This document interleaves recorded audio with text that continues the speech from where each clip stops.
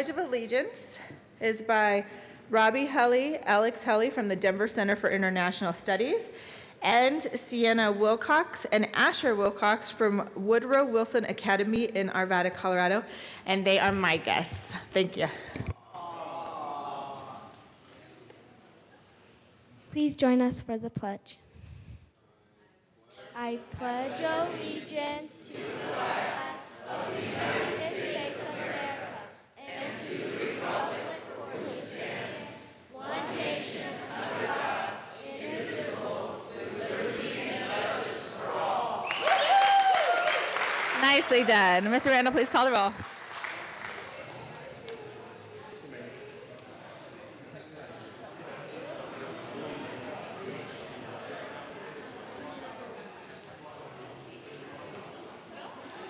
Representatives aren't. Becker J. J. Becker.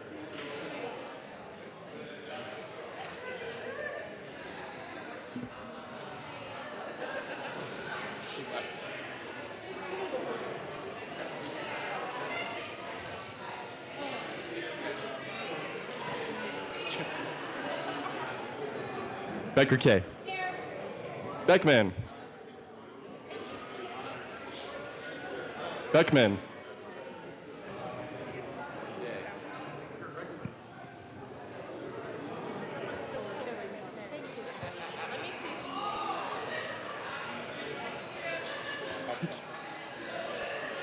Beckman excused. Benavides. Benavides. Representative Beckman is present.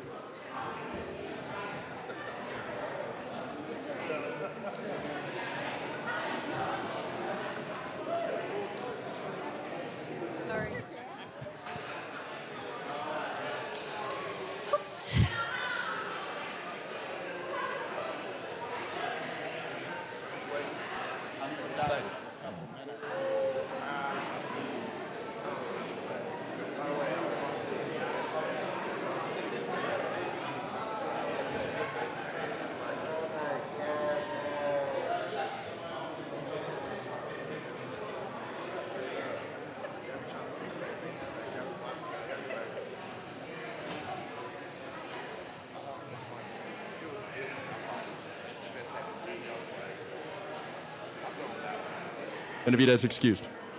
Bridges. Bridges.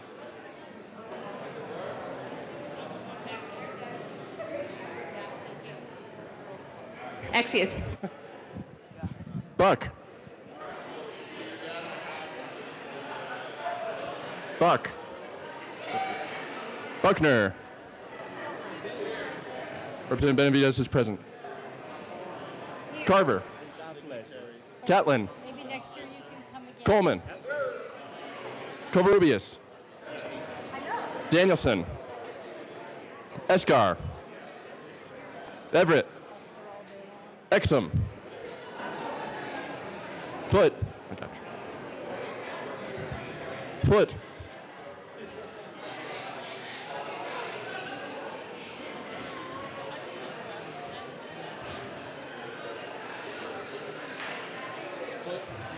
Excuse.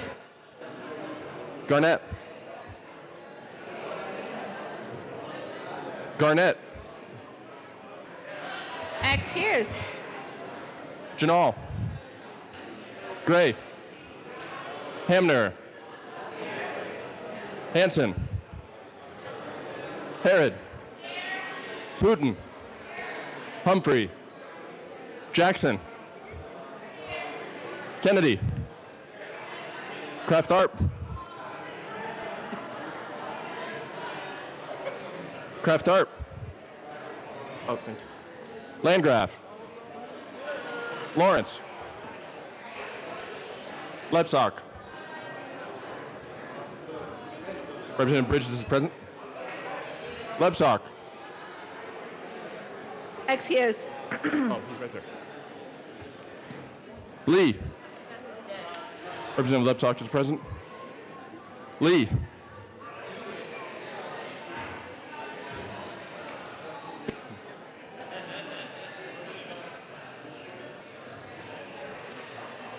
Excuse. Leonard. Lewis.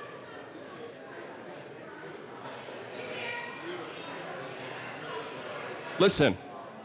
Lontine. Lundeen. McKean. McLaughlin. Melton. Michelson Janae. Mitch Bush. Navarro. Neville. Nordberg. Pabon. Representative Foote is present. Pabon.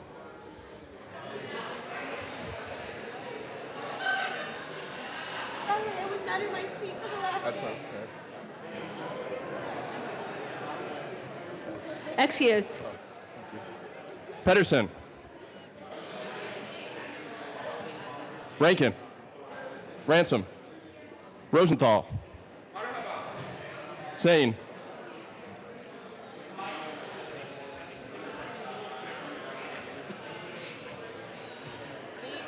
Sane. Representative Lee is present. Representative Sane is excused. Salazar. Sias. Singer. Thurlow. Valdez. Van Winkle. Weissman. Willett. Williams. Wilson. Winter. Wist. Young. Madam Speaker.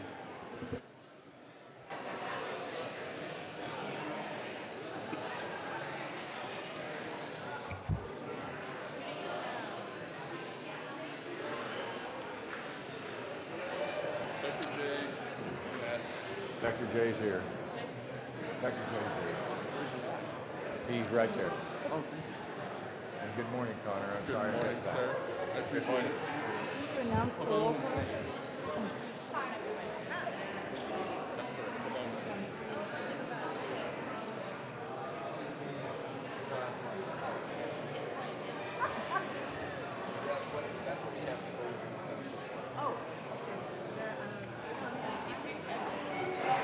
With 63 present and 2 excused, a quorum is present.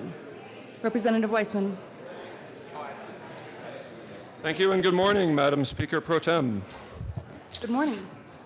So, Madam Speaker Pro Tem, on our 120th and final day, it occurs to me that our time to act in pursuit of our values draws to a close, but our aspiration to do so will continue after today. So, I thought of some words from Langston Hughes.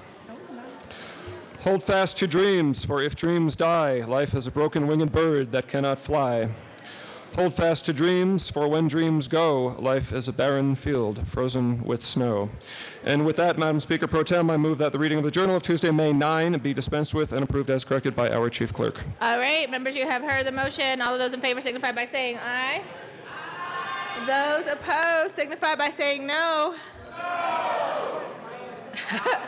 The motion passes. All right, announcements and introductions. Representative Rosenthal. And Representative Willett. Bonjour mes amis. On a un bon événement ce après-midi à 2 heures. Que bueno. A nicely done On skit va yesterday, boire des Representative bons Rosenthal. vins et manger des bonnes choses. Muy buen. Les vins de Colorado. J'espère que nous vous voir. Merci. I'll now talk redneck. Once again, members, what do these two representatives have in common? Je ne sais pas. Very little sometimes, but we do love good food and wine. Please join us 2 to 4 right out here on the deck. 2 to we 4 got p.m. Palisade wine. We got peach products. We got jerky. Come on out. Oui. Merci. Merci, madame. Gracias. Thank y'all. Thank you, and thank you for organizing that. Further announcements or introductions? Madam Speaker Pro Tem Danielson.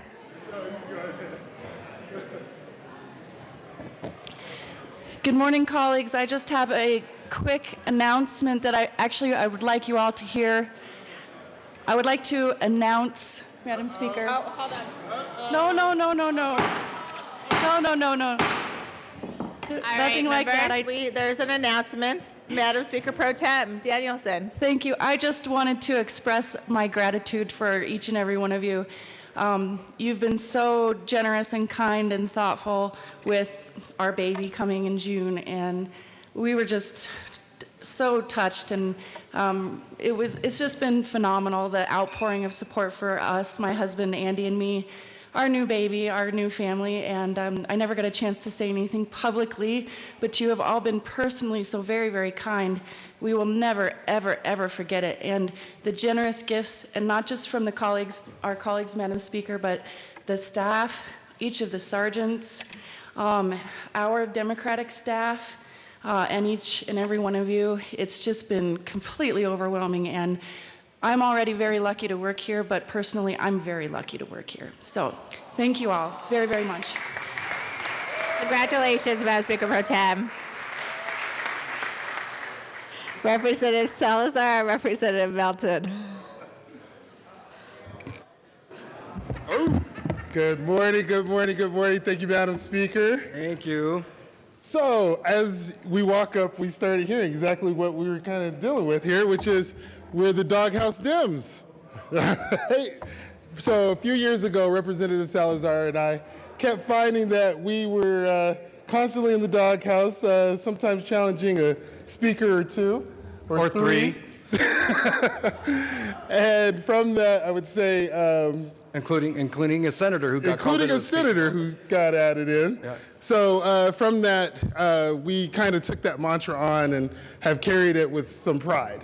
And so with that, it kind of started with myself, Representative Melton, Representative Salazar, and Senator Ulibarri. And we're happy to say today the doghouse has grown. There's somebody else that has fought some good fights and brought some good bills forward and been called into the Speaker's office. Not once. For her own merit. Not twice. Not 3 times. Yeah, a lot. So we, as the Doghouse Dems, are happy to announce and welcome our 4th Doghouse Dem, Representative Herod.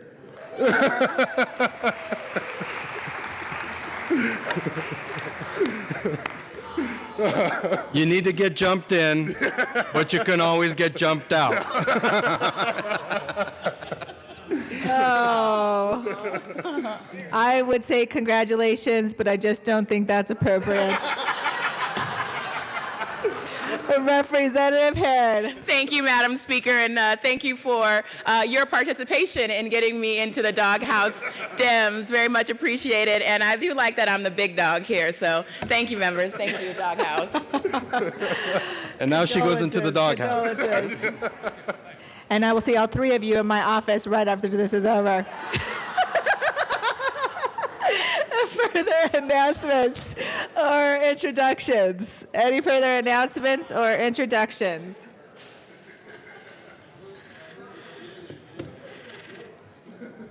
All right. Wow, it is quiet today, being the last day of session. Madam Majority Leader Becker. Thank you, Madam Speaker. I move to proceed out of order for the consideration of 3rd reading, final passage. Seeing no objection, we will proceed out of order for the 3rd reading of bills, final passage. First up is Senate Bill 267. Mr. Randall, please read the title of Senate Bill 267. Senate Bill 267 by Senators Sonnenberg and Guzman, also Representatives Becker K. and Becker J. concerning the sustainability of rural Colorado. Madam Majority Leader Becker. Thank you, Madam Chair. I move for the passage of Senate Bill 267 on 3rd reading and final passage. Question before us is the passage of Senate Bill 267 on 3rd reading and final passage. Representative Leonard. Thank you, Madam Speaker.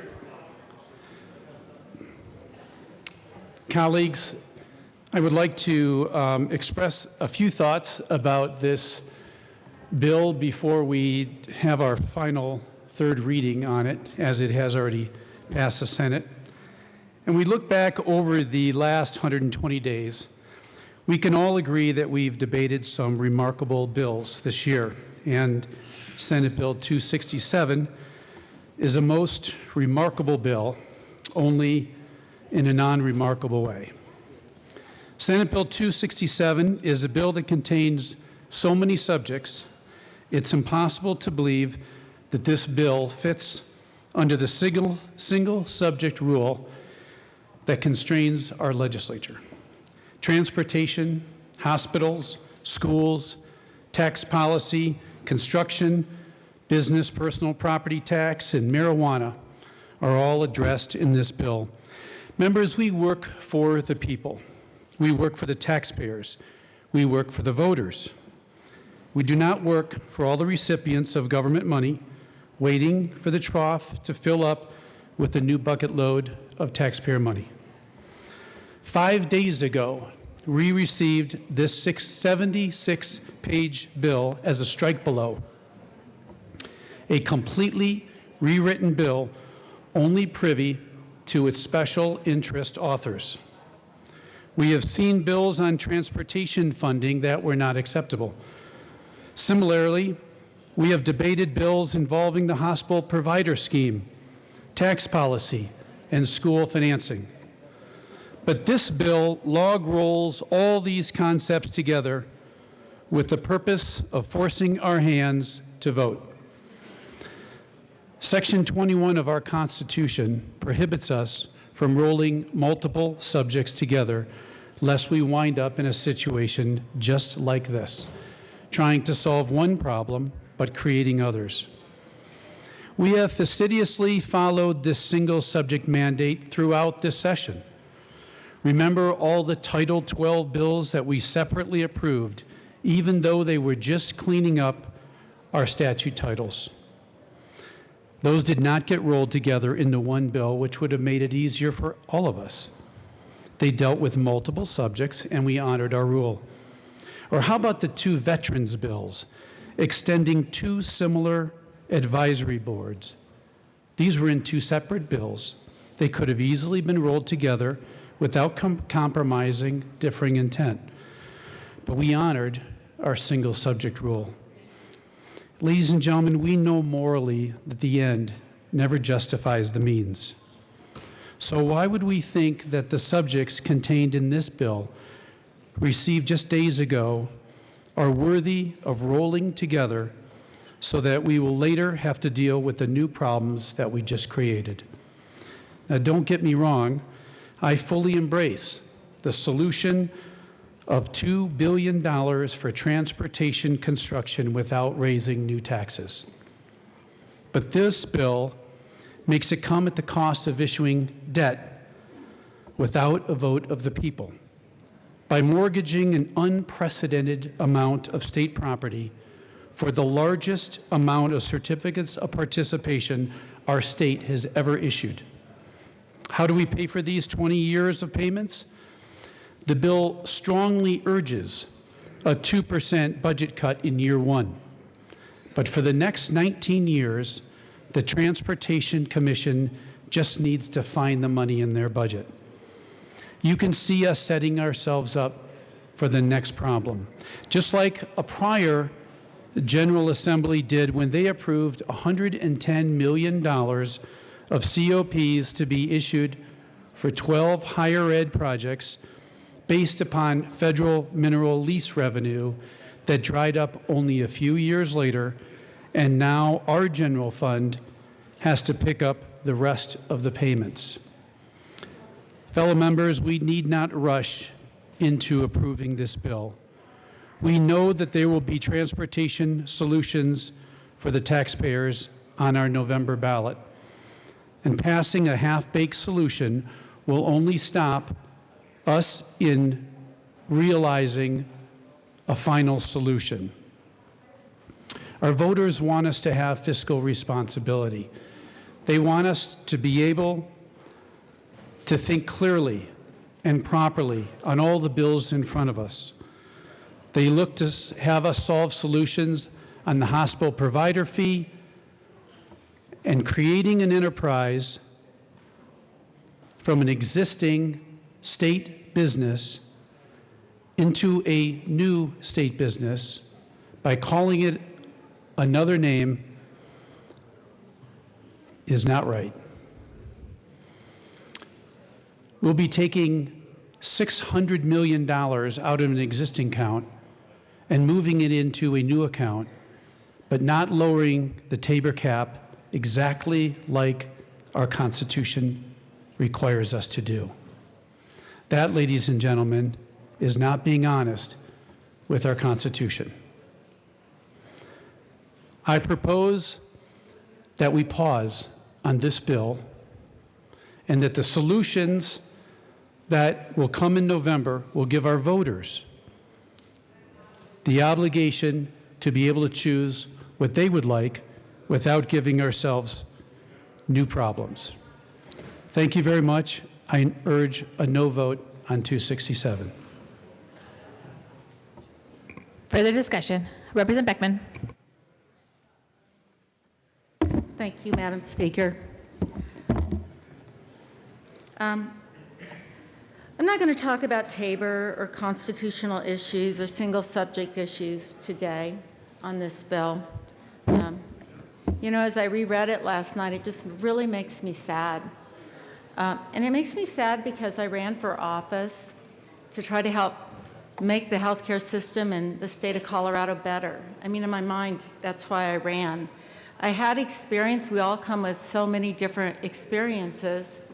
I had experiences with systems, welfare reform, structures, the technology. I'd been very involved with the legislation that had been passed for Medicaid expansion, and I thought, you know, I can really serve the citizens of the state of Colorado. So I want to just talk a little bit about what this bill does and why I'm just so disappointed that we are walking away from such a responsibility. The hospital provider fee was established to do two things, and that was in 2009. It was established to reimburse hospitals for some of the not fully compensated care and to expand access to those who didn't have medical coverage. And so over the years, since 2009, in this room, there have been many, many, many heated debates in committees in the Senate with counties, with stakeholders about how that expansion would happen with vulnerable children and parents, and the big expansion was adults without children. But today, with this bill, and I hope you've all read it, what you're doing, moving the hospital provider fee into an exchange, we walk away from the discussion. We walk away from it. In the bill's legislative declaration about the hospital provider fee being changed into a new enterprise, it says, it is necessary and appropriate and in the best interest of the state to acknowledge that by providing services specified in this bill, the Colorado Healthcare Affordability and Sustainable Enterprise engages in activity conducted in pursuit of the benefit, gain, or livelihood, and therefore operates as a business. Not us, not the legislature, as a business. We abrogate our responsibility to a 13-member board that responds to or is accountable to the State Health and Human Services Board, not to us, not to the JBC, not to elected representatives, but to a new bureaucracy responsible to another appointed board. They will decide the hospital reimbursements, and I think everybody understands that. They'll decide that. But they will also set performance measurements, and not just for hospitals.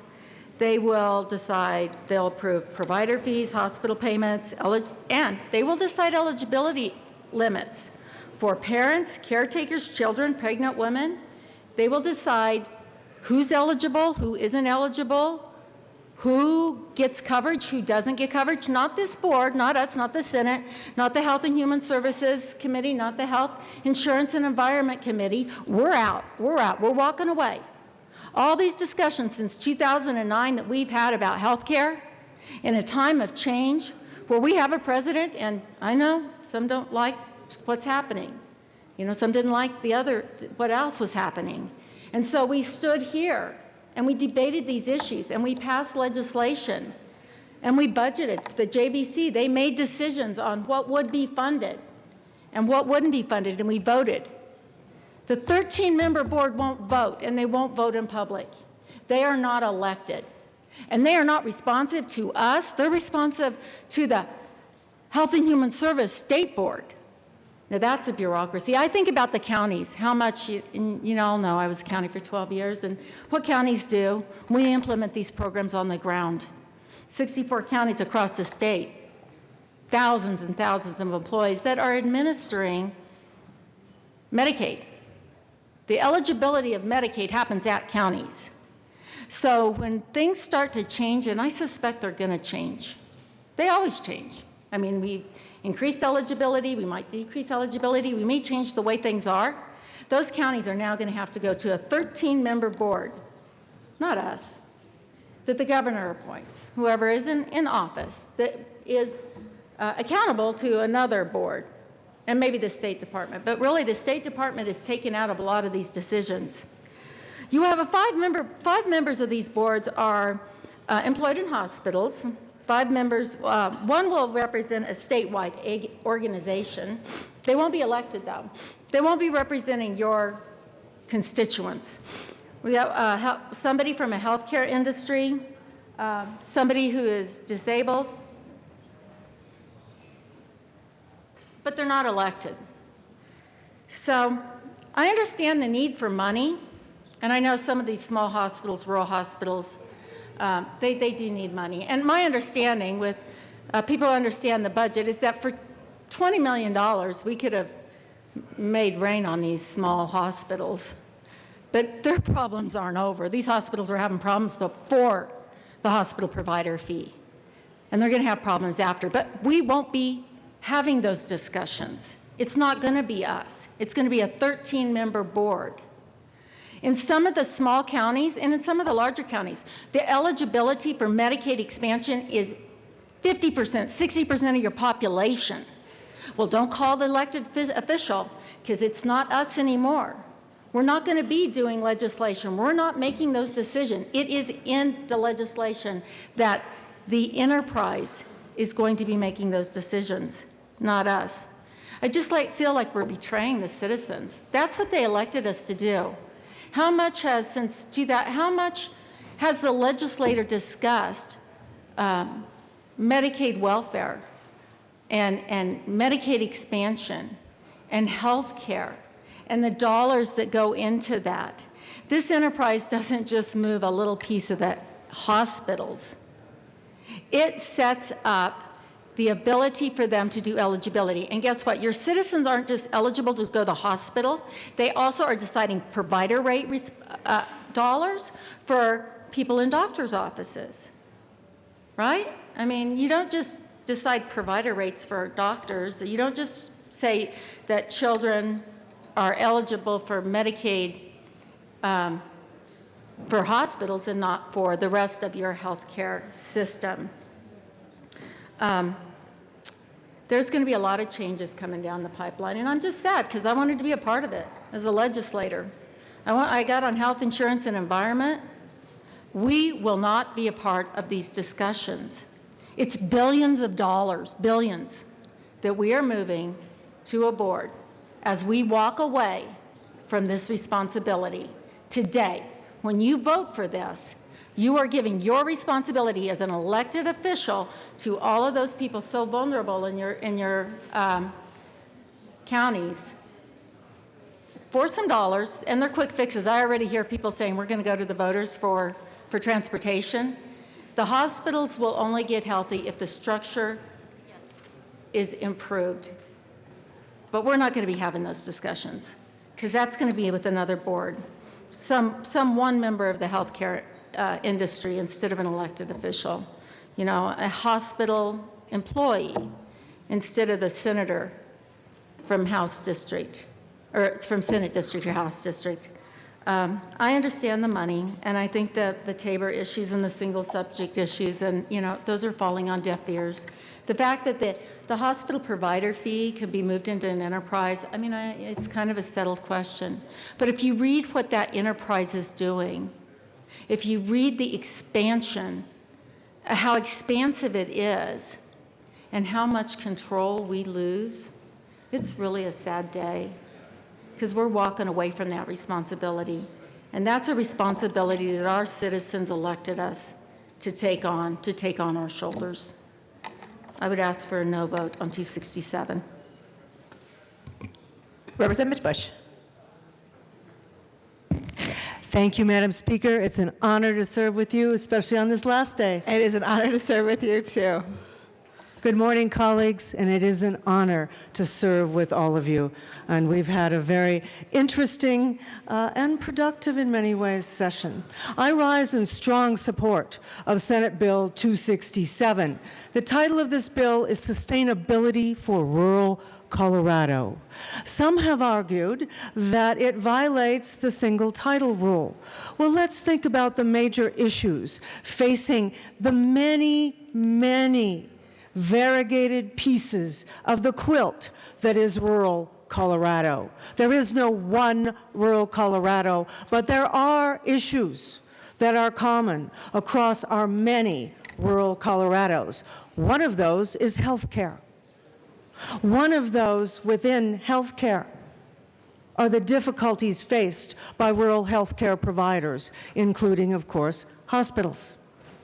The second major issue that faces all our rural areas and our urban areas as well is education, K through 12 education. The third issue that faces our entire state, but is particularly trying for our citizens in rural Colorado, is transportation. This bill attempts, yes, through a complex set of mechanisms, to provide much needed funding.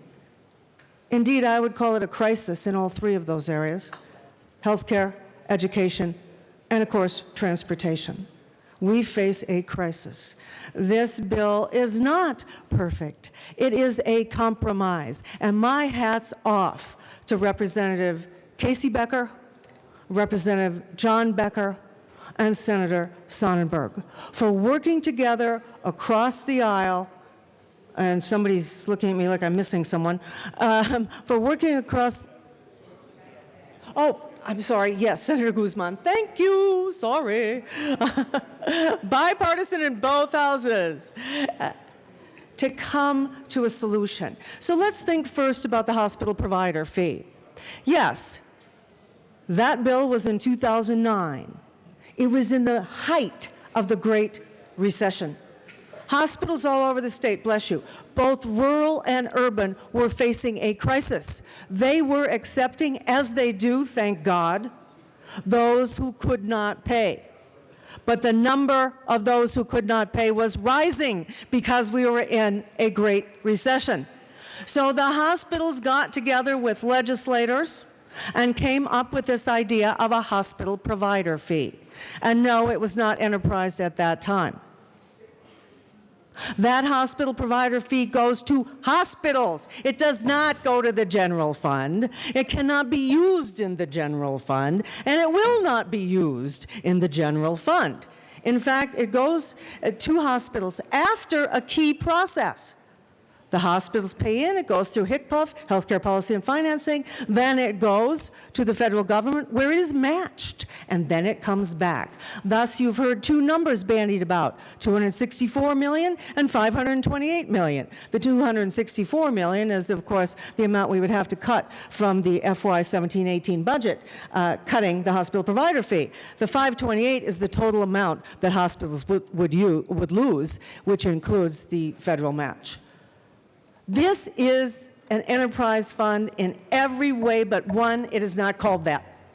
Let's think about another enterprise fund that came into being in 2009, the Bridge Enterprise Fund. That fund likewise comes from fees. That fund likewise cannot be used for anything else in CDOT. It cannot be used for the general fund. It can only be used for a very specific reason, and that is to fix bridges that are structurally insufficient. These are very similar kinds of funds dealing with two of these three key issues: healthcare, transportation, and education. The other pieces of the bill, of course, deal with various mechanisms of financing, COPs, and I hate to say it, but yes, as a county commissioner, we had COPs, and we dealt with COPs. They are one method of public financing for infrastructure. That's what they're used for. But let's go back for a moment to the hospital provider fee. Those of you who were here in this chamber in 2015 and 2016 remember that not once but twice we passed a bill to enterprise the hospital provider fee. It then died twice in the Senate. So we recognized then and debated for hours actually about those bills. Yes, transportation funding is a crisis, and we had a bill this year that passed out of this House and passed out of the Senate Finance Committee that the Speaker and the President of the Senate worked very hard on, a bipartisan bill that I was a part of, so was my Senator, Senator Baumgardner, as chairs of our respective transportation committees. That bill would have provided more money than this bill, but the amount in this bill is certainly not to be sneezed at, $1.9 billion. That is a start. As Representative Jay Becker and Representative Kay Becker said yesterday, this keeps the conversation going. It is a start on transportation. All our schools, but especially our rural schools, are facing all manner of funding difficulties. So that's the third area that this bill deals with. It deals, and it doesn't solve. It's not perfect, but it deals with this problem. So in the end, members, we're here to help our constituents. We're here to look at complex, difficult problems, and sometimes to look at the intersection of those complex, difficult problems. This bill does just that. It pulls together the three key problems facing rural Colorado, and yes, facing all of Colorado. Let's remember that there isn't rural Colorado over here and metro Colorado over here. We are all Coloradans. What happens to rural Colorado happens to all of us. Remember, in terms of our economy, rural Colorado plays a major, major role. Our most important export from this state is beef. That comes from rural Colorado. One of our most important industries is tourism in all its myriad forms. Where is the bulk of that? It's in rural Colorado. But rural Colorado is still hurting for many complex reasons that I can't talk about in the 10 minutes allowed to me, but nonetheless, this is a bill that looks at complex issues, presents a compromise, and present some solutions that will lead us to more discussion in 2018 and beyond, and more solutions. I strongly urge a yes vote. And again, I want to thank the sponsors of this bill. Further discussion? Representative Willett. Thanks a lot, Madam Speaker. Thank you all for serving. I rise to give a different perspective from my side of the aisle. Like so many of you, I've really struggled with this bill and with a lot of these concepts. Let me start by saying I've been a pretty outspoken critic of the hospital provider fee, not only the proposed change to an enterprise, but of the whole thing itself from the beginning, much to the chagrin of Grand Junction Area Chamber and Club 20. Legally, folks, it's got a lot of problems. So for those of you that are on the bubble looking for a no vote, you can hide behind the arguable illegality, unconstitutionality, etc. of the hospital provider fee. I get that. And that's one of my biggest hang-ups. I'm also a critic of the medical profession and the hospital profession. It doesn't take a genius to learn what we have to do is contain costs. on a national level. When we see hospitals building more towers and competing and driving bigger and bigger cars, my residents say, what's wrong with this picture? I'm also a critic of too many hospitals. And someone who asked the question, do we really need a hospital every 30 minutes? What's the appropriate number of hospitals? However, having said that, I represent a district, maybe some of you don't know, but it's kind of a blend between urban and rural, extremely rural in some places, and extremely urban in others. The Grand Valley around Grand Junction is kind of filled with hospitals and medical services to our blessing, and they do a fantastic job. They're regional, from eastern Utah all over western Colorado. Celebrities fly there for their medical care.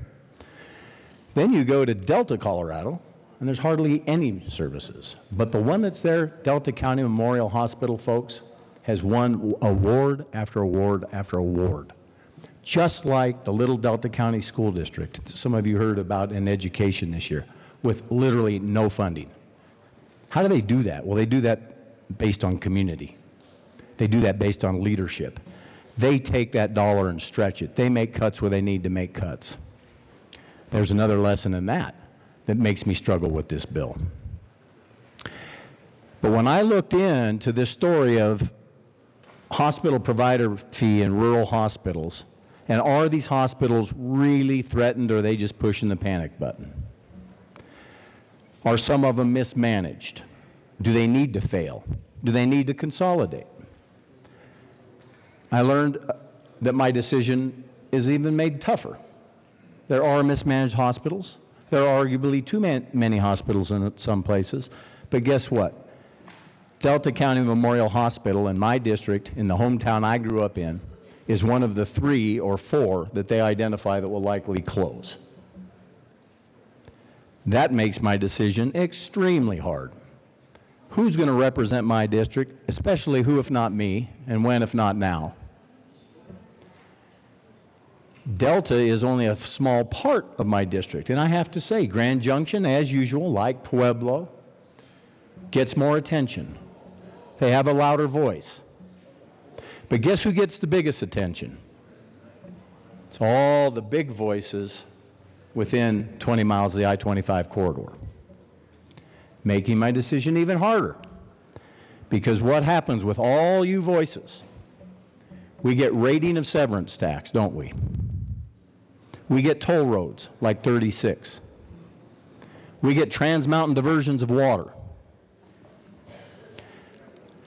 Folks, I'm not only in the minority, I'm in the super minority. I'm pedaling upstream as fast as I can, trying to get things done. I feel like all I'm doing is nibbling around the edges. Because I can't fight in the minority politically and also fight in the minority by numbers. What is it, 80% of the population lives within 20 miles of I-25? So, as a fiscal conservative, as a legal conservative, I have a very hard decision.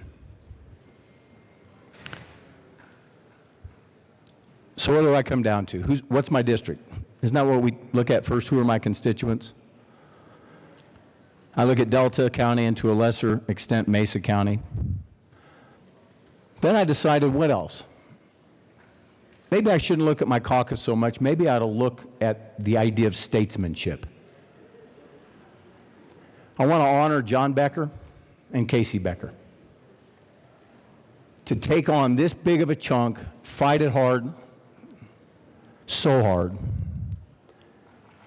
And unlike me, instead of nibbling around the edges to really do something big, and I don't want to demean some of the things that I've gotten done with my co-sponsors. They've been maybe a little more than the edge, maybe getting towards the heart.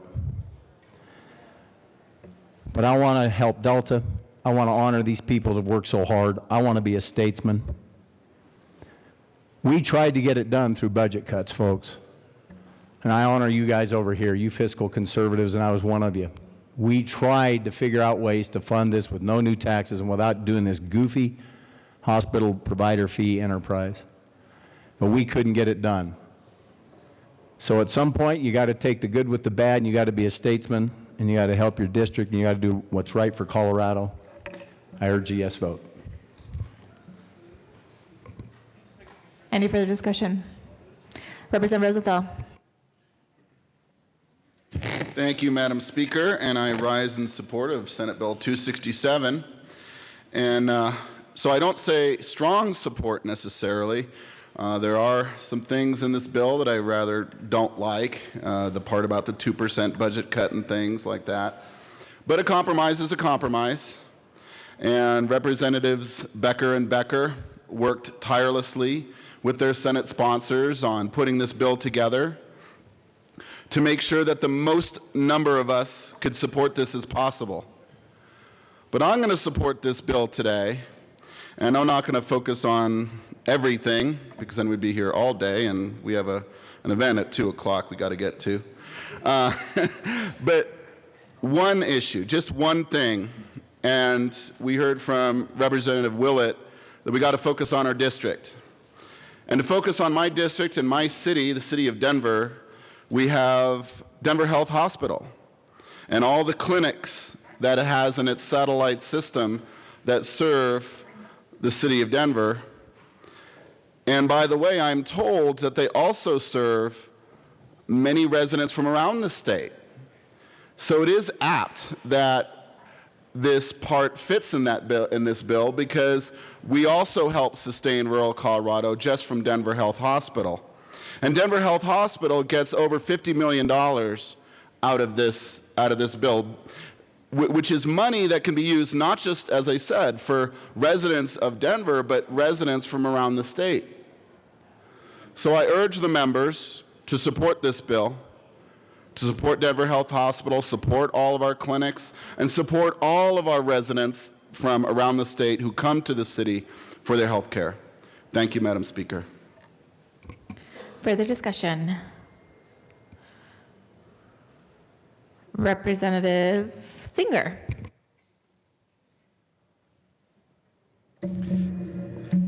Thank you, Madam Speaker. I'm pretty sure it was between me and Representative Everett, and I'm sure we have about the same thing to say.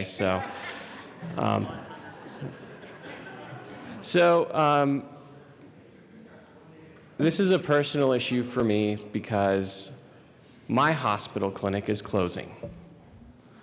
Up in Lyons, a town of 2,500 people, seniors who don't have transportation to the suburban and urban areas are losing their hospital clinic.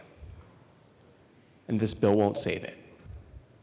I give the lobby a lot of credit for coming to me and saying, you know what? Your hospital stands to get $4 million if this passes. And I said, great. My clinic's going to stay open? You're not going to close it like said in the paper? No, it's closing. It's a business decision. We're sorry. I hope we can find a solution to that, but this bill doesn't fix that. That same hospital bought the property where I live. And then this year, fired the people that had worked there for over 20 years, had been strong community members, committed to the safety not only of their residents, but creating a multi-housing or a multi-resident housing, crime-free housing development. Gone without even so much as a letter of reference or recommendation. You can say I'm not a fan of hospitals right now. And I hope that there isn't any retaliation against those workers that had been there for 15, 16, 17, 18, 19 years because of what I'm saying today, because they didn't ask me to come up here and say that, but they mean that much to me. So when I hear people come up here and say, this is helping hospitals, it'll help patients, it's good for jobs. Not in my district. Not my district. And then we go to the taxation component. I didn't know the P and BPPT was pot. I didn't expect this, and you know what? I'm grateful that we passed Proposition AA, and I'm grateful that we didn't tax it to its full extent because now there's a bargaining chip on the table that we can talk about. So I am grateful that there was an industry that went out there, the marijuana industry, that actually went to the ballot and passed this issue so we can have this conversation today. I wasn't sure where I was going to end up on this bill until yesterday because of what's happening in my district. But like Representative Willett said, there's your constituents and then there's your conscience. If this was just about my district, I'd be a no today.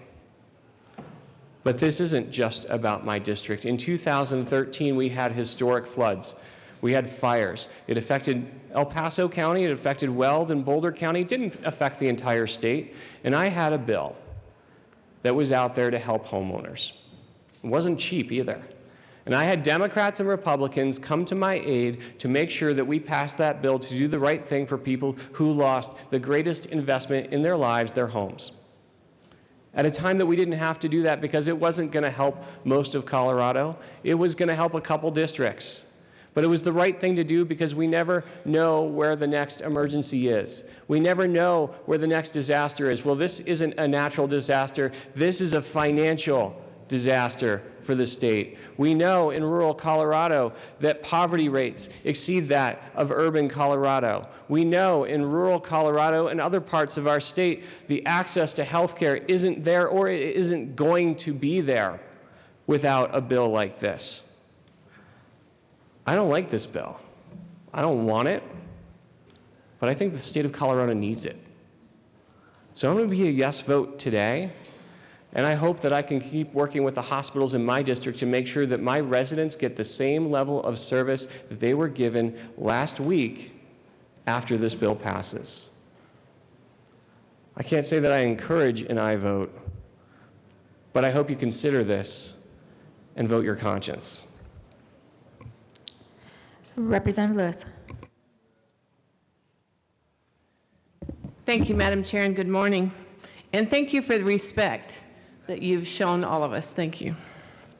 It was my honor. Madam Thank you for Speaker, your respect as well. Sorry, Representative Garnett. It's hard for me to come up here today because these hospitals you're talking about, the very first group that come to see me this session was the Hugo Hospital. And I guess I'm just kind of angry today because it's kind of like being backed in a corner. I looked off my deck of the apartment this morning. 10 cranes building things here in Denver. Congratulations. I'm proud of you. It's wonderful. Young people that live in my building, young millennials, very, very respectful, very nice young kids. People are coming to Denver, the Front Range, for jobs. So when I think about today and who I represent, because you know I like to vote no. It's my best word. If there's a word in a bill, if there's something in the bill someone cannot answer, I vote no. If I'm not sure about a bill, I don't understand it, I vote no. But today, I represent my district. And I want to talk just a little bit about my anger. My anger isn't about this bill so much. It's about what all we have done for 120 days. Every bill that crossed my desk or in committee that had a fiscal note of $200,000, $300,000, some of you say, oh, it's just a small amount, it's $200,000. $200,000 I don't think is a small amount. $200,000 would have done a lot for rural hospitals, the 5 that I represent. So therefore, if it has a fiscal note, it's a no. I don't like it, it's a no. But today, I feel like we're backed in Box Canyon. It's kind of like gathering a bunch of yearlings or a bunch of cattle. And that's what I'll be doing. But as we come here, we learn. And we learn how things work. It's kind of like taking 300 mother cows with baby calves into a corral the very first time. First time out, I'll guarantee you're going to learn about how to get them in there a little easier the next time. I heard from a friend the other day that couldn't even get the cows and the calves in the corral to brand them and work them, there was something there the cattle didn't like. So I guarantee that producer's not going to do that again next year. They've learned, and I have learned. And most of you have treated me with great respect, and I thank you for that. Especially you, Madam Speaker, I appreciate that. Thank you, Representative Lewis. Today, though, we're talking about, the other day you probably wondered why I voted no on the $200,000 we're going to do for a party for the naval ship USS Colorado. Now, I'm honored. We should have one like that, and that's wonderful. And I believe in a strong national defense, but $200,000 is a lot of money. $200,000 for a party that they say they're going to feed them Colorado products, forget it. That ain't going to happen. It won't be Colorado beef. Unless you go out there and know where it's butchered at and where it's been raised at, and that isn't going to happen. Not now.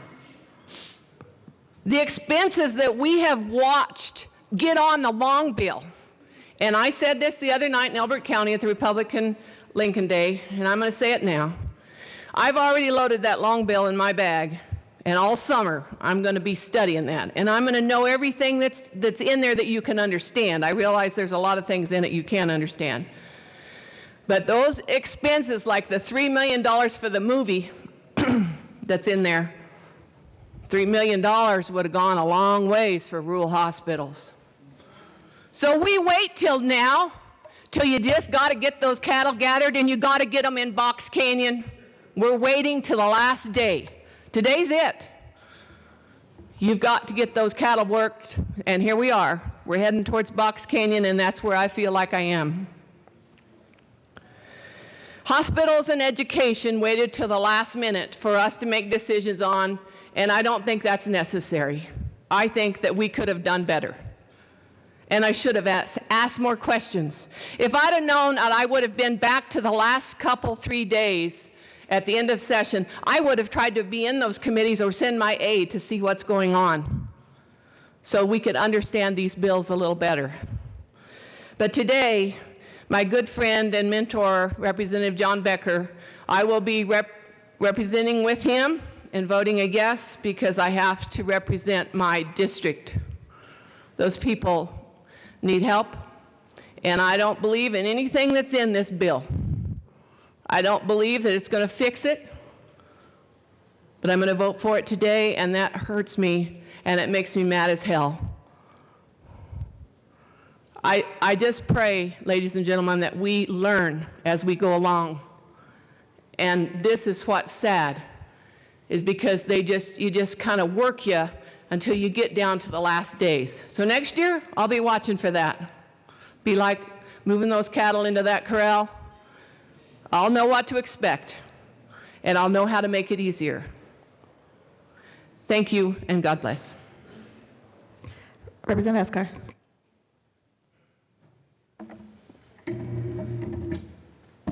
Thank you, Madam Speaker, and happy Sinai Day. Happy Sinai Day. Members, I stand in full support of Senate Bill 267, and this isn't just about my constituents. My constituents really need this bill. But I'm in an area that sometimes people consider rural, depending on when they need me to be rural. Sometimes it's urban when they need me to be urban. But it's an area I've grown up in my entire life, lived my entire life. We have 2 hospitals. And for the last 3 years since I have been here, the CEOs of those hospitals, who happen to have become friends of mine through this process, are constantly talking to me about the hospital provider fee and the issues they run into when it comes to this hospital provider fee issue. Real issues that are going to impact my community. Real issues that could directly impact my life. Conversations about budget cuts at these hospitals are conversations I have with my wife over the dinner table when I get to be home. Real steps being taken by these hospitals to figure out how they're going to continue to function, to be open for my community. And it's not a small community. I have seen directly how this impacts a community that isn't a rural hospital. Then I talked to my in-laws who live in Deer Trail, Colorado. And their nearest hospital is Hugo. That's where my wife and her siblings were born. I've been there. When we talk about what's close to these rural areas, somebody asked, why do we need a hospital every 30 minutes? Ask someone who doesn't have one near them in the middle of an emergency.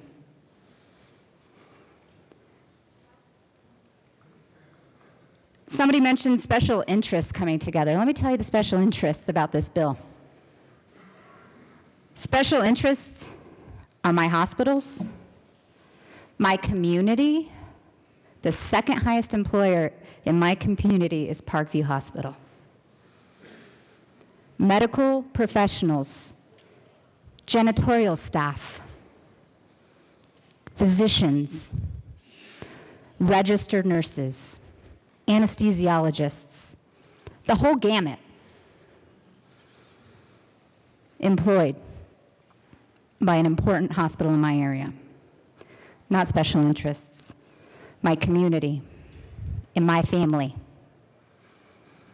My wife prides herself on being a registered nurse of cardiology. She prides herself on being able to serve those in the Pueblo community. We have a high number of people who are on Medicaid in Pueblo. She loves that this is what she gets to do for a living. She loves helping those who need the most help. I don't think that's a special interest. People talk about that this is not the perfect solution, and I agree.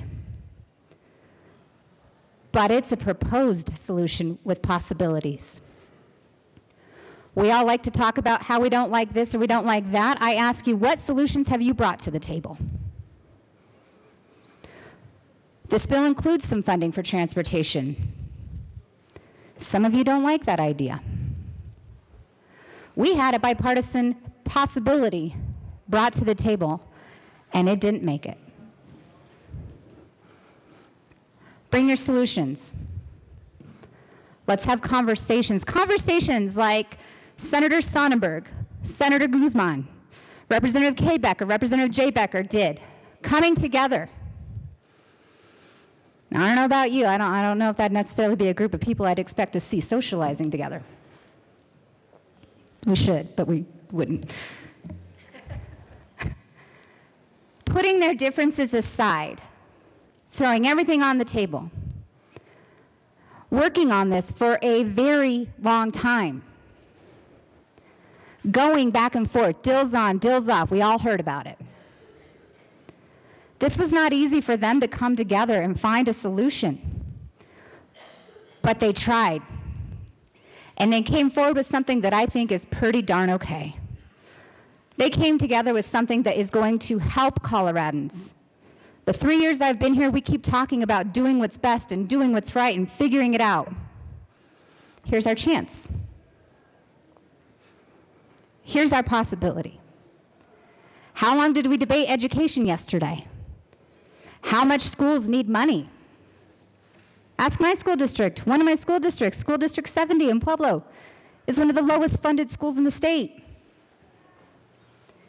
There's some money in here about education. Why wouldn't we want this? I tell you what, my constituents need this, and they want this. This is a compromise. This is what our constituents honestly expect us to do. The Democrats in my district may have been the ones who voted for me, but I guarantee you they're not the ones I hear from all the time, and they're not the ones I serve, and they're not the ones I call back all the time either. My constituents aren't Republican, aren't Democrats. They're Coloradans. The best work we do in this building is when we come together and we find common ground and we compromise and find the best solutions possible. Not everybody's going to be happy on either side completely. And I think that's the point, because not every single Coloradan is the same, and not every single Coloradan sees party lines.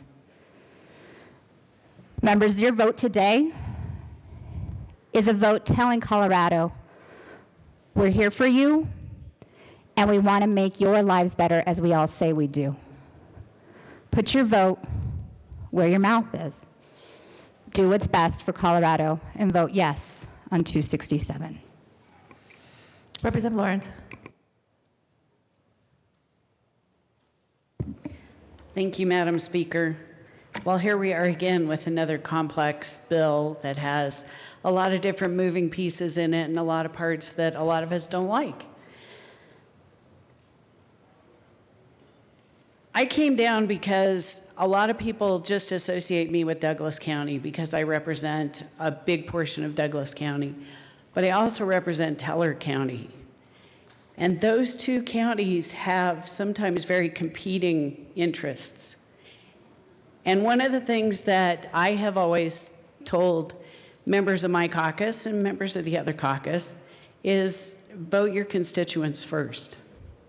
They're who put you here. And I hear a lot from some of my Douglas County constituents who don't like some of the votes that I've cast this year. They didn't like my vote on transportation earlier because they didn't like raising taxes, but they also want good roads. Which brings us to that conundrum was, if you want a great system, sometimes you have to pay for it, and we can't put it onto our kids and grandkids. This bill is an interesting compromise from a lot of different perspectives. We have co-pays for Medicaid patients, something that I know members in this chamber did not like, but it's in this bill. We have a reduction in department spending required, something that I know a lot of people in this chamber didn't like, but it's in the bill. We have a small down payment on the $9 billion deficit we have in roads and bridges around the state. It's not perfect, but it's in this bill. And we have something for the hospitals who have been under a lot of strain, partly because of the Medicaid expansion, because they're seeing so much more uncompensated care in areas of the state. And for those constituents out there who might be listening, I don't have a hospital in Douglas County in my district, but I do have one in Teller County. The Pikes Peak Regional Hospital will lose what to them is a significant amount of money. It's going to be just under $800,000. And that doesn't seem like a lot of money to some folks, it does to others. But for a small county like Teller County, that is a significant cut to a small hospital that is the only one in the entire county for people to go to. And it is a small hospital, but when you consider it's the only one in Teller County, that is a bigger impact to the people who live down there.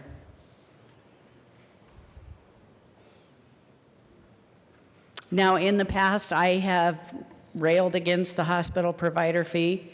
Not really a fan, and have said, you know, we should probably rebase. This rebases the ref C cap down $200 million. Is that as much as it should be? I would argue probably not, but I wasn't in the negotiations, and to Representative Escar's point, this is a bill where everybody is leaving slightly dissatisfied, and to me that's probably a good negotiation end result.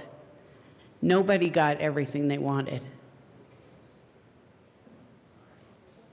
But it moves parts of Colorado forward, and especially some of the rural areas who we seem to take more from them without recognizing the impacts that even $100,000 or $200,000, as Representative Lewis brought up, seems like small amounts of money to a lot of us from bigger counties. But to some of these rural counties, to Teller County, to Albert County to Saguache, $200,000 is a huge impact to a county budget. So I know there have been questions about why I voted yes on this in committee. It's not a perfect bill. I don't think a lot of what we do down here is a perfect bill, but if you're going to throw out everything we do waiting for perfection, we might as well not show up next January 10th, because we don't strive for perfection down here. We strive to represent our districts and represent the people who live there and try to do the best we can to balance the pros and cons of everything that we see down here. And not everything is black and white. And that's probably the first thing you learn when you come down here and you take that oath of office. You come in thinking, oh, this is going to be pretty easy because this is right and this is wrong, and that's how I'll make my decision. Only this building doesn't work that way. There are shades of gray in everything we do. And so you have to balance that. You have to reach out to constituents. You have to look inside yourself and see what is the best option for the people you represent and the entire state of Colorado. So to my constituents in Teller County, I'm listening to you. To my constituents in Douglas County, I'm listening to you too. But sometimes you two don't agree. And so that leaves it to me to make that decision. This isn't a perfect bill. It moves us forward in some areas. I'm sure we'll be changing it as things change in DC and we realize that we're going to have to change our policies in Colorado. But that time isn't right now. This bill is in front of us right now. And so I will be a yes on this today because it's the right thing to do for my constituents. And I think it helps Colorado. Representative Weissman. Thank you, Madam Speaker. It's been some interesting conversation here already this morning. To our colleague from Douglas County, I really respect that you just got to yes. On this, I can tell it was not easy for you. And to our colleague from the West Slope, who I know is struggling, I very much respect that he just got to yes. And to our colleague from the Eastern Plains, I respect that you found it in yourself and your values and your district to support this bill. Because it is an interesting bill. There is a lot in here, and it's 76 pages as was referred to. Took a while to read through when it came around, got through it. It's a bill about healthcare, it's a bill about capital construction, it's a bill about transportation, it's a bill about personal property taxes, it's a bill about a lot of things. And I guess I'm lucky because I live in the third largest city in Colorado, and I have a lot of hospitals near me if I ever need them. But I've looked at the maps of hospitals, I've looked at the lists of hospitals, at the towns where the facilities are that we know are slated for closure if we don't do something. And I visited a lot of those places, and I have friends in a lot of those places. And I thought, what would they do and what would their communities do if these facilities were to close? So I may be lucky, and my district may be lucky, given the density of hospitals in Aurora. But I think I'm not just here to look at that. I'm here to consider what we know is going on elsewhere in the state, as some colleagues have alluded to. So on the one hand, this is a bill about healthcare and some other things, but I think there's something a lot deeper going on, and that has been how I've been reacting to this issue and the negotiations that got us to this point. And it's how I've been looking at some other bills going on this session that haven't necessarily gotten as far as we are now on this one.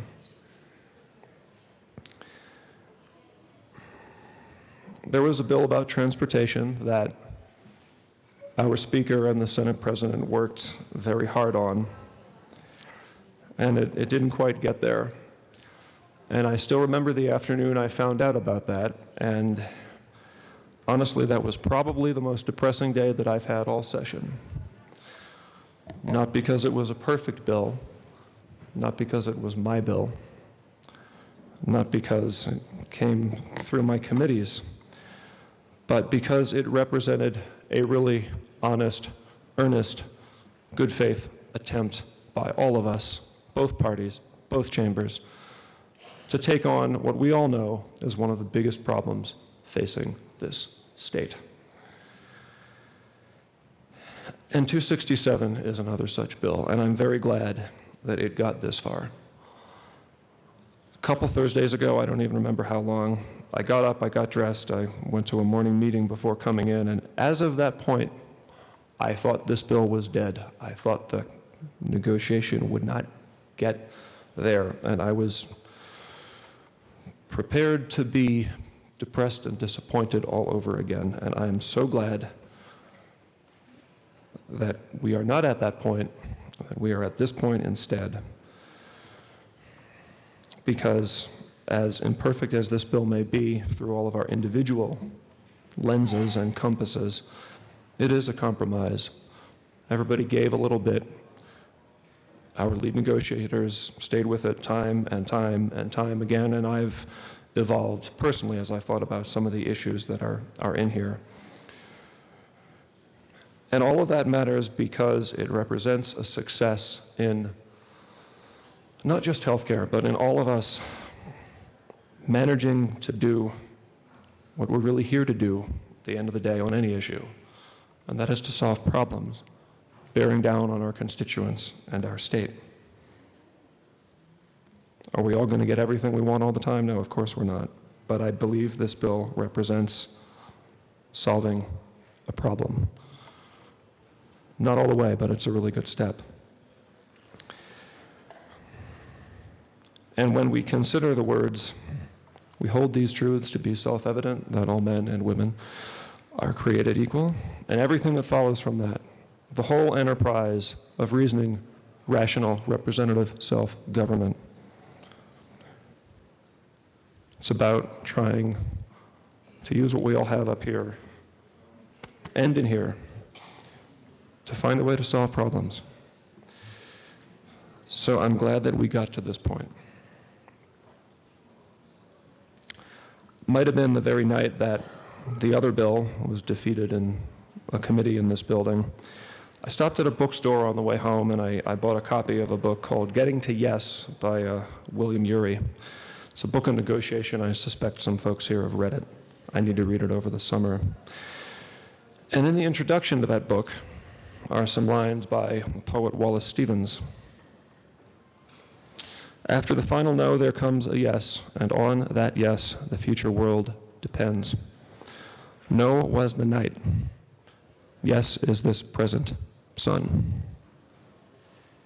So please vote yes on this bill. Representative Covarrubias. Thank you, Madam Speaker. It's an honor to serve with you. It's been an amazing ride.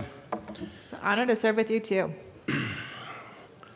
So when I was a kid, I used to be able to get in our campers and head up to the mountains on a Friday night with 10 or 12 people and go up and find a spot and camp.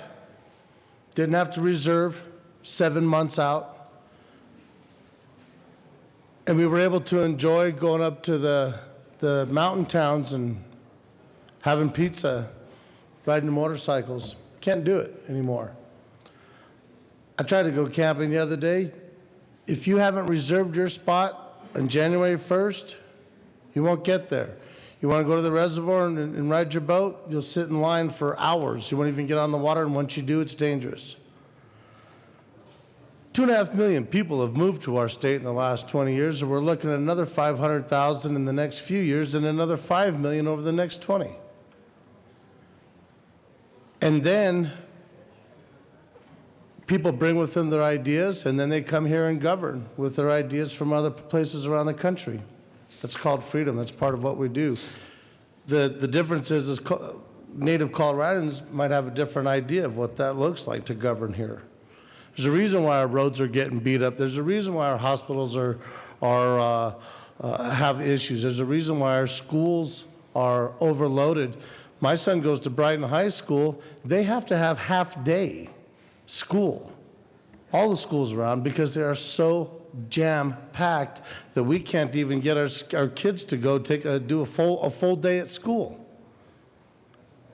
And then we wonder why there's so much pollution. Oh, we're going to fix the pollution now. I'm going to plug in my car and I'm going to show everybody how good I am. The problem is that you don't like the way that we make the electricity.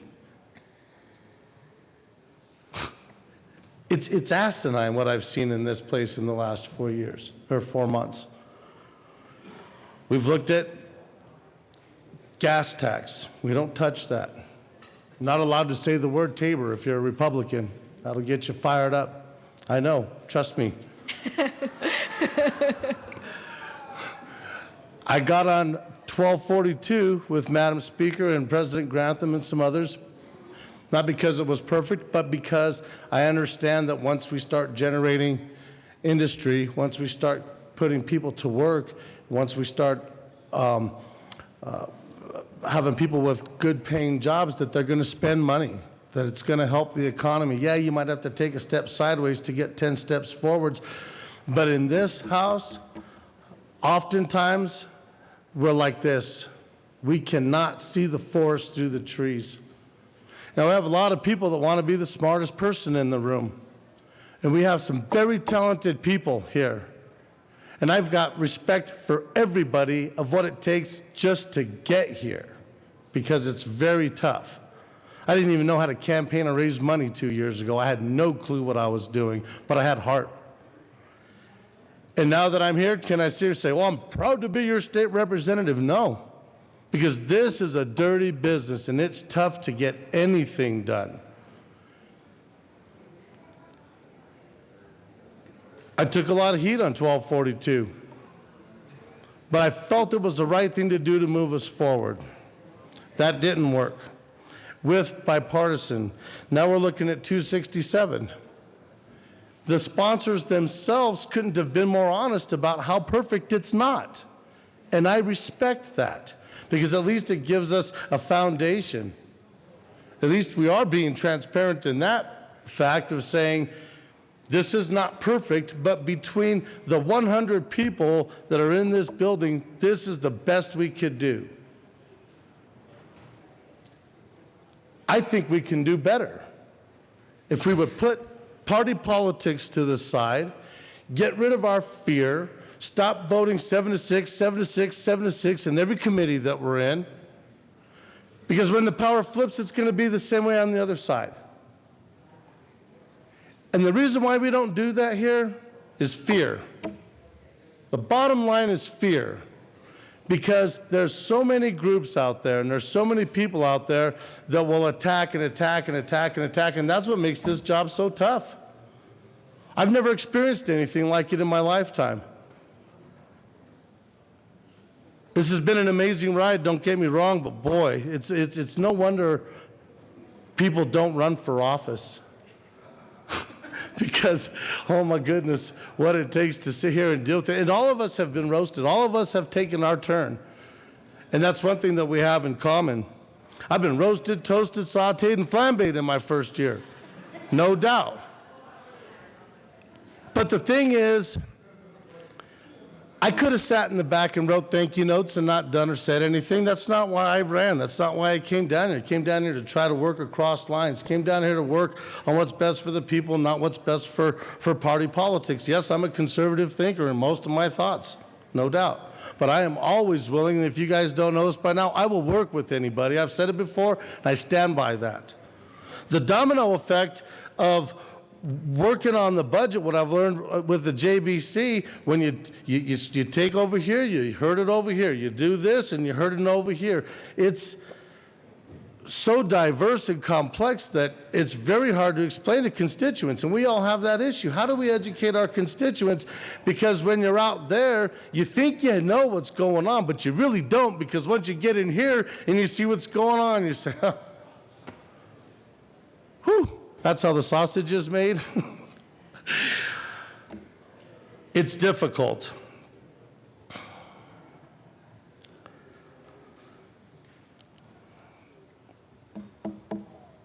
I've seen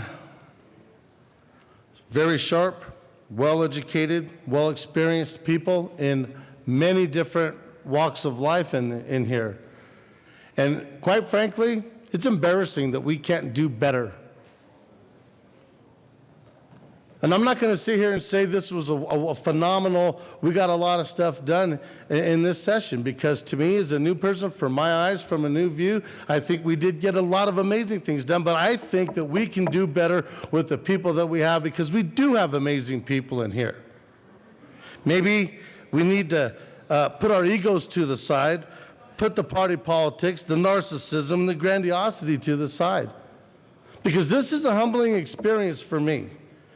Sometimes I think about the 100,000 people plus that I represent, and it scares me. It puts a butterfly in my stomach because of the massive responsibility that really is. And it's not only the 100,000, but folks, think of all the things we vote on that affect the 5 million people in this state. So no matter if you're from this district or that district, how many things do we vote on that affect the whole entire state of Colorado? I really hope next year when we come back that we mend and weld and work together on these things without fear.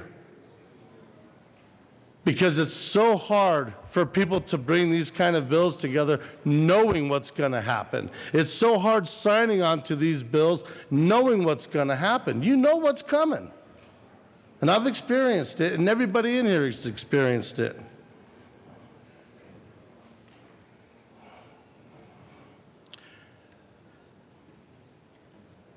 I support the bill 267. Not happy with everything it does. I listened to what Representative Lett and Representative Beckman said. Makes absolute sense, no doubt. They're very smart, intelligent people. But if we don't do something, and we're going to sit and wait until we can pull some money over here or get some money over here, or keep fighting back and forth and never actually get any money, we're already behind. We're behind, folks. And if we start construction tomorrow, we're behind. And that's not going to happen, because even if we get all this done, construction's not going to start for at least another year or two and welcome another 250,000 people.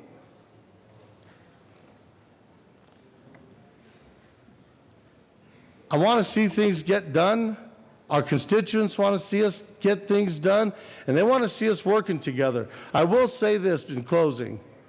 One of the things that I am very impressed with is that aside from the party politics and the things that we do in here, every committee I've been on and the committees I've sat in, there has been 85% 1D and 1R sitting at the table.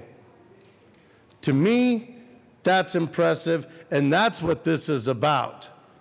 A D and an R, or how about just a Coloradan and a Coloradan working together to make life better for the people of Colorado, because that's the main objective of our job here, is to make life better for the people of the state of Colorado. We might have different ideas on how we do that, but that doesn't mean I can't put some of my thoughts to the side to maybe listen to what your thoughts on it, what your situation looks like in your district or from where you come from. Very diversified. Representative Covarrubias, your time is just about up. Yes. If you could wrap it up, please. Thank you. So it's been an amazing, it's been definitely an amazing 4 months here. I look forward to coming back next year and getting some more things done. I do support Bill 267. Thank you for everything. Madam Speaker. Thank you, Madam Speaker Pro Tem. And thank you, Representative Covarrubias, for those words. I think you said a lot that needed to be said. I rise in strong support of Senate Bill 267 today, and I want to begin by thanking those who worked so diligently to be able to get this bill to this point. Governor of Colorado, Governor Hickenlooper, in particular Henry Sobonet, Madam Majority Leader Becker, Representative Becker, Senator Sonnenberg, Senator Guzman, and the Colorado Hospital Association for continuing to be persistent on this issue, even when some at the beginning of session said that it was going to be a non-starter.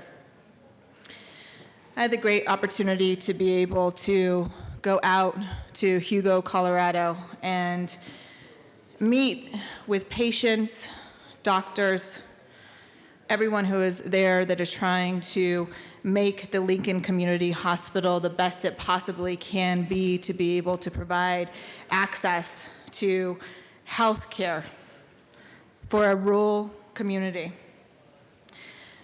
And while I was out there talking to people, and as I've had the opportunity to go to different areas of the state,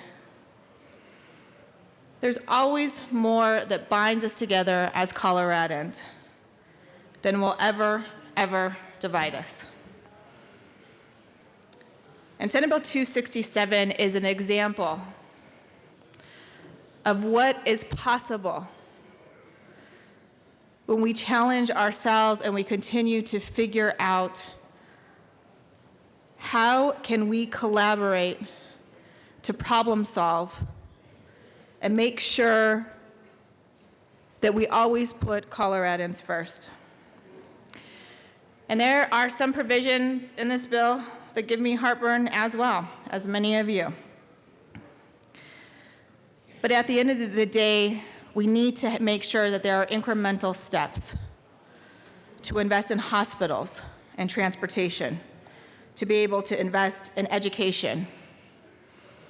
And it is not a long-term solution, but it is a meaningful step, and many Coloradans are going to win today with the passage of this bill.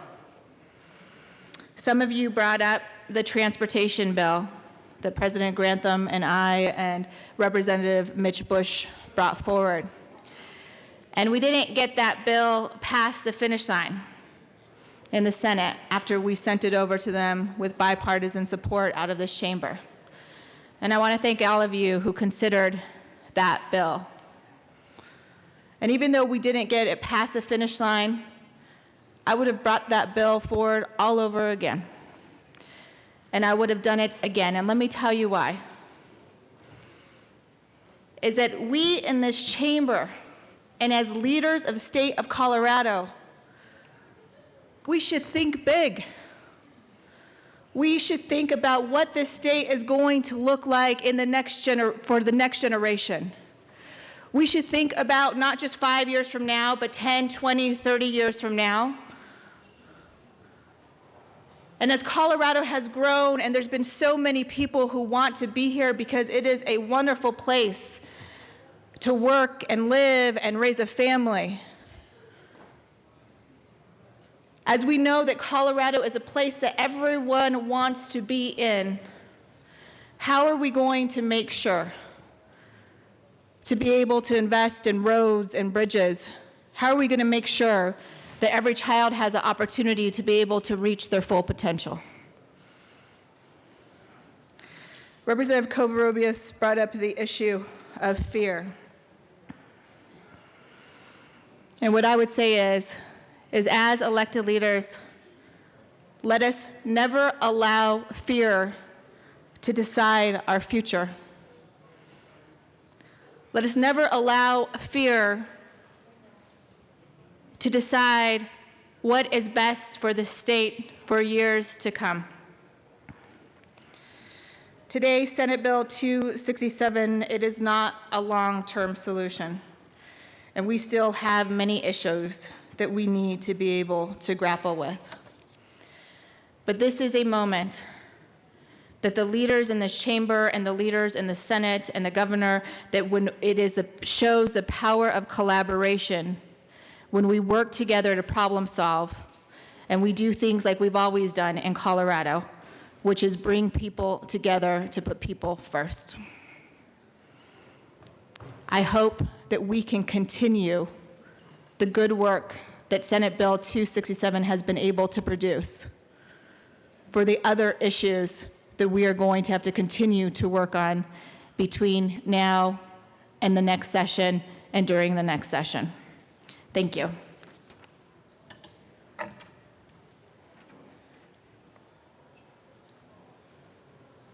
Representative Landgraf.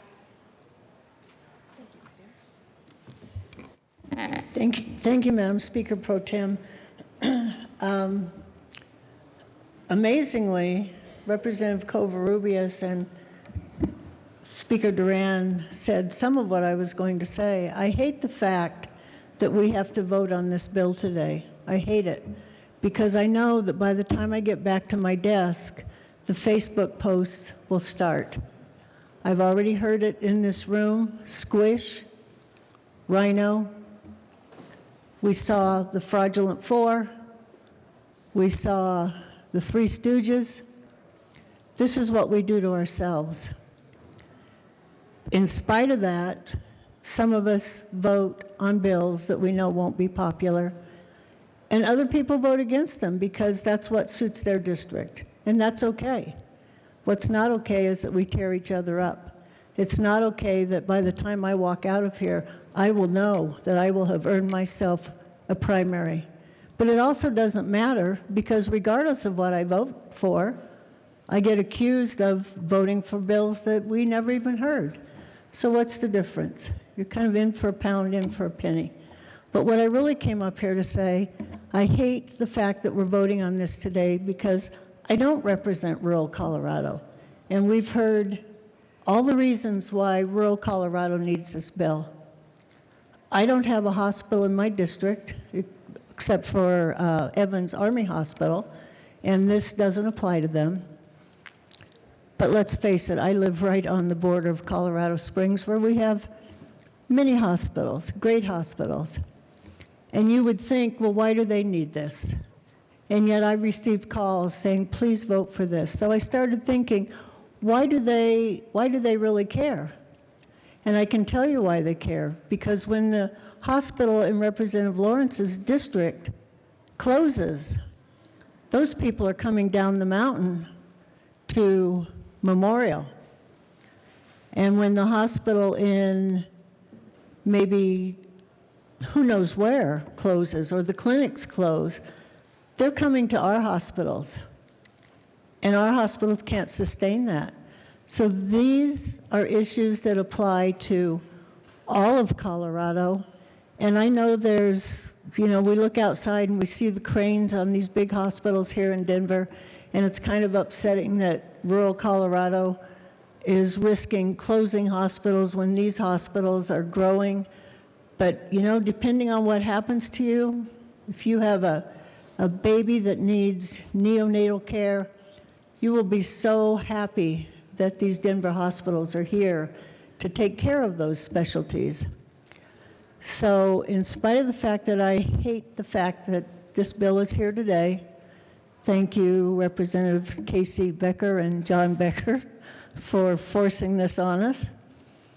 I am very glad that they did put so much work into this, that there is a lot in these bills that we can point to and say, well, you may not like this, but what about this? I think there's something for everybody to be a little bit happy about, a little bit unhappy about, which somebody said is probably the best, the best you can get to in a bill. So I am a yes. I'm happy to be a yes, and I'm very sorry I have to vote for it, but I'm very grateful to the work that went into this to get it where it is. And I encourage a yes vote, even though I'm not from rural Colorado. Assistant Minority Leader West.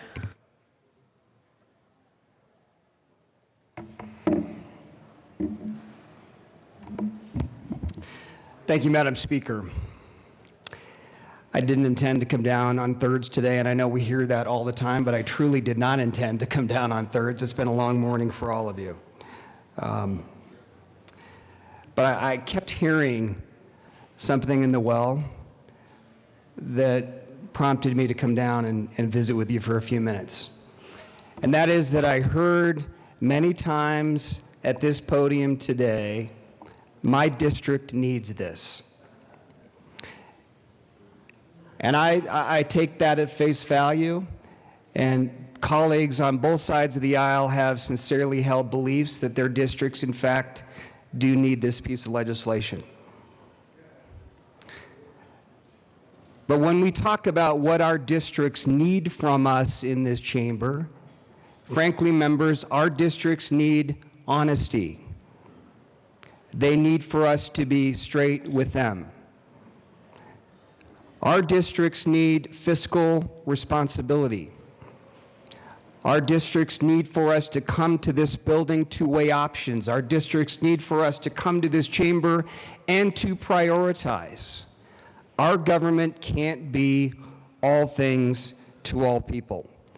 And when will we learn to balance our budget and prioritize the needs of our state and to do that in a responsible way? So is this the best solution? I think that's the one thing I've heard agreement on this morning, and that is no, this is not the best solution. So where does that take us? Where, in what direction does that push our finger when we're going to be pushing a button here in a few minutes? And I guess what I'm left with is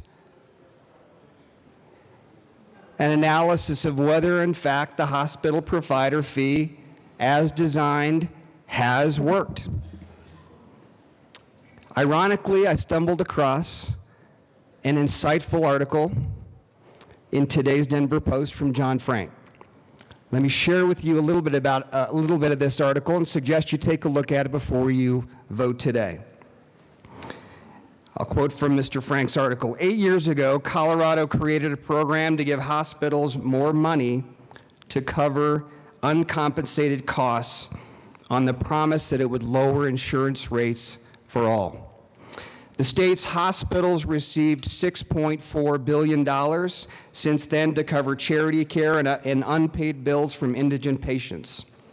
All money intended to reduce the cost shift to people with private insurance. But private payers, which make up the majority of Colorado, never saw the benefits trickle down. Mr. Frank goes on to say that the latest state figures show patients with private insurance paid $1.58 for every dollar of medical care at hospitals in 2015, an increase from the $1.55 rate before the program took effect.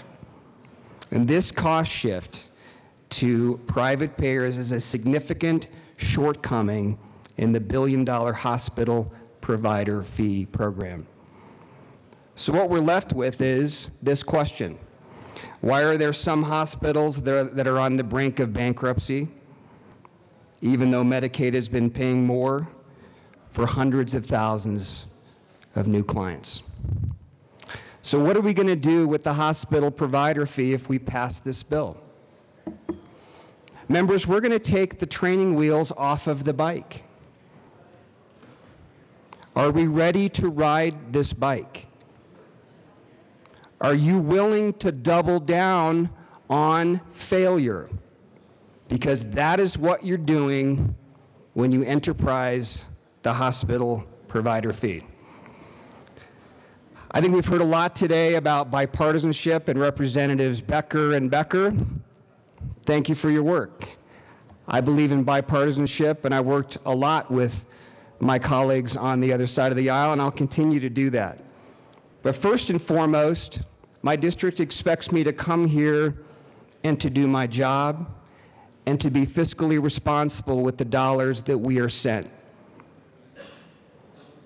With this bill, we will reduce oversight over the hospital provider fee program. Before you vote today, I ask you to think carefully about whether we are ready to do that. I'm a respectful no on the bill. Thank you. Representative Valdez. Thank you, Madam Speaker. I rise in support of Senate Bill 267 and like to thank the sponsors, Representative Beckers, J and K, for rural Colorado, for healthcare facilities in southern Colorado, in Pueblo, Huerfano County, Alamosa County, Rio Grande, and my home county, Conejos County.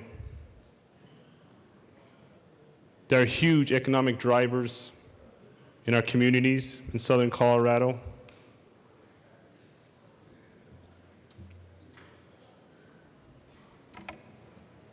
I urge a yes vote. Representative Everett.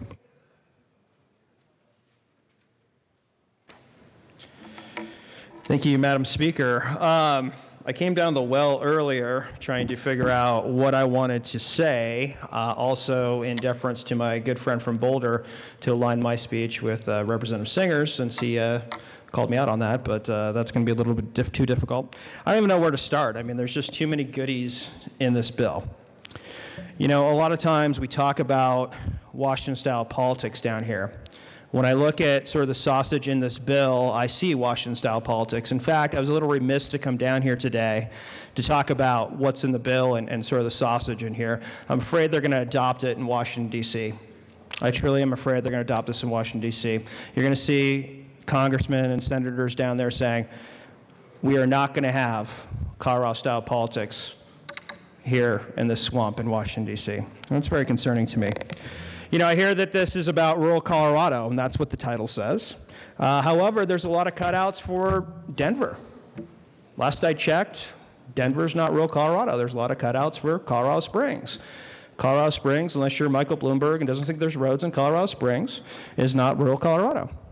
So when we hear that this is going to be a savior for rural Colorado, and I have been to rural Colorado quite a bit in the last couple months, and a lot of people are sold on we needed to enterprise the hospital provider fee, and I just think that they're being misled because there's a lot of goodies in here that are not for rural Colorado.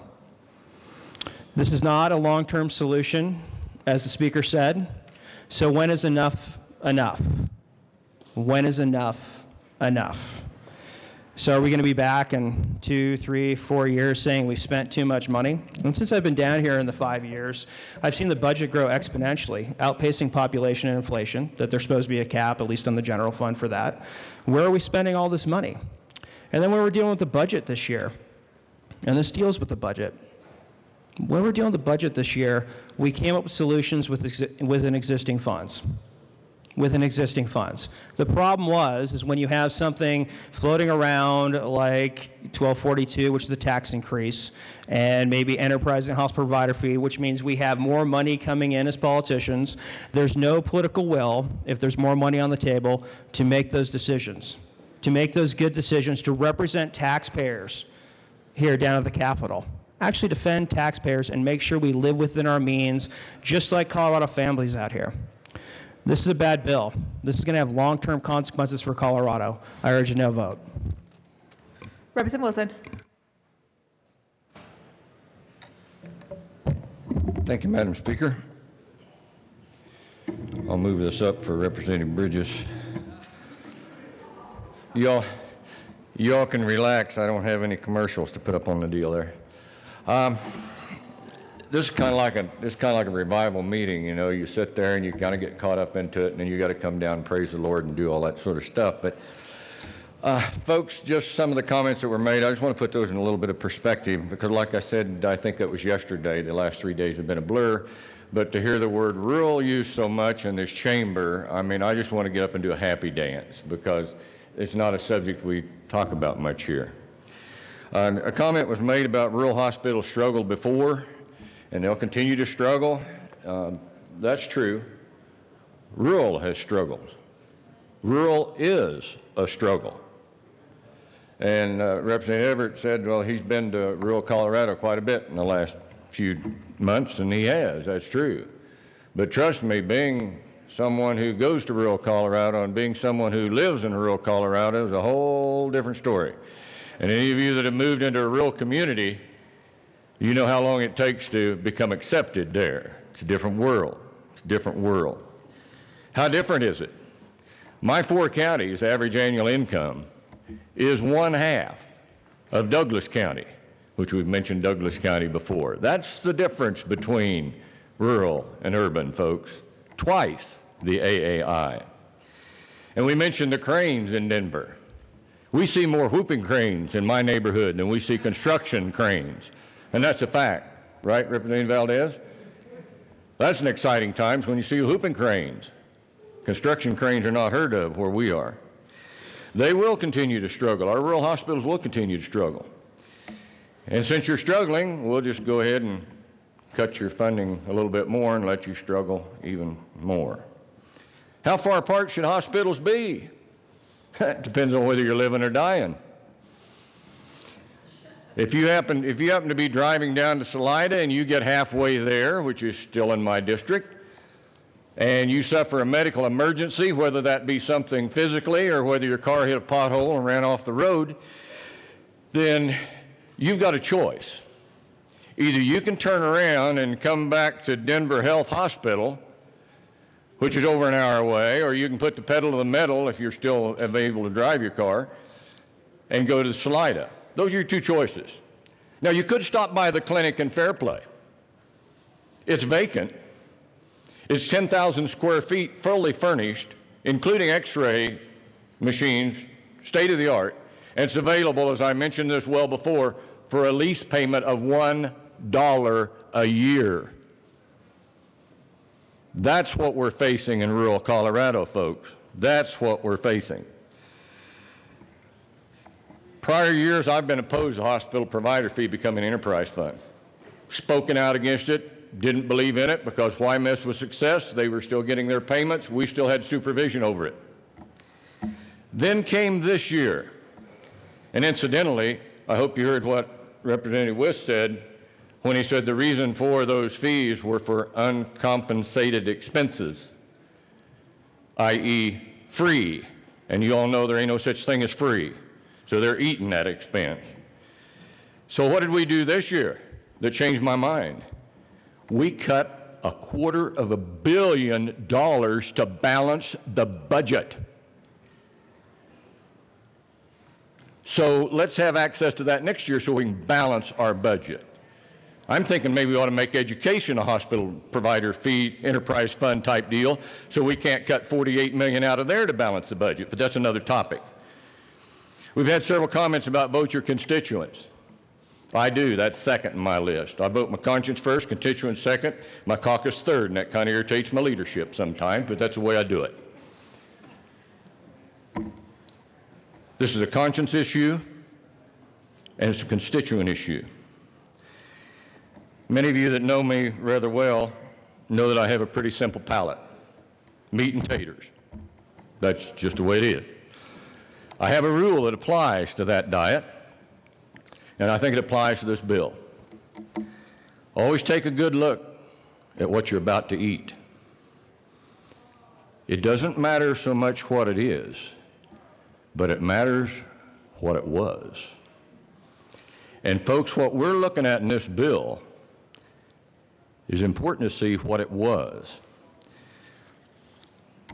Why does it look like a casserole? You know what that is. You put everything together because it's a bunch of leftovers and make it look like something you think you ought to eat. I don't eat casseroles. We're trying to get rid of a lot of leftovers in this bill. That's why it's hard to take. Because you're wondering what was stuck in the refrigerator for the last 3 weeks that's in this thing we're about to eat. The reason why we're looking at this is because it's a bunch of leftovers. Either it's because we've ignored or we've fallen on an ideological sword at the expense of the greater good, but we've got a lot of leftovers in this chamber, folks, and that's what this bill is trying to deal with. I believe Senate Bill 267 is the best effort to take action this session, because if we don't, the leftovers are going to stay in the refrigerator another year. And unless you're into eating stuff that's got something growing on it, I'm not into that. I take penicillin, but at least they've cleaned up the culture. But if we start dumping a bunch of that stuff in there, it's not going to be good. A line out of a favorite song of mine is, yesterday is dead and gone, and tomorrow's out of sight. Today is the day, the last day that we can make a difference on hospitals, roads, bridges, the list goes on and on. Look in the refrigerator, they're all in there. I say today is the day we've got to vote yes. Thank you. Minority Leader Neville. I'll move this down for myself, Representative Wilson. Madam Speaker, I think now would be a great time for HJR 1035 concerning Sine Die, but I don't think that would be in order. It would not be in order. Members, a lot's been said. I'm just going to add one thing. That the reason I'm a no vote on this is I see this as masking symptoms without actually treating and solving the problem that this body has created in years past for rural Colorado. And I think we need to treat the actual problems and address actual solutions that we've done to hurt rural Coloradans. Madam Majority Leader Becker. Thank you, Madam Speaker. Thank you, everyone, for coming down to the well. And I've really enjoyed people's thoughts on this bill and on legislating in general and the last 120 days. So there's a saying that politics is the art of the possible. And I have to say there's a whole lot of possibility in this bill.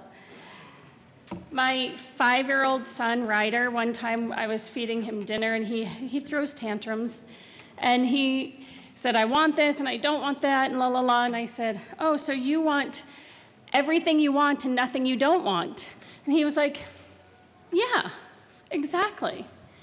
And we are not 5-year-olds here at the legislature. We don't get to have everything we want and nothing we don't want. We have to find compromise.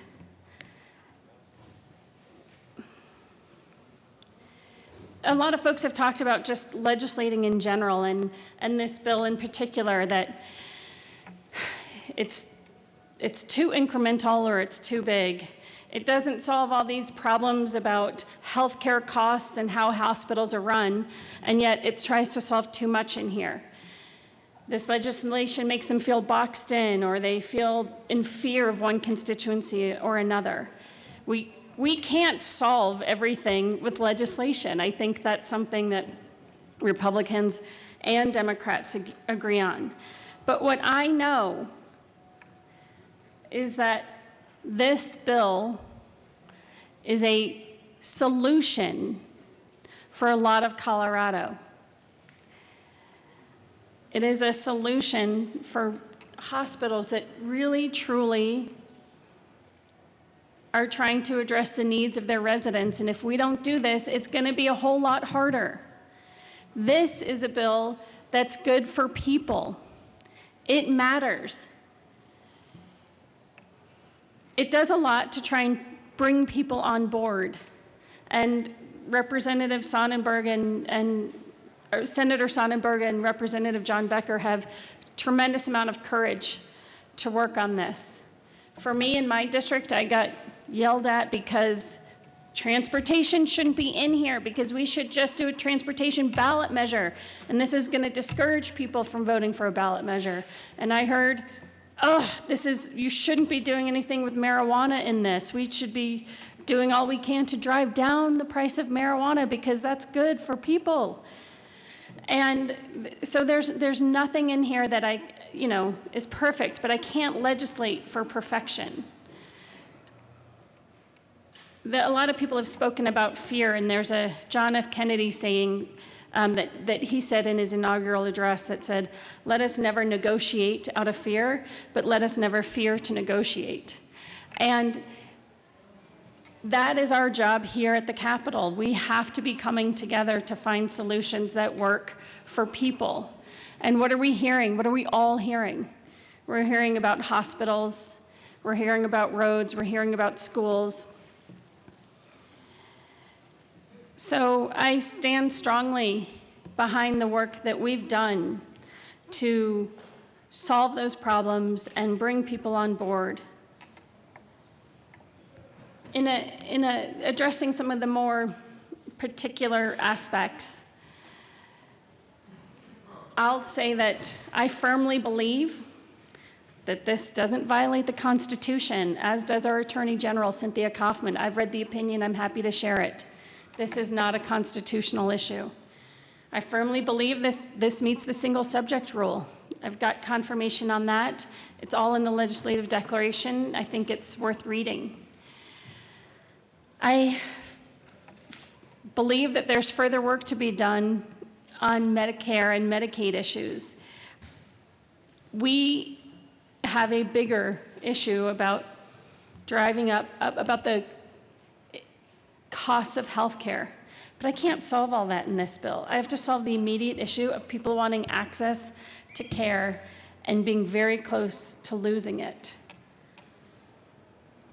The issues that Representative Beckman raised about the board, that's current law. We didn't change any of that. That's not this bill. That's how it was done already. A board was already created. A board is already reviewing the hospital provider fee, and it is already independent of the General Assembly. None of that changed with this bill. People don't like enterprises. There's a clear test for what isn't an enterprise. This meets every aspect of that test. It is financially distinct from the state, as it must be to be an enterprise. It provides a government service. It's funded for independently of the general fund. So I think I can check off the legal box. I can check off the policy box. I can check off the process box. We had a great process of working together. And for some folks, the politics is really hard. That's going to be the case in a lot of legislation, because if you're legislating for the art of the possible, if you're legislating not from the standpoint of I want everything I want and nothing I don't want, there are going to be constituencies that are bummed. It's going to be imperfect. But we do the best we can here. We try not to legislate from fear. And we just have to deal with the feedback that it's too incremental, or it's too big, or it solves too many problems, or it doesn't solve enough. It's all compromise, folks, and I'll just go back to it's the art of the possible that we're working towards. So I'm proud of the work we've done. I'm proud that this solves real problems for the people of Colorado. Rural, urban, suburban, young, old, sick, healthy. So I ask for your aye vote. Representative Becker. Thank you, Madam Speaker. I think in honor of the bench, I'm supposed to kneel down and keep it at that height. I'm not going to do that. Members, there's a lot that have been said on this bill, and I appreciate every single piece of it. And I think, as I've gotten older sitting in here, I have to write it down. I don't know if you all do that. I write down what I'm thinking, and I think I've gone through half this notepad, crumpling it up and saying, no, I'm not going to say that. But I do challenge the press to not use the line, this bill is pretty darn okay. I think that sums it up. It's pretty darn okay, and after that, you got to say darn tootin', I think. I think Jim Wilson would agree. I can tell you that I do appreciate everyone's opinion. This was not an easy bill for me to get on. I fought against this bill for 4 years, I can't remember, 3 years. I can tell you my motives and morals were nothing but to the highest standard. I appreciate everybody in this chamber. It's a darn honor to work with you. Some of the greatest minds I've ever had the privilege to sit with. Representative Leonard and Beckman, thank you. You always keep me in check. Make me look back to see what's going on or maybe what I missed. It's truly an honor. We didn't do this bill to stifle the conversation of what was going on in this chamber. If you haven't noticed, we took all the conversations from this chamber and put them together. Not the best solution, but it was the only solution we had at the time. For 3 years, we have failed to find common ground, to solve solutions that are affecting the very people that we said we would represent. That's not just one side's fault. That's both sides' fault. We have to work together. We have to make sure we're finding common ground to find solutions to solve the issues that the people in Colorado are feeling right now. Because guess what? They can't say, oh, next session we'll get it, like we do. On next session, we're just going to get that. I tried it. I see what's happening in my district. I'll tell you, my district's not misinformed. My district has the information. Adventure, knowing our rural representatives, that every rural district understands the information that's sitting in front of them. Guess what? They're tired of waiting. I don't take this lightly. I don't take any of this lightly. When we went to do this, I kind of came late to the game as being a big part of the conversation, but we wanted to make sure that we included the conversations that you all had here in this exact chamber. Think about those conversations. Schools, transportation, business personal property, Medicaid reform. These are all things that weren't just stuck in this bill because guess what? They popped out of the clear blue. These are all things that every one of us spoke about in our committees and spoke about on this floor. And the negotiations for this bill were done with nobody in the room but the four sponsors. To bring those ideas together, your ideas. This is your bill, your ideas. These weren't something that just popped into those negotiations at the last minute. We listened to what you were saying all session. Not just this session, for the last 3 or 4 sessions. I certainly want to be respectful of everybody sitting inside of this chamber. And that was the attempt that we were trying to do. I was afraid that Representative Kay Becker, when she was talking about her 5-year-old, was going to say, that's how I negotiated. Kind of did it that way, though. You know, we worked hard. We found common ground. The Denver Post article that came out, I read that and certainly thought, man, there's some points in there. But think about this. As we talk about oversight, and Casey Becker already went through this, oversight is the same committee that we have now. But think about if the Denver Post article were that correct, who was at the steering wheel for those years? We were. And if it truly was failing, who is to blame? We are. You can't point the finger and say it's a failed system when we were at the wheel. This bill doesn't change that.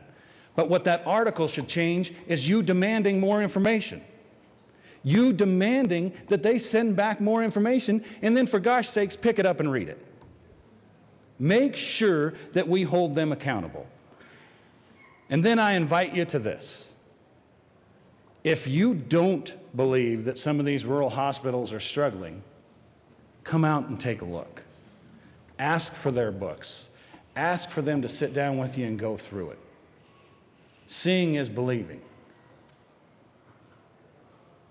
We talk about rural, and I would love to replace that word every single time I speak with one word: home. That's my home. You say, you're out in rural Colorado, you kind of deserve to have less of everything. Well, go on a diet then, because you're not going to get much food.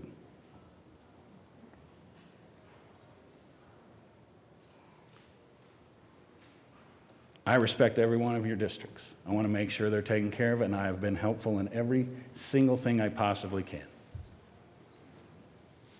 I think highly of all of you, and I appreciate the great debate. This bill, I don't like to call it less than perfect because it's our ideas put together in one bill. Some of yours, semaphores. And this bill certainly didn't solve the school problem. Am I correct? Didn't solve it, helped it. We still have a bigger conversation. This bill certainly didn't solve the transportation problem, right? If we listen to Rep. Lawrence, we are far short of that. This did not solve reducing regulation on business. This did not solve the Medicaid problem. You know what this bill did? It got every single one of you talking to each other about what is the next step and is needed. Ladies and gentlemen, keep that conversation going. Seeing no further discussion, the question before us is a passage of Senate Bill 267 on third reading and final passage. Mr. Randall, please open the machine, and members, please proceed to vote.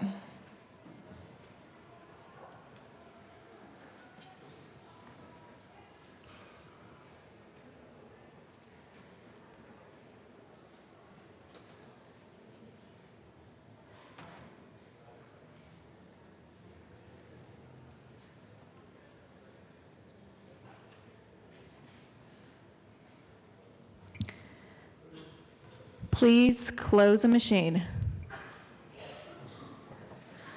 With 49 yes votes, 16 no votes, Senate Bill 267 is passed. Congratulations to the people of Colorado.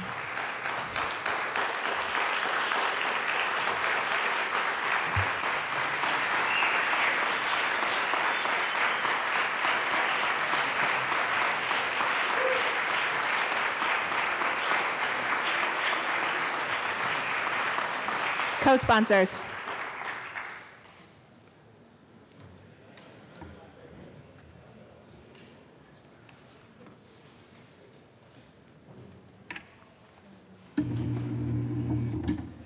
Co-sponsors.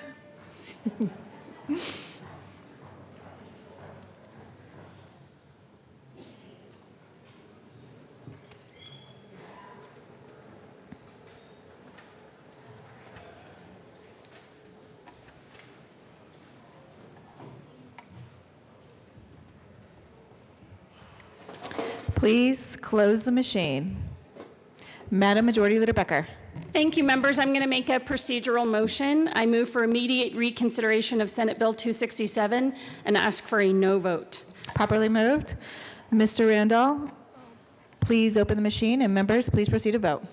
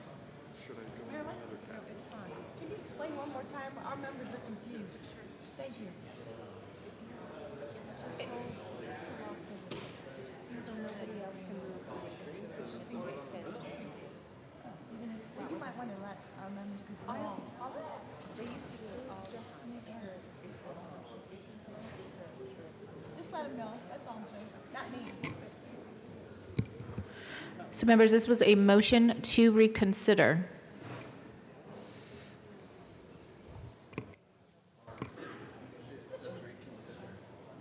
Representative Beckman, Representative Buck, Representative Carver, Representative Catlin, Representative Everett, Representative Humphrey.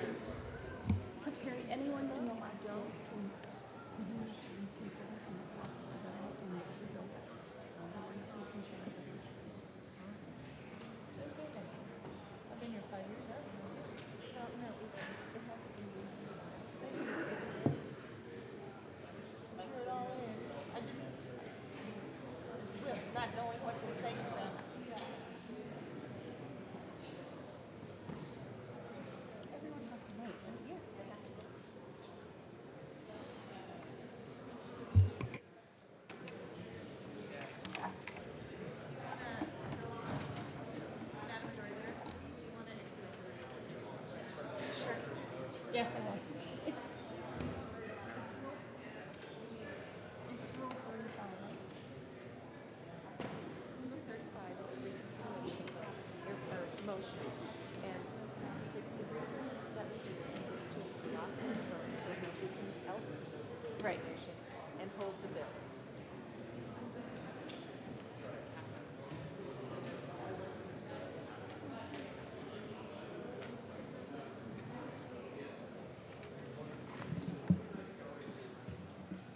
Madam Majority Leader Becker. Thank you, Madam Speaker. So for folks that are confused, in the last day of session, anyone can move to reconsider a vote. And if we don't, and they have 24 hours to reconsider that vote, those 24 hours would run today past CNADA, and any bill that wasn't passed would die. So we're moving to reconsider now, taking a no vote so that no one can move to reconsider the bill later today. Representative Beckman, Representative Leonard.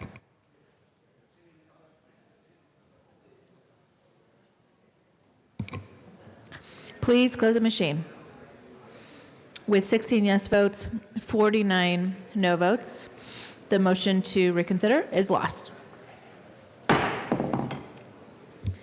right, that takes us to Senate Bill 299. Mr. Randall, please read the title of Senate Bill 299. Senate Bill 299 by Senators Holbert and Reynolds, Representative Van Winkle and Kraft Tharp, concerning the apportionment of income for state income for taxpayers with enterprise data centers in the state. Assistant Majority Leader Garnett. Thank you, Madam Speaker. I move for the passage of Senate Bill 299 on third reading and final passage. Question before us is a passage of Senate Bill 299 on third reading and final passage. Seeing no discussion, Mr. Randall, please open the machine, and members, please proceed to vote.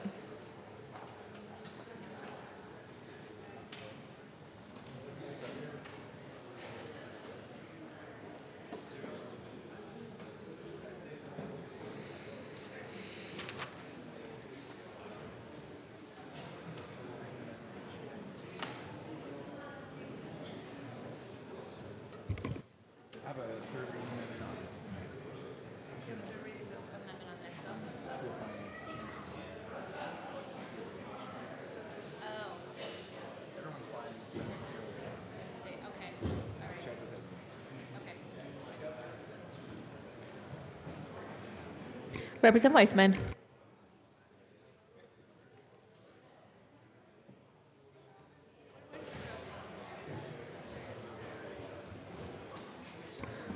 Please close the machine. With 60 yes votes, 5 no votes, Senate Bill 299 is passed. Co-sponsors.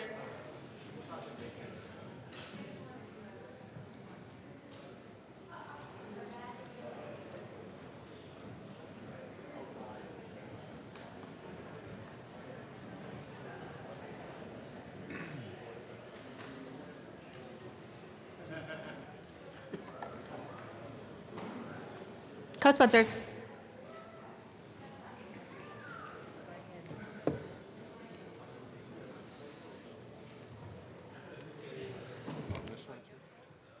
We're just going to, we might as well. 299. Please close the machine. Assistant Majority Leader Garnett. Thank you, Madam Speaker. Members, we're going to make the same motion. I move for immediate reconsideration of Senate Bill 299 and ask for a no vote. Properly moved. Ms. Randall, please open the machine, and members, please proceed to vote. I did. No vote.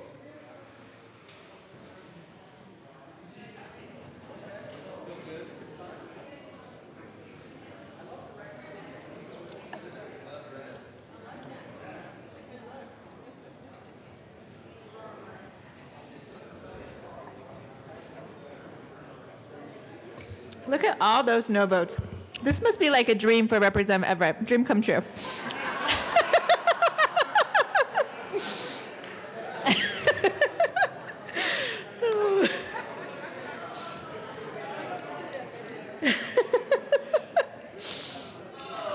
Whoa, please close the machine. With 65 no votes, the motion to reconsider is lost. Mr. Randall, please read the title of Senate Bill 296.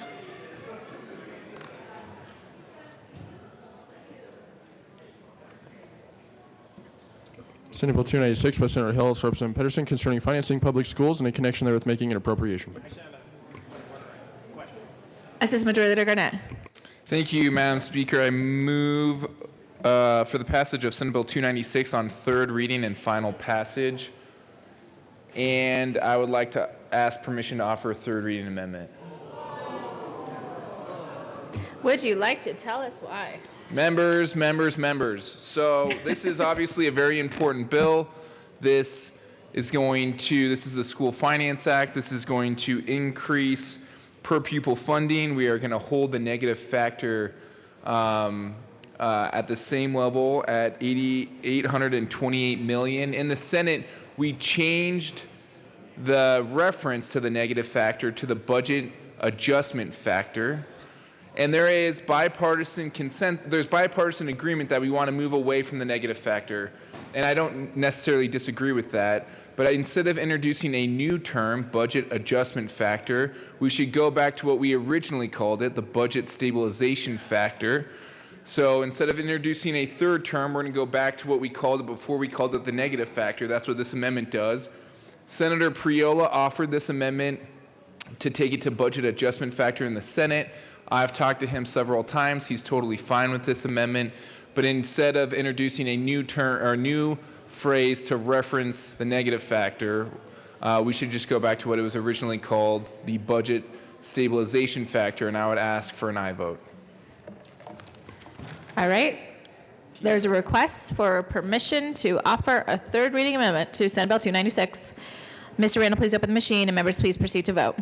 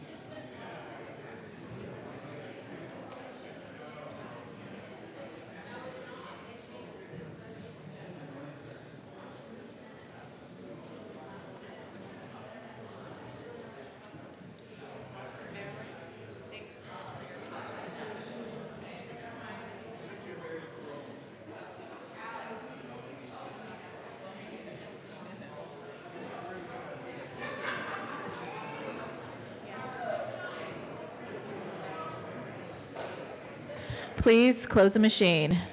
With 40 yes votes, 25 no votes, the request for permission to offer a third reading amendment to Senate Bill 296 is granted. Assistant Majority Leader Garnett. Thank you, Madam Speaker, and thank you, members. I explained what it was. I think there's many of us that would prefer to keep it the negative factor. I'm definitely one of them. But instead of creating more confusion, it's important to go back to the first term instead of introducing a new one. So again, this is the budget stabilization factor. I would prefer negative factor, but in working with both chambers and with members of our own chamber and of our caucus, I respect that there wasn't the will to keep it the negative factor. So I would still urge an aye vote. Thank you. Move the amendment, sir. Oh, and I move L070 to Senate Bill 296. Thank you, Mr. Randall. Properly moved. Any further discussion? Representative Arndt. Thank you, Madam Speaker. I'm sorry I have to rise in opposition to this amendment. Actually, I'm not sorry. I do rise in opposition to this amendment. This amendment takes away a word that reminds us that every time we run that money through that formula. Negative's already gone. Negative factor's gone. Oh, I oppose that. Sorry, I'll explain that. Okay, can you explain? Assistant Majority Leader Garnett. Thank you, Madam Speaker, and I'm sorry if that was unclear. The negative factor is not the Senate Bill 296 currently is calling what we used to reference as the negative factor, the budget adjustment factor. So instead of introducing a new term, budget adjustment factor, if we're going to move away from negative factor, which there's there's a willingness to do, then we should go back to what we originally called it, before we called it the negative factor, the budget stabilization factor. But just so we're all clear, negative factor has been taken away by Senate Bill 296. I don't like that. Representative Sane. Thank you, Madam Speaker. I'm sorry, I'm still confused on this amendment because it looks like we're already striking negative factor out of the bill, so we don't need this amendment. Assistant Majority Leader Garnett. All right, I'm going to try it for the third time. And I'm sorry, it's no one's fault. It's no one's fault. We've always, all of us have referenced it as the negative factor. The Senate, in the first School Finance Act that they sent over to the House, changed the reference to the negative factor to the budget adjustment factor. Instead of introducing the third phrase for what the legislature did in the middle of the recession, we should go back to what we originally called it if the legislature doesn't want to call it the negative factor, which was the budget stabilization factor, also known as the BS factor. So it's not negative factor now, it's budget adjustment factor, but we should go back to budget stabilization factor. Representative Sane. Thank you, Madam Speaker. I'm looking at the wrong bill. Is it re-engrossed? Mr. Assistant Majority Leader? Is this the right bill I'm looking at? Re-engrossed? Actually, I don't think it is. Here, I will show you. No, hold on. Okay. Further discussion? Question? Representative Lundin. Thank you very much. So just so everybody's clear, we're not changing any formulas. Nothing changes in the mathematics. This is just the name of the word. Now, you all have heard me argue that when the rest of the world reset in 2008, when all of our household budgets collapsed, when all the business budgets collapsed, et cetera, we all reset and moved on. In the formula, we created this adjustment thing, and this is only about what that adjustment thing is called. So the answer is, to keep it straightforward, this particular amendment to call it the BS factor, the budget stabilization factor, is appropriate.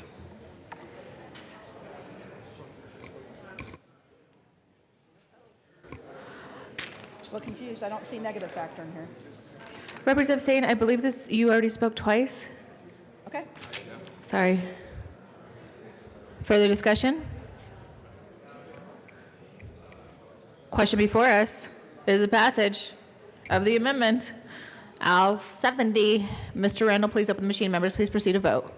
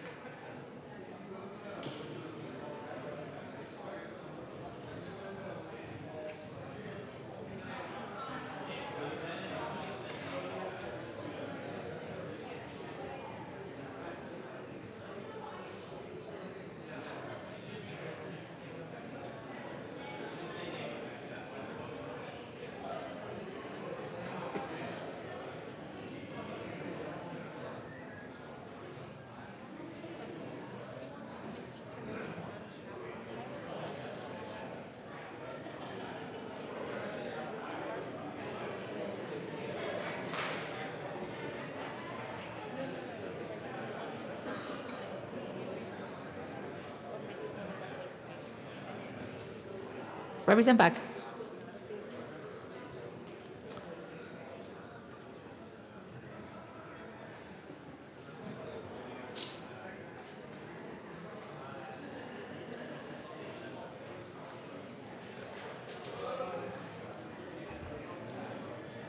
Representative Beck. Oh, she did. Okay.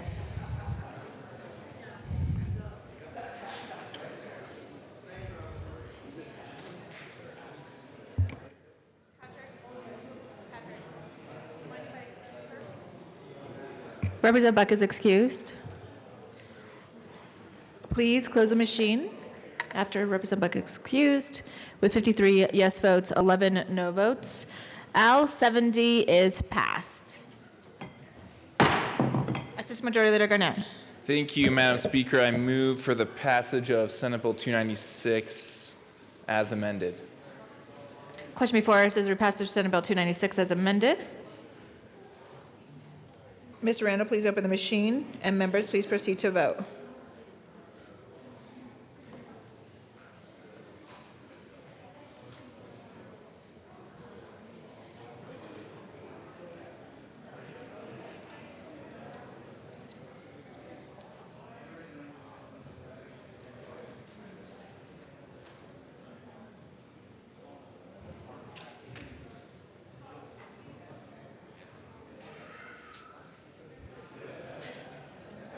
Madam Majority Leader Becker, Representative Beckman, and Representative Pabon.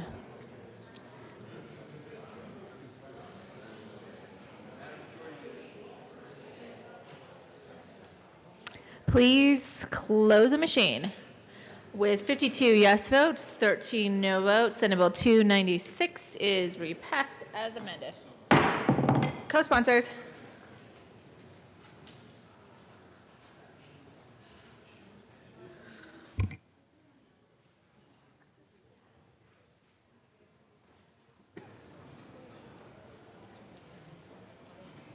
Co-sponsors.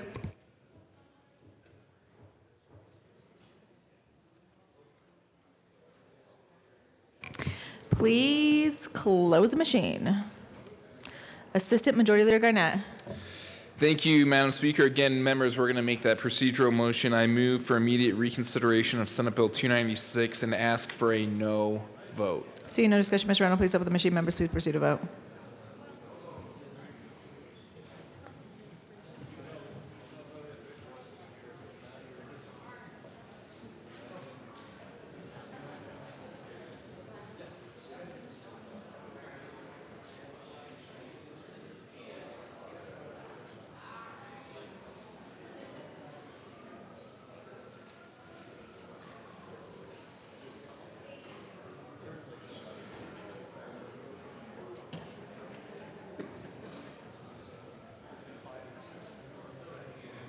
Representative Humphrey and Representative Landgraf.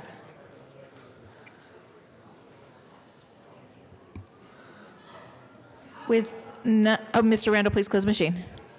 With 9 yes votes, 56 no votes, motion to reconsider is lost. All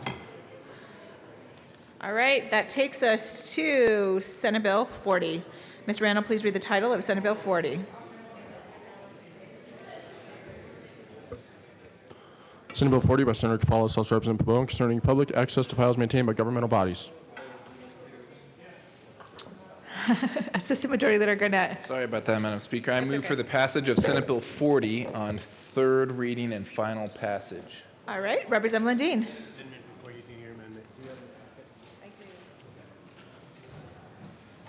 So, what are you doing? Representative Pabon.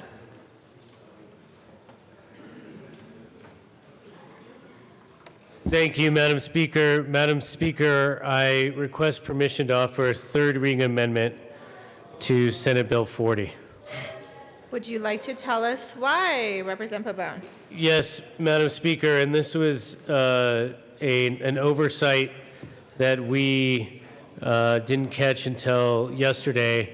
But because of the simplistic nature of the bill now, because we've essentially narrowed it to a very small, tight, surgical approach, rather than set the implementation date to September 2018, which was originally contemplated to give stakeholders and and the legislature basically time to digest the comprehensive 17-page nature of Senate Bill 40. It was as it came over from the Senate. We can, based on the amendment we passed yesterday, implement this in 2017. So this would again have a petition clause when it go into immediate effect, but assuming there was no petition, we would enact this bill August 9, 2017. All right, the question before us is a request for permission for a third reading amendment to Senate Bill 40. Mr. Randall, please open the machine. Members, please proceed to vote.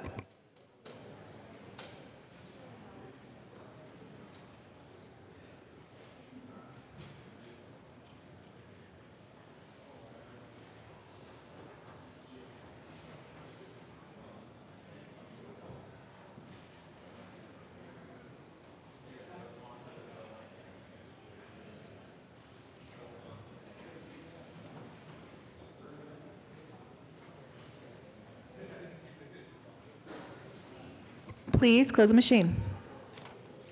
With 46 yes votes, 19 no votes, a request for permission to offer a third reading amendment to Senate Bill 40 is passed. Representative Pabon. Thank you, Madam Speaker. And as I stated earlier, this just simply sets the effective date for August 9th, 2017. Ask for an aye vote. Move the amendment, sir. Oh, I'm sorry. And I move L059. Properly moved. Mr. Randall, please open the machine. Members, please proceed to vote.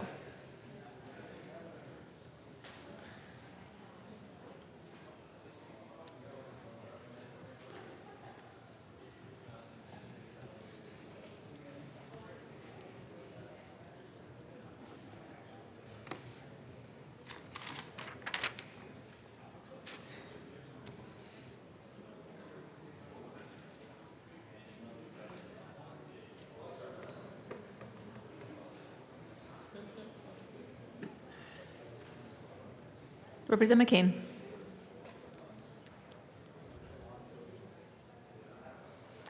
Please close the machine. With 58 yes votes, 7 no votes, L59 is passed. Representative Lundin and Representative Art. Thank you very much, Madam Speaker. I seek permission to offer a third reading amendment along with my cohort here, colleague. All right, would you like to tell us why? Yes. Public utilities have identified a potential risk to the cybersecurity elements of their infrastructure and other elements of their infrastructure under this particular bill. This amendment would help resolve that issue. All right, the question before us is a request for permission to offer a third reading amendment. Mr. Randall, please open the machine, and members, please proceed to vote.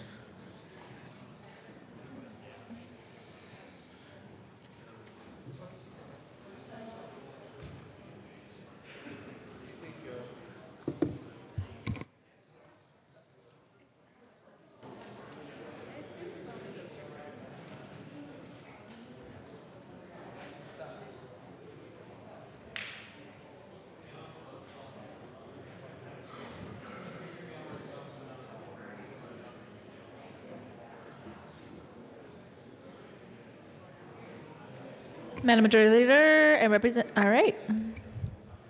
Please close the machine. With 65 yes votes, 0 no votes, the motion to request to offer a third reading amendment to Senate Bill 40 is passed. Representative Art. Thank you very much, Madam Speaker. So as my colleague, Representative Lundin said, that this is a critical infrastructure amendment, and it comes from the water community, and we're trying to protect some of the things that are covered under federal law. We're trying to cover them under state law too, and it has to do with a lot of our critical infrastructure and things that people could potentially use in some sort of a nefarious plot. So I move Amendment L058. Okay, and would somebody, oh, you moved it, fantastic. Properly moved, Representative Lundin. Thank you very much. This is about your hometown municipal utilities and their protection and security. I urge your support of this Amendment 58. Representative Pabon. Thank you, Madam Speaker. And members, this was a long conversation that we've had over the course of, frankly, the last, I would say 60 days of the last 120 days about protecting critical infrastructure. And so let me just give you some background on that conversation. The municipal-owned utilities came to the Senate and said, you know what? Senate Bill 40 has given us insight into the fact that these records, which by the way have never been requested before, could be requested, and that would cause us significant challenges and harm with respect to our public safety infrastructure. And the answer that we've given time and time again is, you know what, that's probably information worth protecting. That's probably information that is in need of some exemption from public records. But that exemption, like many of the other exemptions we have in place in Colorado, don't go into Quora itself, because Quora says this is how these records are requested and how they are produced, not what is exempted or included in Quora. So what we said time and time again is, yes, this is something worth protecting, but you should put this in a separate bill in a separate area of statute so that it is protected. Similar to, as an example, the Department of Revenue has an exemption for all your tax records, tax returns, information regarding information related to an audit, etc. That's not contained in Quora, because Quora, again, primarily deals with how a record is requested and whether or not it should be produced on the provisions of Quora. But that offer has been rejected. And so as a practical matter, the substance of this amendment I'm okay with. I would prefer it be in a separate bill with a separate conversation about the exact place, the right place to set the boundaries of whether or not this information is protected. And as I said last night, and I'll say again, this isn't over by a long shot. We're going to continue talking about these issues and discussing these issues over the summer, next session, and beyond. So as a substantive policy matter, I don't have an issue with it. I do have an issue with it going into Quora the way it's going into Quora. But what I'm going to ask all of you is to vote your conscience on this amendment. And I'll leave it at that. Representative Esgar. Thank you, Madam Speaker Pro Tem. And to the sponsors of this amendment, I just need to clarify something. As somebody who comes from an area that we don't necessarily always trust our utility companies, and sometimes do want to put Quora requests in for some certain types of information, if it's possible, or any kind of information they could be not allowing us to have access to. What specifically is this amendment protecting for the utility companies? Because if it's safety emergency issues, I understand that. I just want to make sure I'm crystal clear on what the intent was. Representative Arndt. Thank you, Madam Speaker Pro Tem. Thank you for that question, because it is good to clarify third reading amendments, especially when they're substantive like this one.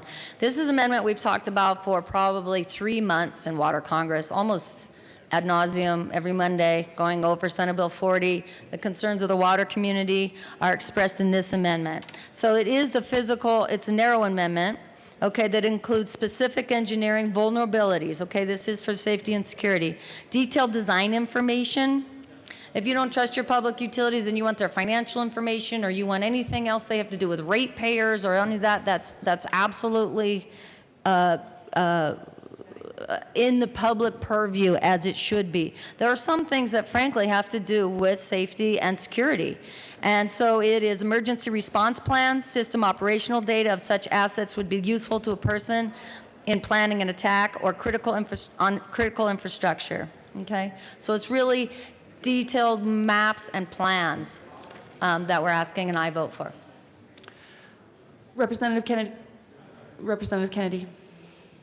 Thank you, Madam Speaker Pro Tem. I ask for an aye vote on this amendment. There were a number of conversations over the last few weeks about this element of the bill and many others, and we were initially a little bit hesitant to add this amendment because we felt like this was already covered by the bill.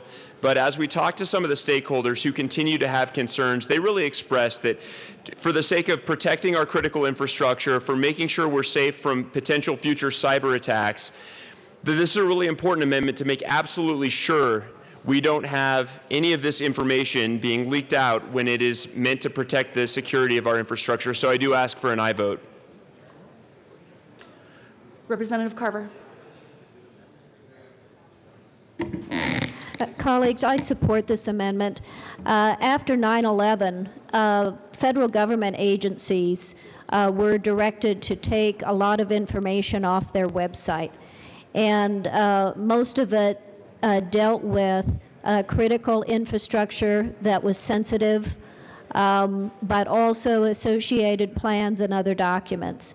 And so, in an abundance of caution, that's what this amendment does. It just recognizes the sensitivity of that data, and that you don't want, you want to make clear that because it is sensitive data, and that the custodian can withhold that. So I urge support of this amendment. Representative Lebsack. Members, I think the spirit of the amendment is a good one. I just want to make sure that it's germane to the focus of the bill. And so if someone can speak to that, I would really appreciate it. Representative Salazar. Thank you very much, Madam Chair, and Madam Speaker Pro Tem. For someone, for someone who files Quorum requests quite a bit in my private practice, I know it quite well. In fact, I know it abundantly well. In fact, I've also helped author and legislation that this body has passed by bipartisan support on Quorum requests and fees and things of that nature. And so one thing I do know really well is there's already coverage in Quorum for this. And so if this is just about a redundancy, or if you're just trying to spell out a little bit more because technology has changed quite a bit since Quorum has been adopted, and every year we seem to find a Quorum bill, then I get that. If you're afraid that the judges aren't going to interpret the security provisions of Quorum to include the information, the critical infrastructure that you're explaining here, or specific engineering vulnerability, then I get that, because the courts have they go all over the place when it comes to interpreting Quorum. But I think it's already included.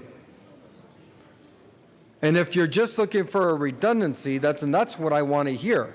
Don't give me any this, that, or the other. If you're wanting redundancy, because if you do that, then I'm going to stay up here for a while. So don't do that, because I know what Quorum says. But if you're coming up here to say we just want to have redundancy and we want to make sure that it's completely spelled out for the courts, that way there's no second guessing as to legislative intent, then that's what I would like to hear. But don't do any jive talk with me, because you won't like it. So I'm looking for some answers. Representative Weissman. Thank you, Madam Speaker Pro Tem. Something that I have tried to pursue in every bill that I have been any part of for 120 days now is clarity. Not redundancy, but clarity. And I think clarity is especially important in this particular statute. So, 2472-2026B Roman 10 refers to information security plans of a public agency. And I think that provision may partially, but not completely, address the issue that some of the municipal utilities with whom we have been speaking and negotiating for the last several days are concerned about. But this is an important area, colleagues. I live in Aurora. I represent an Aurora district. Aurora Water is the second or third largest water utility in the state. They have reasons to be concerned about their infrastructure, as do I, as do all of you in whatever district you represent with whatever public infrastructure is in that district.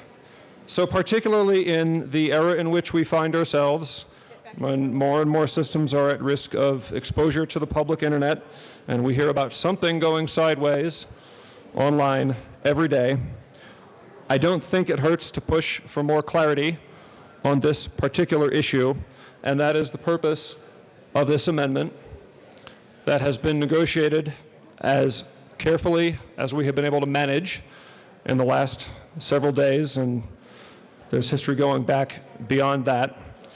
So I think substantively, this is a reasonable, clarifying amendment. I think you've heard support for it from both sides. There are members of both sides who are interested in this issue and have been in these discussions, at least since yesterday, and I ask for your support. Is there further discussion? Seeing none, the question before us is the no, sir. The question before us is the adoption of Amendment L058.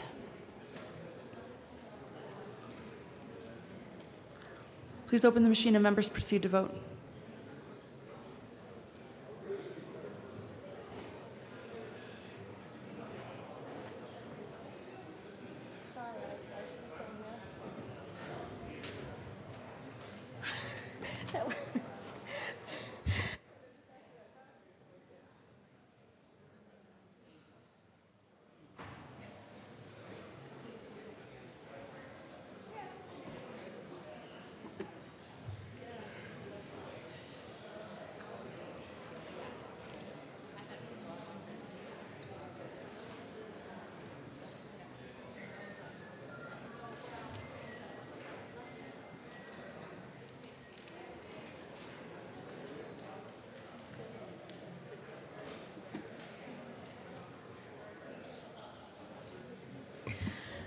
Representative Becker, Representative Janal, Representative Pedersen, and Representative Valdez.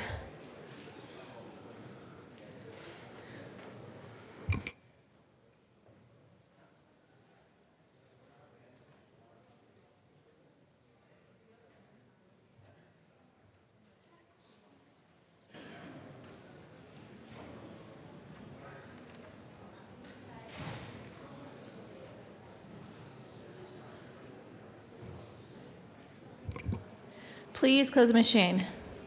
With 55 yes votes, 10 no votes, L58 is passed. Would somebody like to move Senate Bill 40 as amended? Assistant Majority Leader Garnett. Thank you, Madam Speaker. I move for the passage of Senate Bill 40 as amended. All right, properly moved. Representative Carver. Thank you, Madam Speaker. I urge a no vote on this bill. There is not adequate protection of personal information. It is still open to data mining. We need to vote this bill down and start again. Urge a no vote. For the discussion, Representative Kennedy. Thank you, Madam Speaker. I ask for a yes vote, and I want to clarify one particular thing that came about in the bill that we voted on second reading last night. What we actually came up with in this bill is a really helpful framework for how these records custodians are supposed to look at this when they get a Quorum request. And I'm really proud of the way we came about this. So if you look at page 3 of the amendment, we broke it down into 3 categories.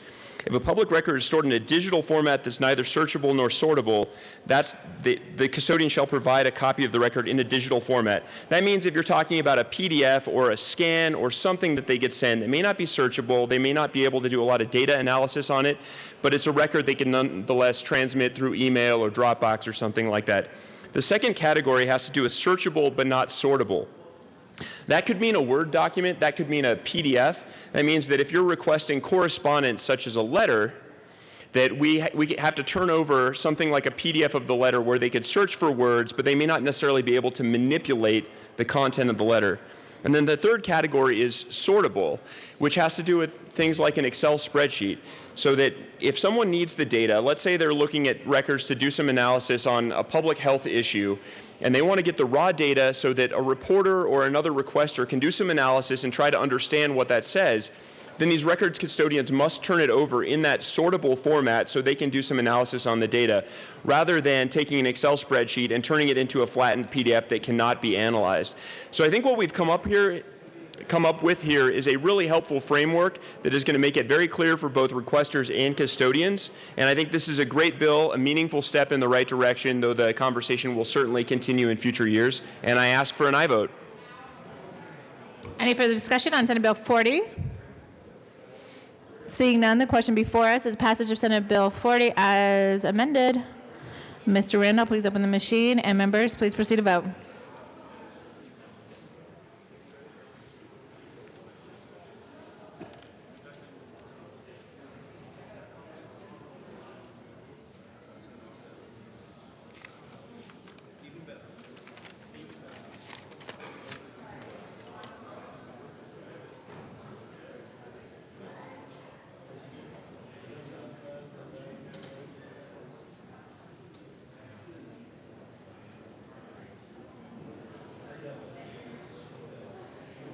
Representative Van Winkle, Representative Humphrey.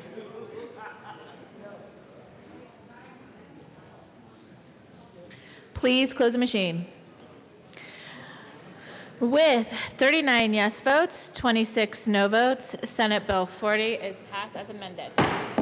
Co-sponsors.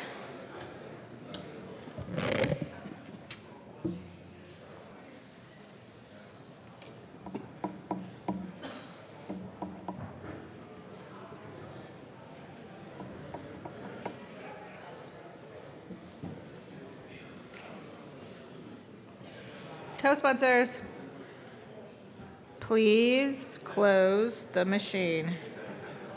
Madam Majority Leader Becker. Thank you, Madam Speaker. I move for the immediate reconsideration of Senate Bill 267 and ask for a no vote. All right, Mr. Randall, please open the machine, and members, please proceed to vote. I'm sorry. I move for the immediate consideration of Senate Bill 40 and ask for a no vote.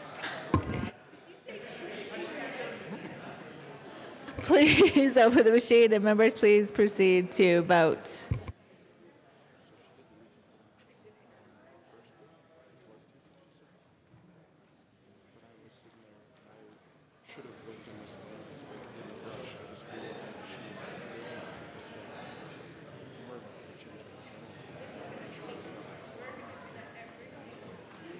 We'll have two bill motions. We can change them. We can fix them on the in the vote database. So the one where the majority knows. Send reconsideration. I'll change those to.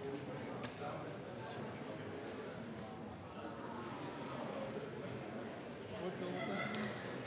266.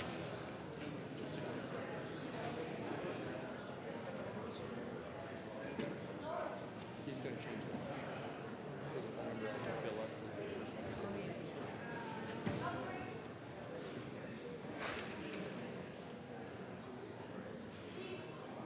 Representative Humphrey.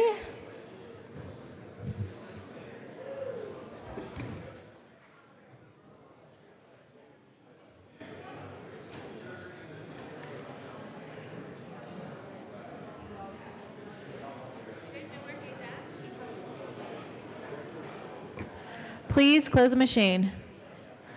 With 24 yes votes, 41 no votes, the motion to reconsider is lost. Mr. Randall, please read the title of Senate Bill 12.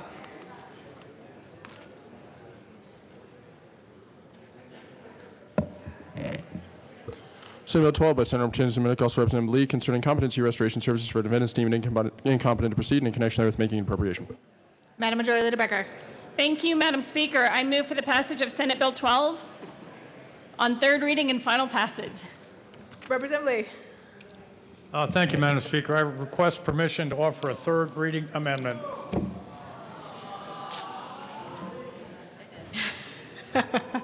Would you like to tell us why? Thank you, Madam Speaker. This bill came over from the Senate with a very odd provision in it, which was objected to by the governor's office, and it had to do with requesting that the division make a budget request next year. So we made a alteration to provide a provision whereby they would do their tasks within their available appropriations. I ask for a permission. Representative Singer. Thank you, Madam Speaker. I stand in strong support of this third reading amendment, mostly because I have a similar third reading amendment on my next bill. Please vote yes. Oh, goodness gracious. It's going to be a long day. Question before us is a request for permission for a third reading amendment to Senate Bill 12. Mr. Randall, please open the machine. Members, please proceed to vote.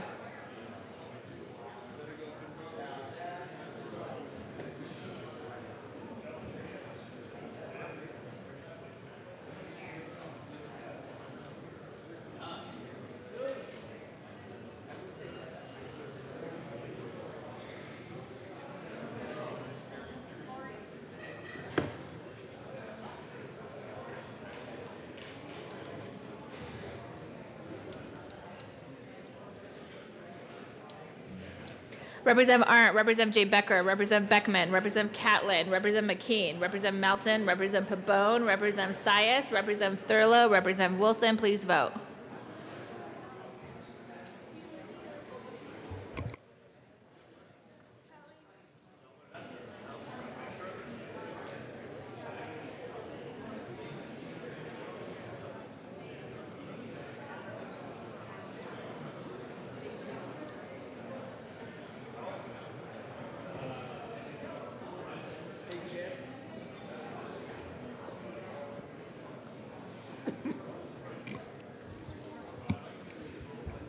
Representative Melton, Representative Sias, Representative Wilson.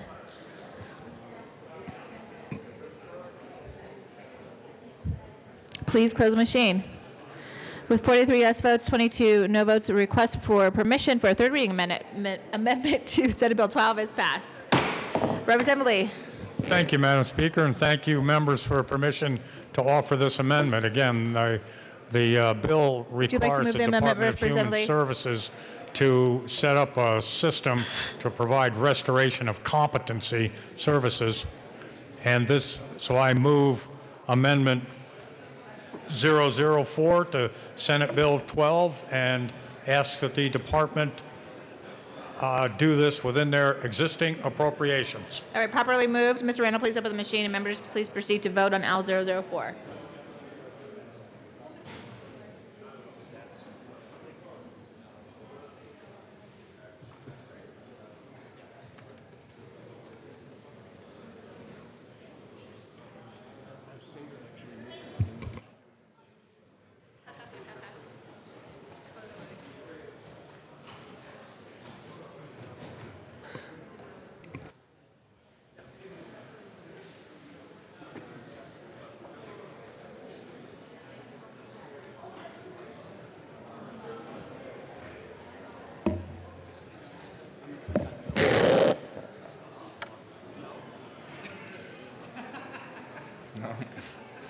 I'm going to stand on a big riser. So. You can do that if you want.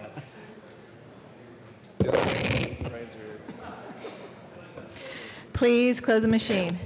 With 44 yes votes, 21 no votes, L 004 is adopted. Assistant Majority Leader Garnett. Thank you, Madam Speaker. I move for the passage of Senate Bill 12 as amended. Properly moved. Assistant Minority Leader Witt. I like majority. Thank you, Madam I Speaker. bet you do. I bet you do. I really like the sound of that. Members, I do not have an amendment, but I wanted to point out a little history on this bill that I think is illustrative and something that you should know. The original fiscal note on this bill was over $1 million. Without substantial change to the bill, in my view, the fiscal note went to $18,000. And what we heard in committee was that this is something that's required. This is something that we need to do.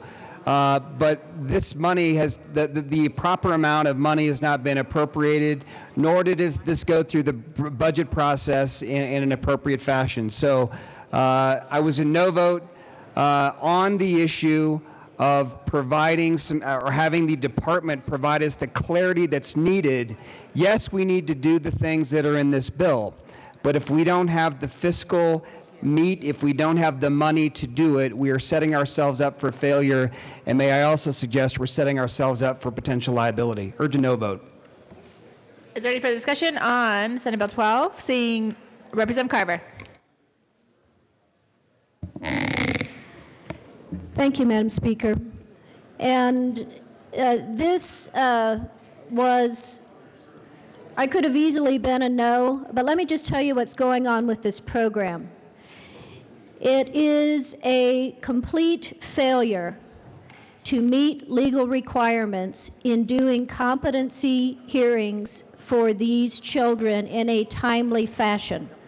We heard horrifying stories of children caught in limbo for years waiting for competency hearings, to the point, including instances of rape, where ultimately the charges were dropped.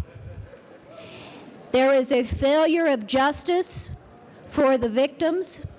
There is a failure by the agency to properly do their legally required responsibilities. Representative Wist is quite accurate in saying that the provisions in this bill that are trying to give direction to the agency and more structure so that they can begin to fulfill their responsibilities in this are not matched by the resources to carry it out. And so, members, do I think the provisions substantively prod the agency to do better?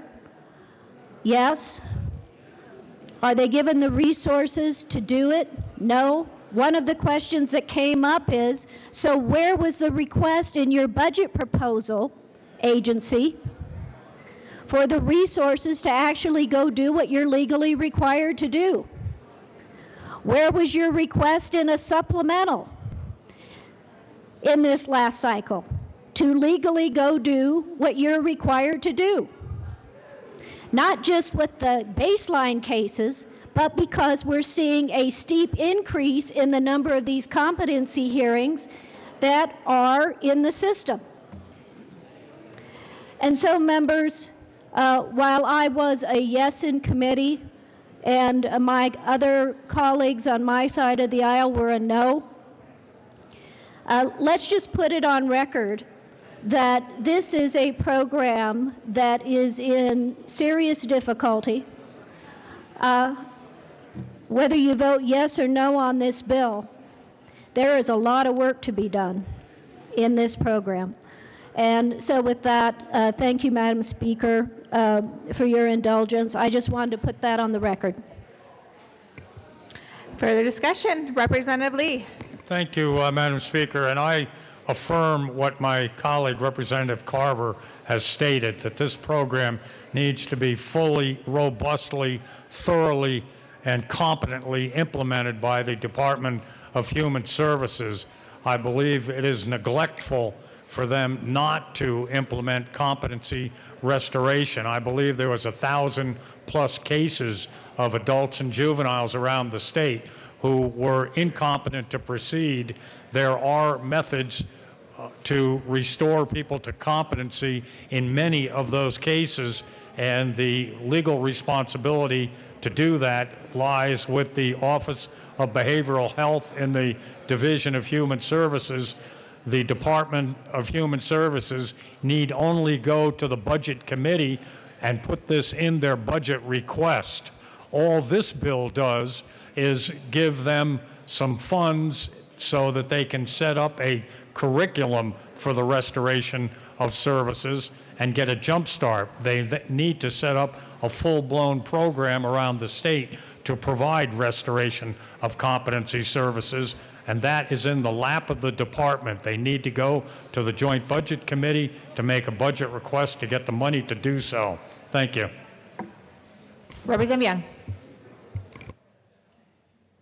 Thank you, Madam Speaker. As a member of the Joint Budget Committee, your Budget Committee stands ready to receive emergency requests for funding. Those are called 1331 requests, also supplemental requests. The department is fully aware of those processes. The Office of State Planning and Budgeting, OSPB, is very much aware of those processes. We wanted to give the language in the bill through the amendment the latitude for them to pursue those processes, but we stand ready to receive any requests that are needed. So I appreciate the comments. We understand the gravity of the situation and stand ready to act when those requests come through. All right, seeing no further discussion, the question before us is the passage of Senate Bill 12 as amended on third reading and final passage. Mr. Randall, please open the machine, and members, please proceed to vote.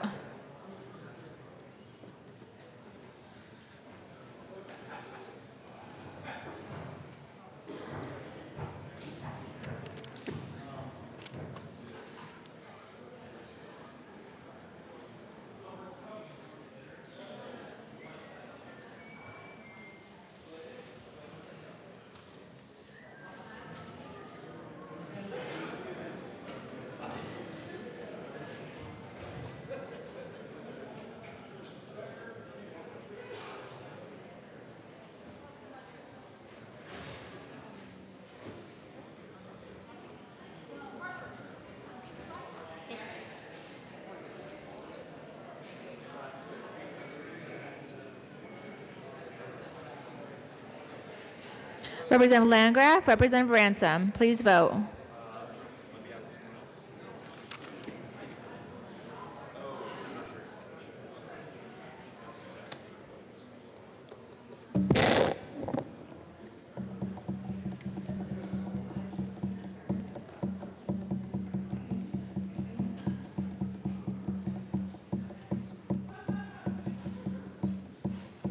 Please close the machine. With 43 yes votes, 22 no votes, Senate Bill 12 is passed. Co-sponsors.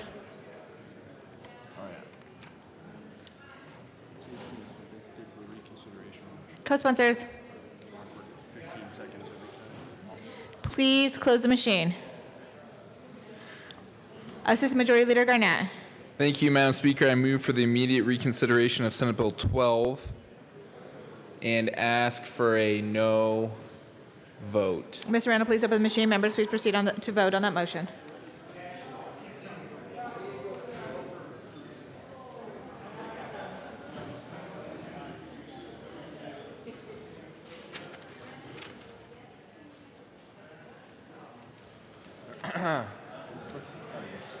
Good.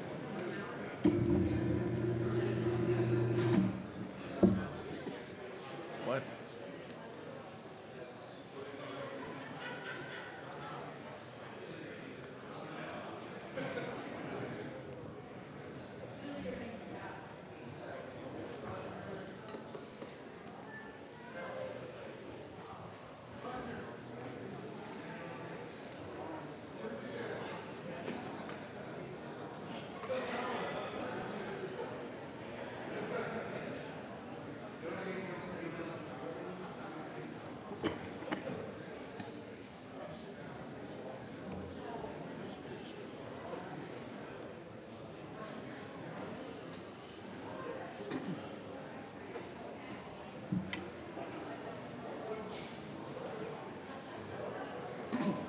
Representative Liston and Representative Pabon.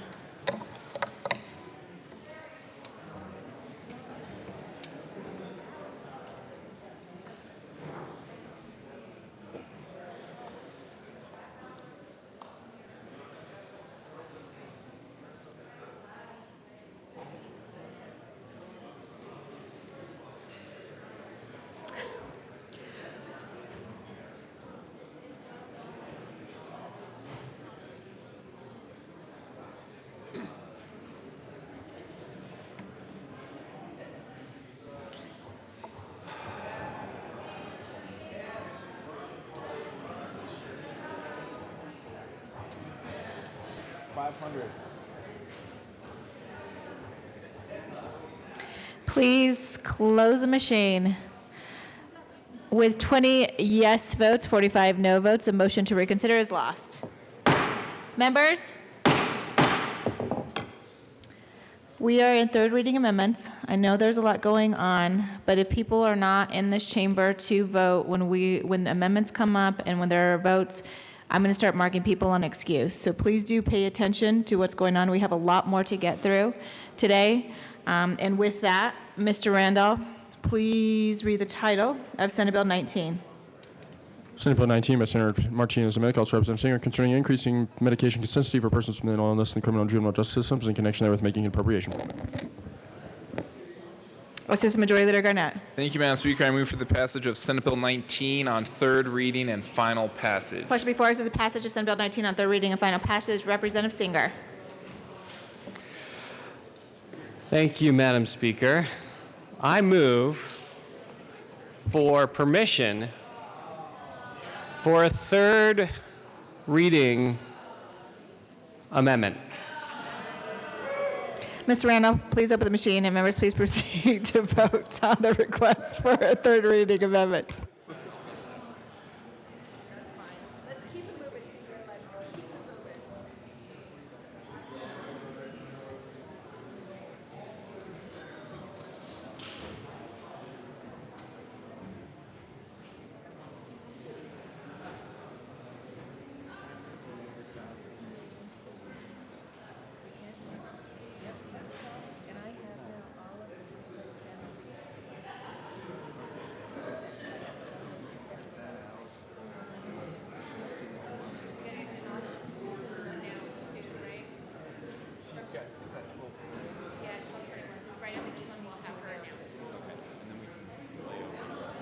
Madam Majority Leader Becker, Representative Covarrubias, Representative Lee, Representative Leonard, Representative Pabon, Representative Sane, Representative Sias.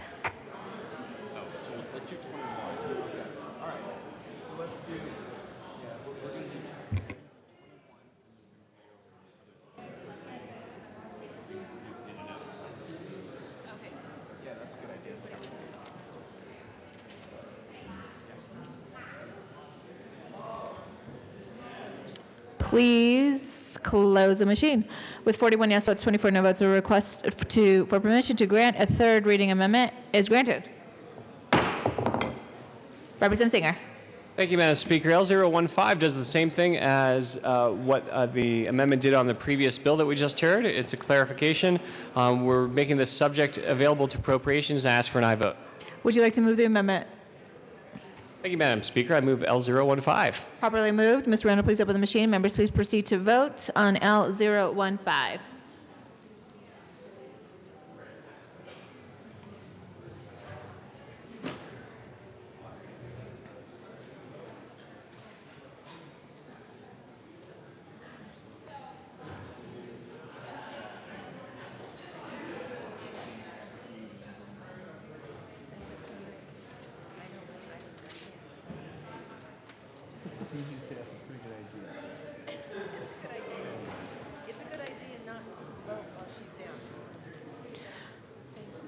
Representative Liston.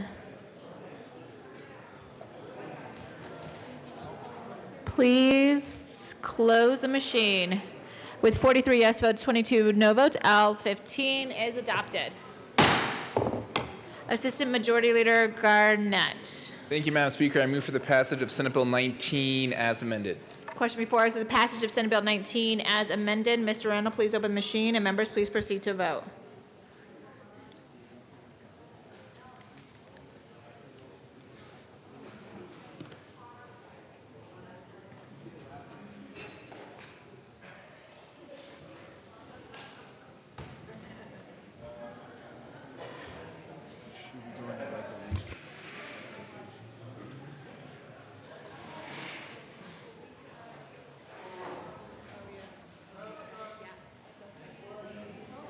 Representative Mitch Bush, Representative Landgraf, Representative Lebsock, Representative Catlin.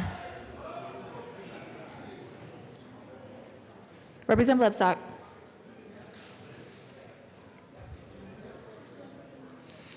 Please close the machine. With 48 yes votes, 17 no votes, Senate Bill 19 is passed as amended. Co-sponsors.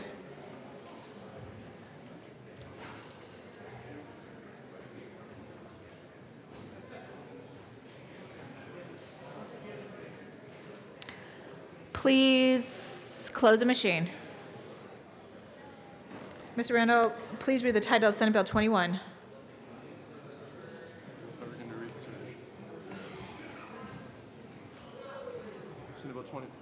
Senate Bill 21 by Senator Martinez and also Representative Singer concerning reentry services for persons with mental illness in the criminal justice system.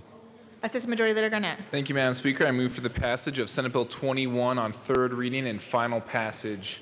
Question before us is the passage of Senate Bill 21 on third reading and final passage. Minority Leader Neville. Thank you, Madam Speaker. Members, I request permission to not request permission for a third reading amendment.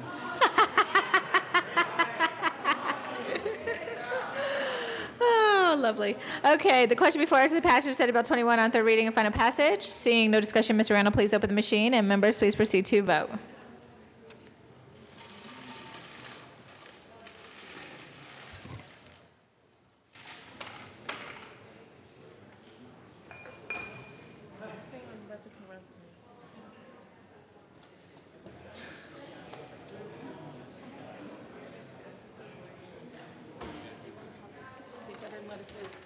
ASAP.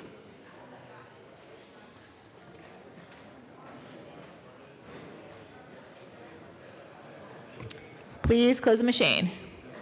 With 37 yes votes, 28 no votes, Senate Bill 21 is passed. Co-sponsors.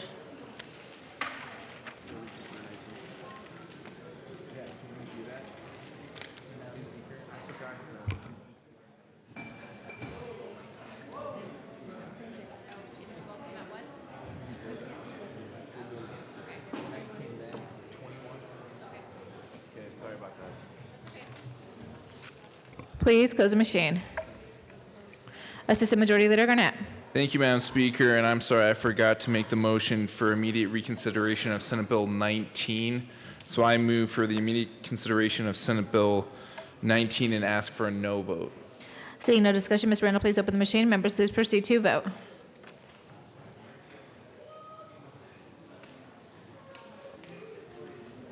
Sorry about that.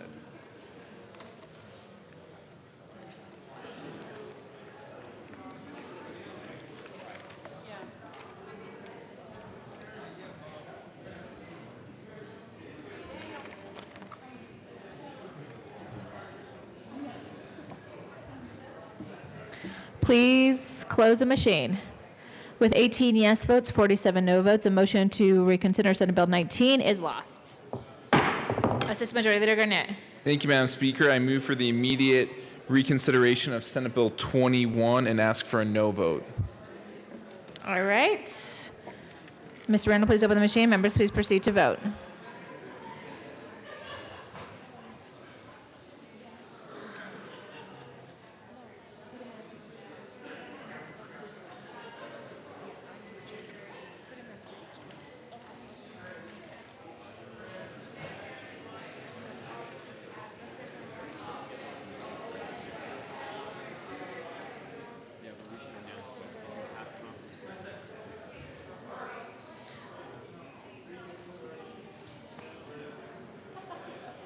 Representative Arntz, Representative Pabon.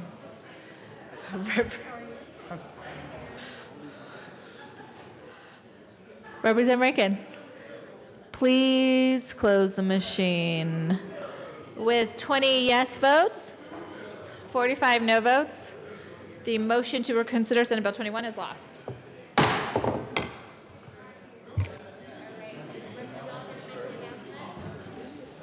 Assistant Majority Leader Garnett. Thank you, Madam Speaker. I move to lay over the balance of the third reading calendar until later today. All right. Seeing no objection, we will lay over the balance of the calendar until later today. Madam Majority Leader Becker. Thank you. Members, can I have your attention just to kind of go over what's happening?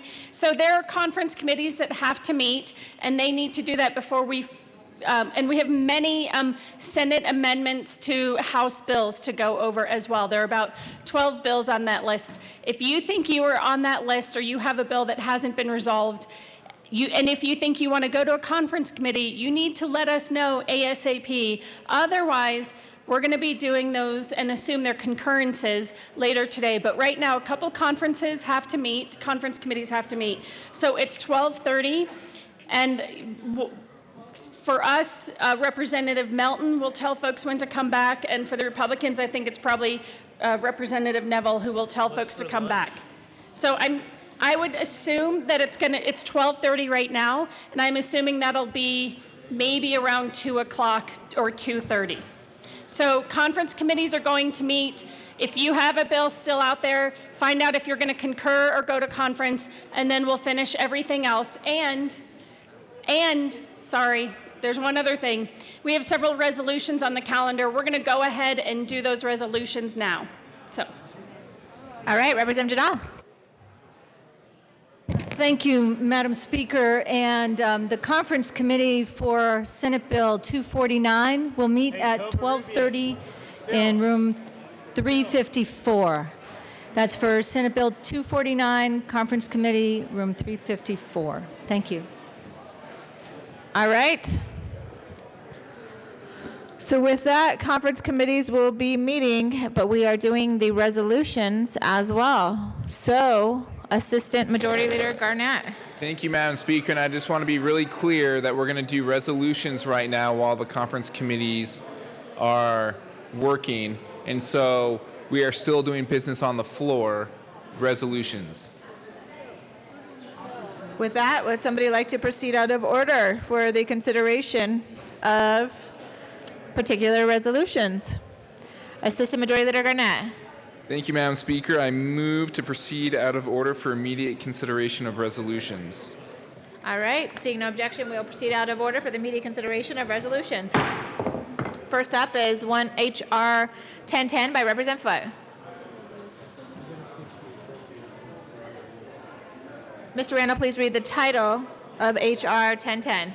House Resolution 1010 by Representative Foote concerning the impact of federal tax reform on the state and an encouragement to the state's congressional delegation to pass reforms that make the federal tax system simple, easy to understand, and not prone to tax avoidance efforts. Representative Foote. Thank you, Madam Speaker. I move H.R. 1010 and ask that it not be read at length. Properly moved. Representative Foote. Thank you, Madam Speaker. Members, I'm sure you've all read over this. Don't want to belabor the point, but this is just a message to Congress to make sure that they consider our needs, the state of Colorado's needs, and when they're looking at tax reform this year. Of course, federal tax reform impacts our state in many, many ways, and the bottom line is we want to make sure that people perceive the system as being fair, and it raises revenue for the state and the federal government, and we ask for an aye vote. All right. Seeing no discussion, the question before us is the passage of H.R. 1010. All those in favor signify by saying aye. Those opposed signify by saying no. H.R. 1010 passes. Is somebody going to make a motion on co-sponsors? Or shall we open the machine? All right. I just heard somebody said open the machine. Mr. Randall, please open the machine.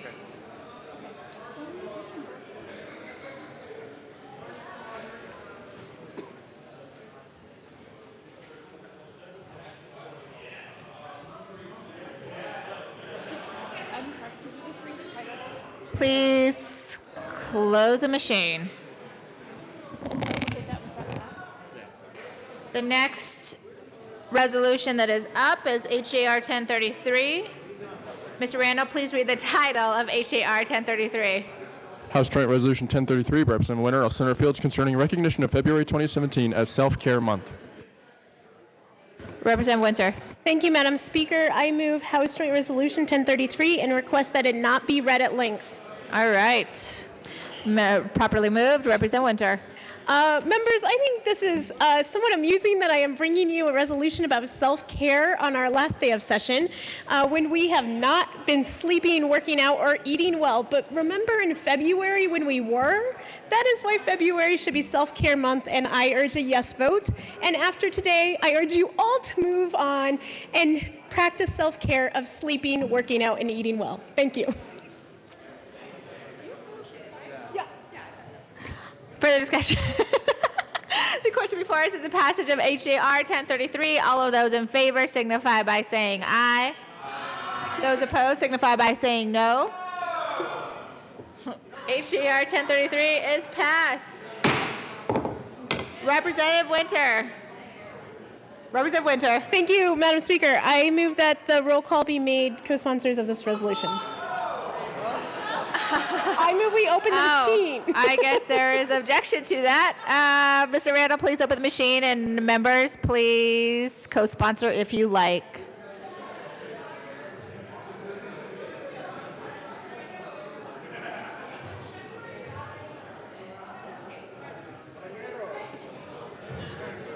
Please close the machine. Mr. Randall, please. Oh, Assistant Majority Leader Garnett. Thank you, Madam Speaker. I move to proceed out of order for immediate consideration of H.R. 171011. All right, seeing no objection, we will proceed out of order for the consideration of H.R. 1011. Mr. Randall, please read the title of H.R. 1011. House Resolution 1011 by Representatives Pedersen and McLaughlin concerning support for Colorado's national monuments. Representative Pedersen. Thank you, Madam Speaker. I move for the passage of HJR 1011 and ask that it not be read at length. All right. Further discussion, properly moved. Seeing none. Would you like to say anything about the resolution, Representative? I thought we were just going with it, but it's fine. We can just go with it too. This is a great one to co-sponsor. I ask that it's open for co-sponsors. All right. Seeing no further discussion, the question before us Colorado is the passage monuments. of HR. Oh, Representative McLaughlin. Our Colorado monument is in great danger of being not a Colorado monument anymore, and we want to keep it there. Thank you. All right. The question before us is passage of HR 1001. All of those in favor signify by saying aye. Those opposed signify by saying no. HR 1011 is passed. Mr. Randall, please open the machine, and members, please co-sponsor HR 1011 if you would like.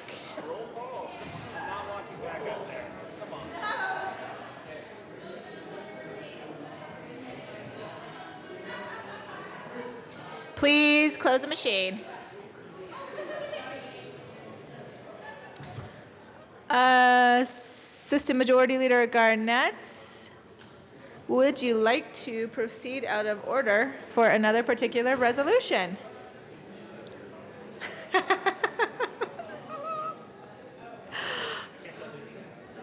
Or anybody? Do you want to recess? Okay, all right. The Assistant Majority Leader would like to recess. House stand in recess.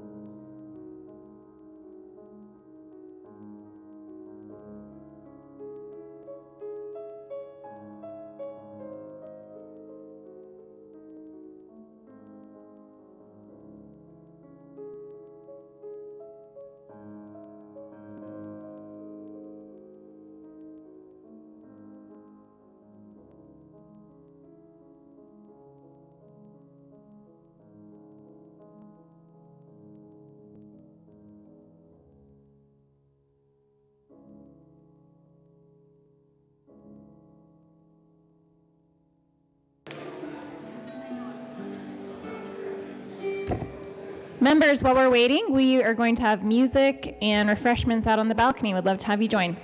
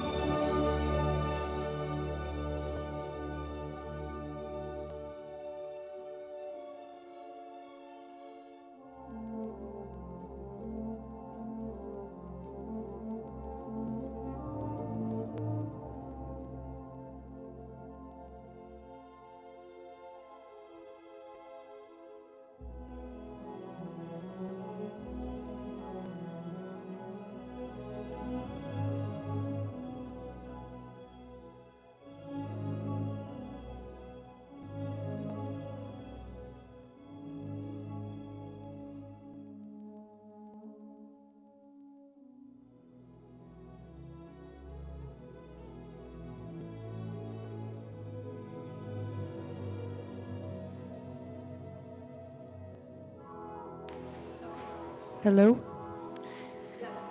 Hello, everybody. I just wanted to let you know that our very own Marianne Goodland is playing the harp live and in person right in front of my desk on the floor of the House chamber.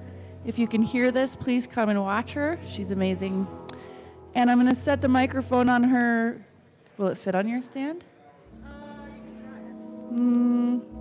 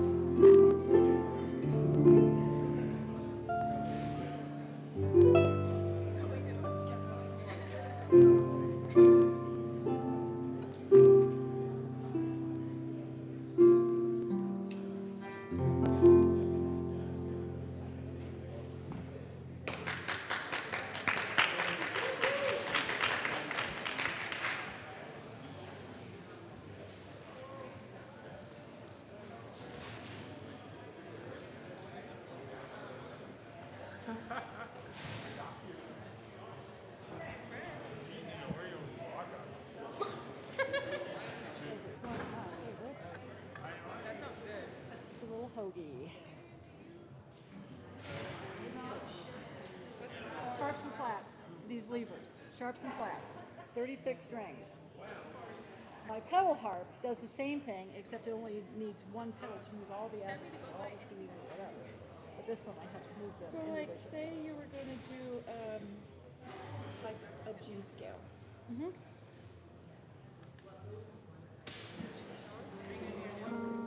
Oops.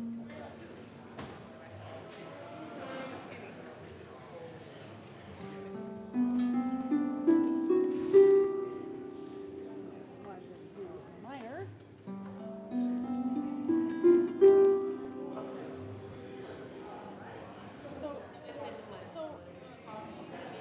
I play the piano, right? So the red strings are C's, the black or blue ones are F's, and then it's everything in between. Just like the piano, no different. Red is C? Yeah, and this is middle C right here.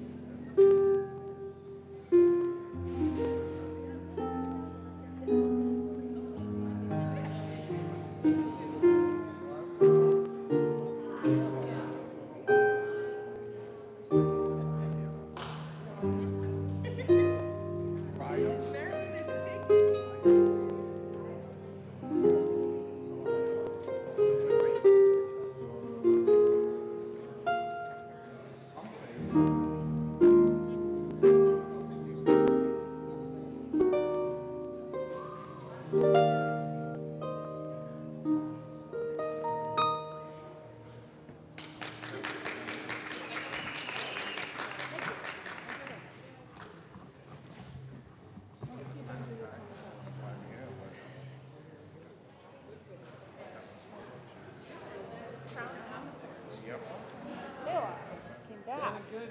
Thank y'all.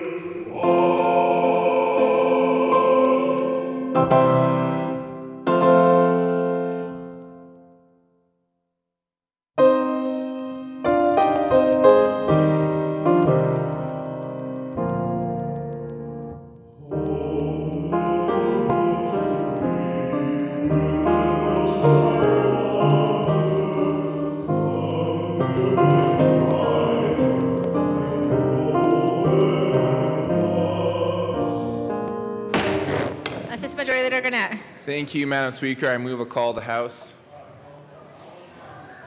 All right, a call of the House Jim, has been Jenny. properly raised. Mr. Randall, please open the machine. Thank you, members.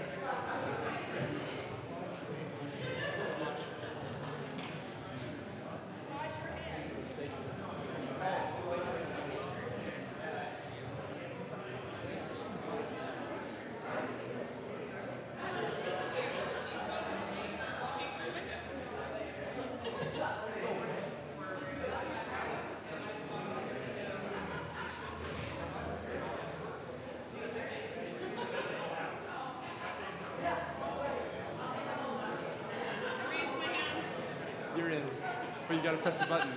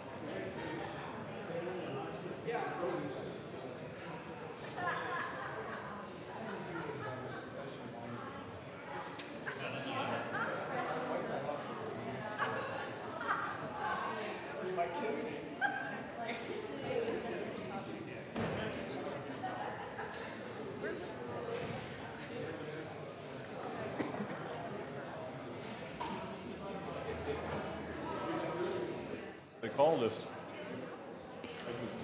Representatives Arndt, Beckman, Benavides, Bridges, Buck, Buckner, Catlin, Covarrubias, Gray, Hooten, Humphrey, Jackson, Kraft-Tharp, Landgraf, Lebsock, Lewis, Liston, Lundin, Melton, Navarro, Neville, Nordberg, Pabon, Pedersen, Rankin,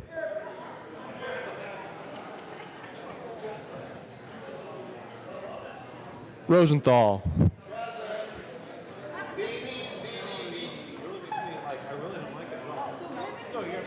Salazar, Sias, Singer, Valdez, Van Winkle, Williams,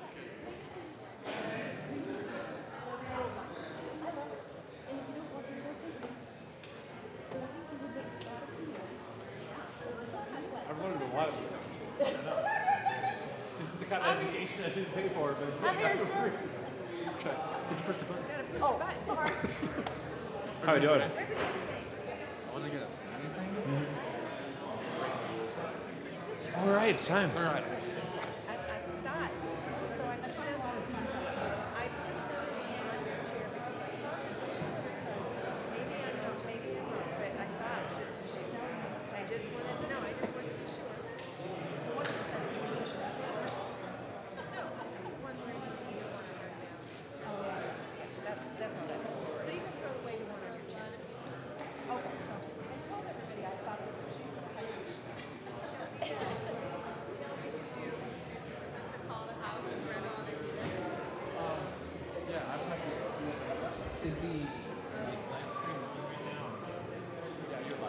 The internet is on right now. Broadcast. No, I wasn't. There's a joke I wanted to make at the mic. That's appropriate, to be clear. What? We're in a call house. Right, but like if you're on the online right now, you see just like the well and using that.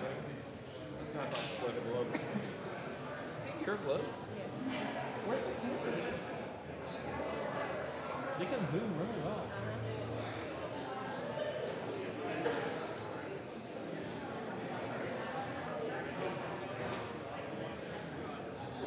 Representatives Benavides, Hooten, Humphrey, Jackson, Lewis, Melton, Navarro, Nordberg, Pabon, Salazar, Sias, Williams,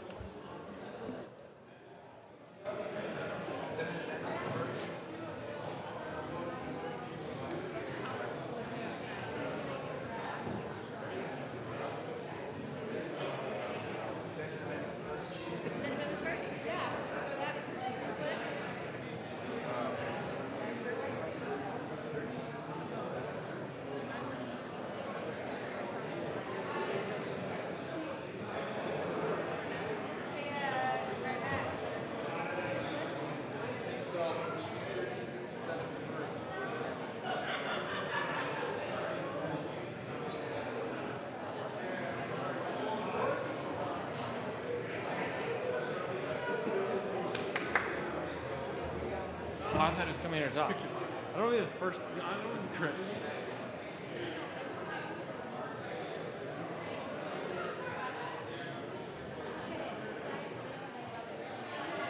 Jeff Kraft, where? No, Tim Kraft. How many crafts are there?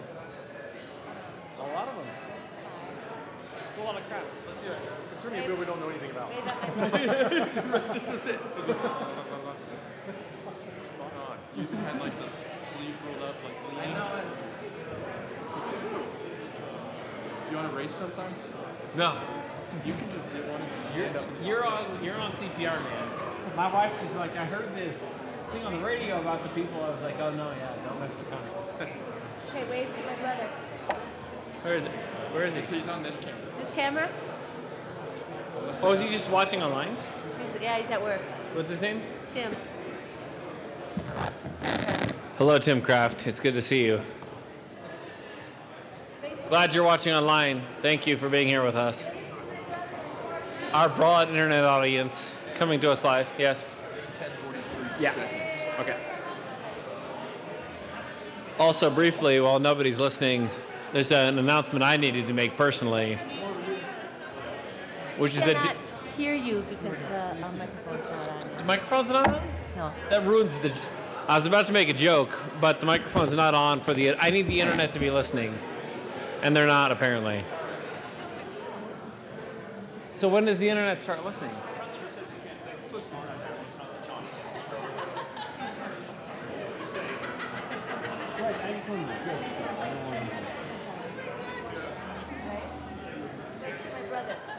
So the camera's on, but okay.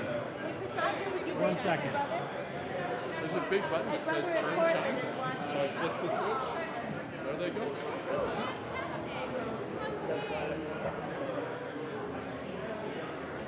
I've actually never, I want to go out there to hear them. I don't even know. Do you have a... Hey, Melton. 1367 first. You need to hold the call, Kimmy.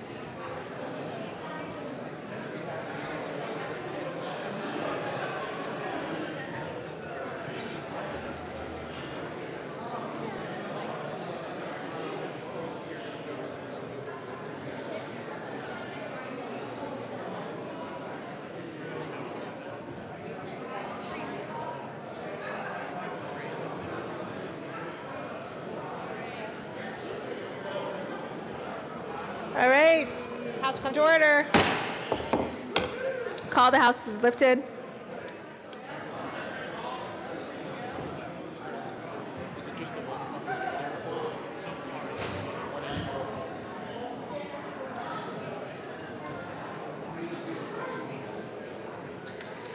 Reports, actually, conference committee reports. First report of the First Conference Committee on Senate Bill 184. This report amends the re-revised bill. Committee reports will For the be President of the presented Senate and the Speaker of the House of Representatives, your First Conference Committee appointed on Senate Bill 184 concerning measures to define lawful consumption of marijuana has met and reports that it has agreed upon the following. Signing of bills, resolutions, memorials. The Speaker has signed House Bill Signing of bills, 1070. resolution, memorials will be printed in the Journal. Delivery bills to the Governor. Chief Clerk of the House of Delivery bills Representatives to the reports. Governor will be printed in the Journal. A message from the Senate. Madam Speaker, the Senate has... Senate will be printed in the Journal. A message from the Reviser. We herewith transmit without Message from the comment. Reviser will be printed in the Journal. Assistant Majority Leader. Thank you, Garnett. Madam Speaker. Members, I'm going to give you an announcement on what we're going to do this afternoon. Assistant Majority Leader Garnett. Hi, members. Today's the last day. Did you guys know that? Today was the last day. So we're going to do Senate amendments to House bills first, as many as we can. Then we have a couple resolutions we're going to do, and then we're going to do conference committee reports. Everyone cool with that? All right. All right, so with that, we'll move forward. With that, we're going to start with consideration of Senate amendments.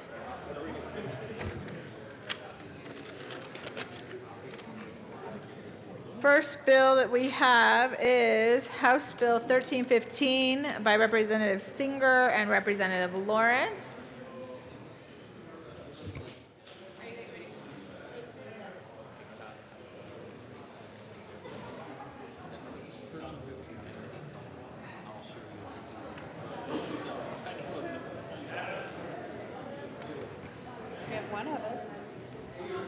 Mr. Randall, please read the title of House Bill 1315.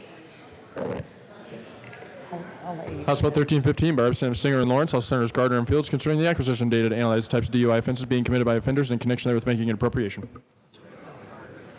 Representative Lawrence. Representative Singer. Thank you, Madam Speaker. I move that the House concur with Senate amendments to House Bill 1315. Okay, would you like to tell us why? I'm going to let Representative Lawrence do it. Representative Lawrence. Thank you, Madam Speaker. Thank you, Representative Singer. The Senate actually had a couple of good thoughts. I know it's a rare occasion, but it did happen. They added data from the Denver City Courts, and they changed the date of the report back to the original March 1st. So I would ask for your aye vote on concurrence. The question before us is whether to concur with Senate amendments to House Bill 1315. Seeing no further discussion, Mr. Randall, please open the machine. And members, please proceed to vote on the motion to concur.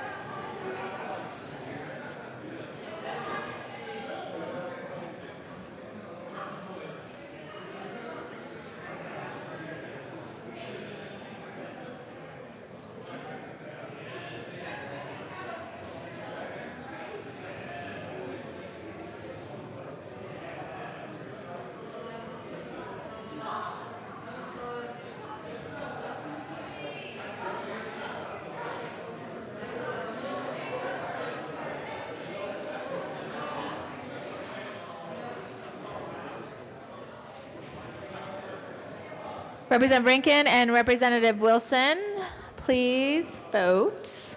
The motion to concur with Senate amendments to House Bill 1315. Please close the machine. With 59 yes votes, 5 no votes, and 1 excused, the motion to concur with Senate amendments to House Bill 1315 is passed. Assistant Majority Leader Garnett. Thank you, Madam Speaker. I move for the repassage of House Bill 1315 as amended. Question before us is a repassage of House Bill 1315 as amended. Seeing no further discussion, Mr. Randall, please open the machine, and members, please proceed to vote.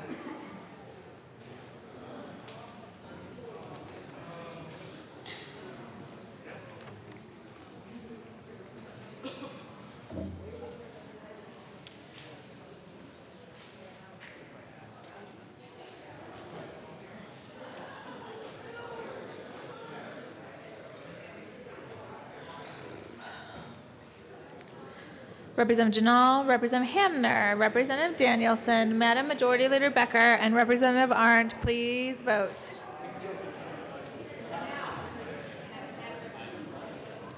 Please close the machine. With 34 yes votes, 0 no votes, and 1 excuse, House Bill 1315 is repassed as amended. Co-sponsors.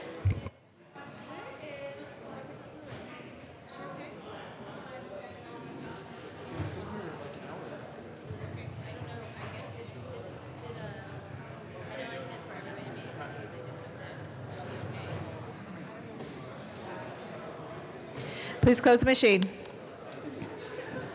The next bill is House Bill 1043. Mr. Randall, please read the title of House Bill 1043.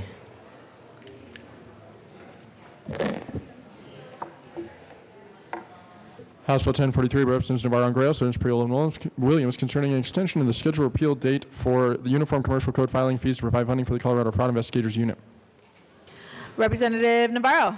Thank you, Madam Speaker. I move to concur with the Senate amendments. The question before us is motion to concur with Senate amendments. Would you like to tell us why? Representative Gray. Thank you, Madam Speaker. This bill, as we originally passed it here in the House, extended fees that are actually really important for fighting white-collar crime for 1 year because of some objections from the Secretary of State's office for moving beyond that, which means that you all will get to hear this bill again next year from the two of us. And so if you would like to wait instead until 2020, which the Senate amended it to, means you don't have to hear from us until 2020. So it's a reason to maybe support it. But yes, we extended the sunset from a 1 year to 3 years for fighting white-collar crime. We'd ask for a yes vote. Question before us is a motion to concur with said amendment to House Bill 1043. Mr. Randall, please open the machine, and members, please proceed to vote.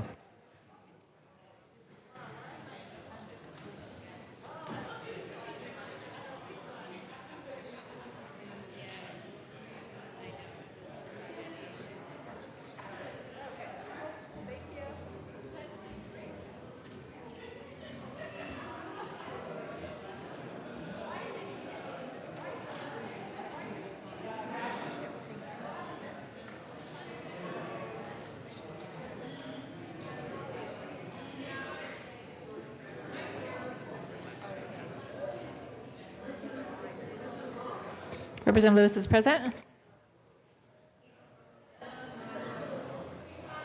Amner, you have to vote.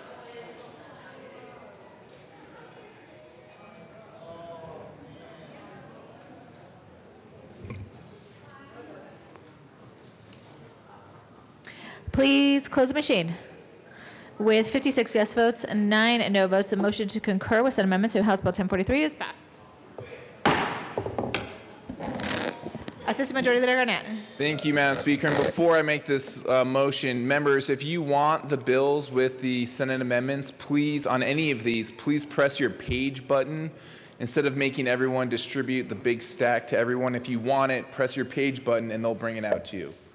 Does that make sense to everyone? Or it's available on your iPads. With that, I move for the repassage of House Bill 1043 as amended. All right, seeing no further discussion, Mr. Randall, please open the machine, and members, please proceed on the motion to repass House Bill 1043 as amended.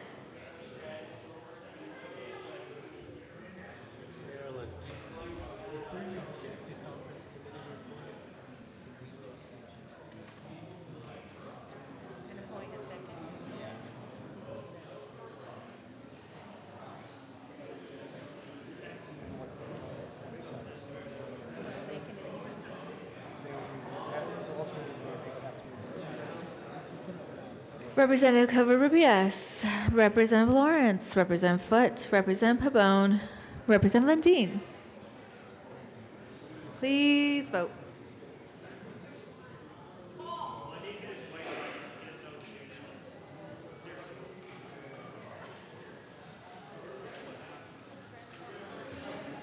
Representative Foote. Please close the machine. With 45 yes votes, 20 no votes, House Bill 1043 is repassed as amended. Co-sponsors.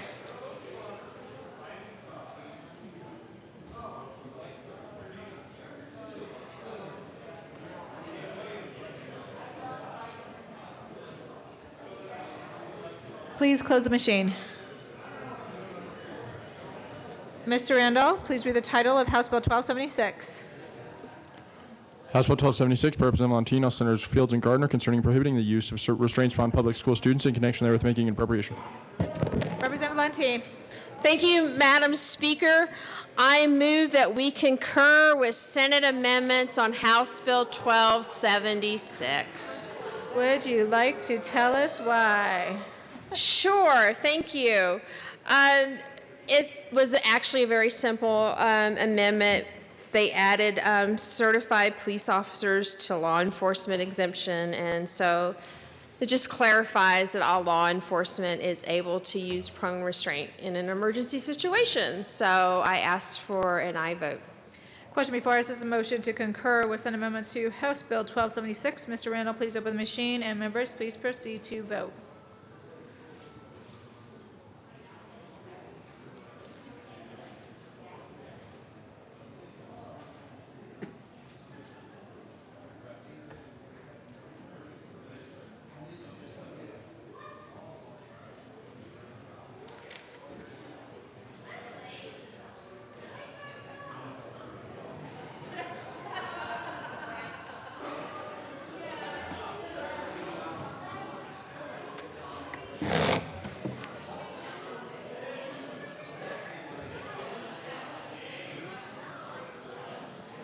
Jenny.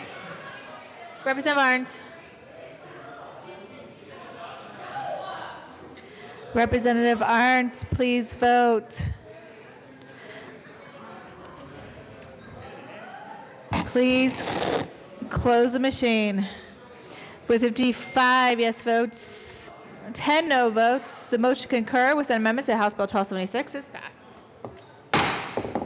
Assistant Majority Leader Garnett. Thank you, Madam Speaker. I move for the repassage of House Bill 1276 as amended. Question before us is the repassage of House Bill 1276 as amended.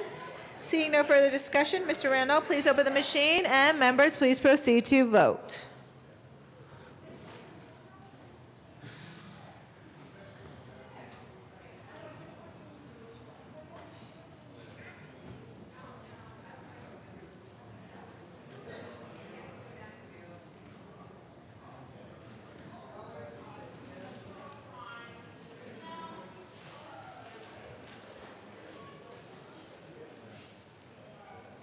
Please close the machine. With 38 yes votes, 27 no votes, House Bill 1276 is repassed as amended. Co-sponsors.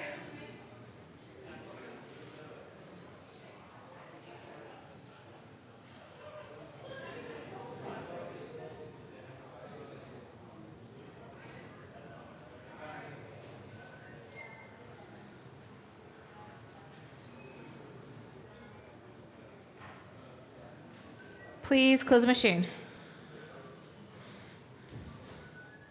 Mr. Randall, please read the title of House Bill 1326. House Bill 1326, Representative Lee, all Senators Gardner and Kagan, concerning creation of the Justice Reinvestment Crime Prevention Initiative, and in connection therewith funding the initiative, savings created by parole reforms and making, reducing, and appropriation. Representative Lee. Thank you, Madam Speaker. I request and move that we concur with the Senate amendments. Would you like to tell us why? The Senate actually put on some amendments which complied with requests from the OSPB to provide some additional oversight by their office and to hold back some of the grant money in this program until the savings were actually accrued. So it seems like a pretty good idea, and request your support. Okay, Representative Lee, can we just make sure the record is clear? Can you just say, I move to concur? I move to concur.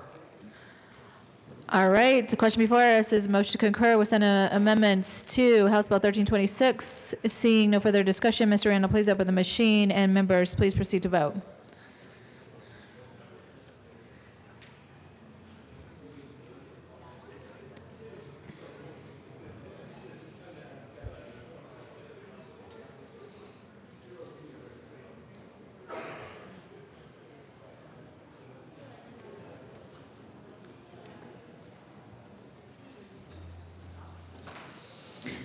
Please close the machine. With 65 yes votes, 0 no votes, motion to concur with amendment to House Bill 1326 is passed. Assistant Majority Leader Garnett. Thank you, Madam Speaker. I move for the repassage of House Bill 1326 as amended. Question before us is a repassage of House Bill 1326 as amended. Seeing no further discussion, Mr. Randall, please open the machine, and members, please proceed to vote.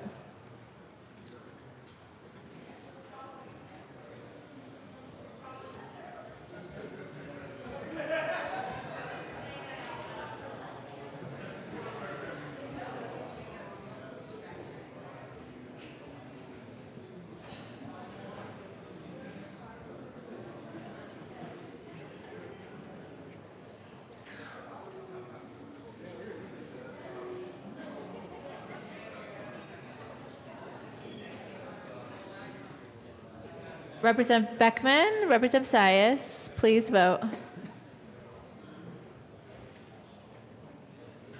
Please close the machine. With 37 yes votes, 28 no votes, House Bill 1326 is repassed as amended. Co-sponsors.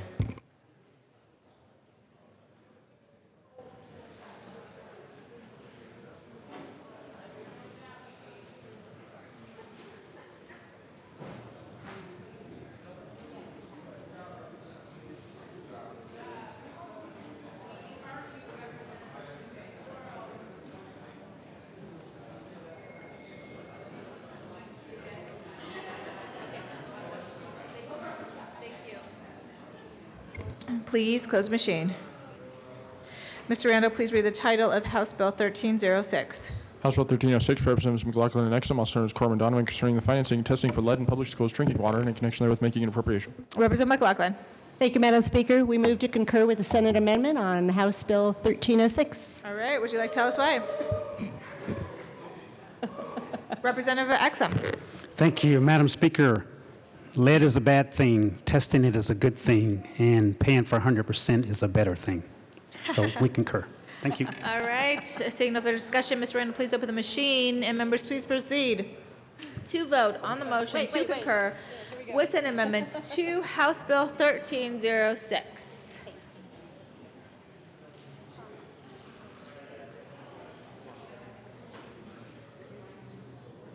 Members, please vote on the motion to concur with Senate amendments to House Bill 1306.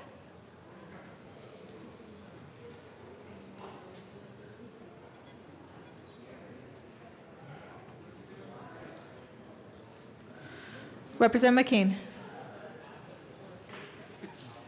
Please close the machine. With 52 yes votes, 13 no votes, the motion concur with Senate amendments to House Bill 1306 is passed.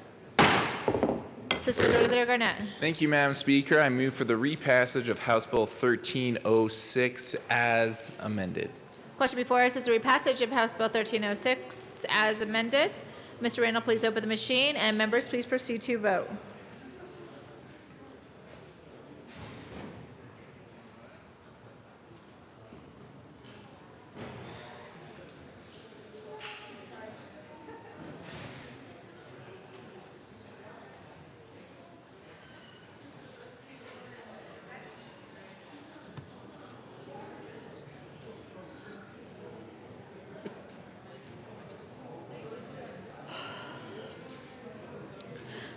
Please close the machine.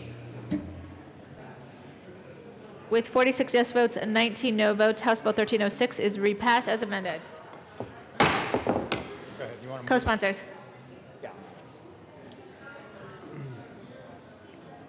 Please close the machine. Mr. Randall, please read the title of House Bill 1303. House Bill 1303 by Representatives Weston Lee, all Senators Gardner and Kagan, concerning the judicial performance evaluation system in connection therewith making an appropriation. Assistant Minority Leader West. Thank you, Madam Speaker. I move that we concur with the Senate amendments to House Bill 1303. All right, would you like to tell us why? Representative Lee. Thank you, Madam Speaker. This is an amendment to enable the local commissions to request more data about a judge's case management of their local cases. So it provides the local commissions with additional material upon which to measure the effectiveness of the judge in managing his docket. We'd ask for an aye vote. All right. Question before us is a motion to concur with Senate amendments to House Bill 1303. Mr. Randall, please open the machine, and members, please vote.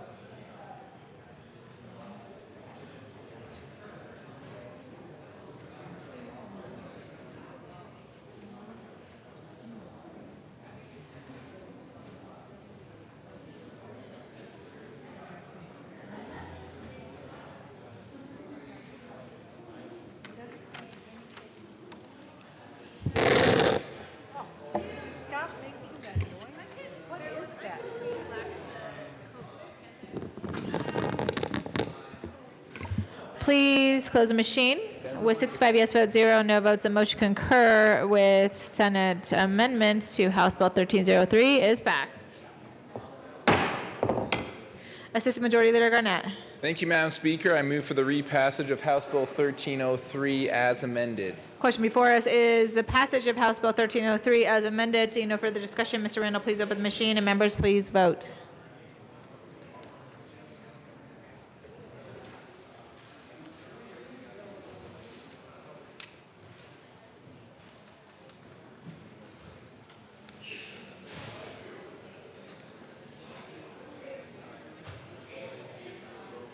Madam Majority Leader, Representative Lebsack, Representative McLaughlin, Representative Mitch Bush, Representative Willett, please vote. Please close the machine. With 65 yes votes, 0 no votes, House Bill 1303 is repassed as amended. Co-sponsors.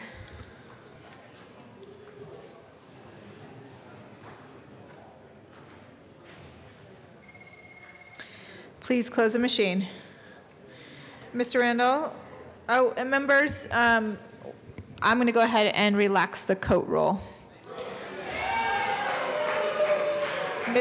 Mr. Randall, please read the but only if you guys pay attention and vote. So, Mr. Randall, please read the title of House Bill 1204. House Bill 1204 by Representative Lee, Senator Cook, concerning juvenile delinquency record expungement in connection therewith making an appropriation. Representative Lee. Thank you, Madam Speaker. I move to concur with the Senate amendments. All right. Would you like to tell us why? I wore them down. Seems like there's a pattern developing here. The Senate just corrected a statutory reference and then added the Division of Youth Corrections to the agencies that can be notified in the event of a record expungement. Request an aye vote. All right. Question before us and motion to concur with Senate amendments to House Bill 1204. Seeing no discussion, Mr. Randall, please open the machine, and members, please proceed to vote.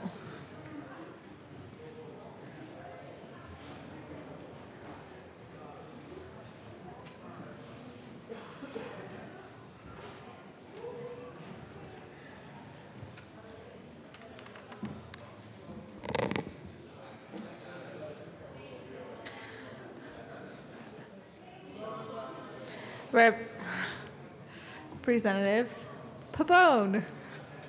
Surprise, surprise. Please close the machine. With 65 yes votes, 0 no votes, the motion to concur with Senate Amendment 2, House Bill 1204 is passed. Assistant Majority Leader Garnett. Thank you, Madam Speaker. I move for the repassage of House Bill 1204 as amended. Question before us is a repassage of House Bill 1204 as amended. Mr. Randall, please open the machine, and members, please proceed to vote.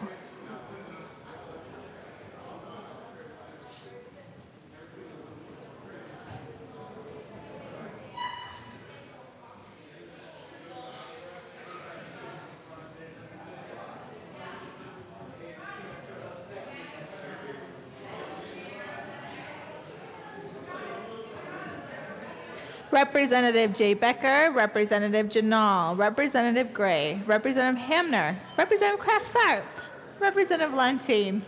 Please vote. Please close the machine. With 65 yes votes, 0 no votes, House Bill 1204 is repassed as amended. Co-sponsors.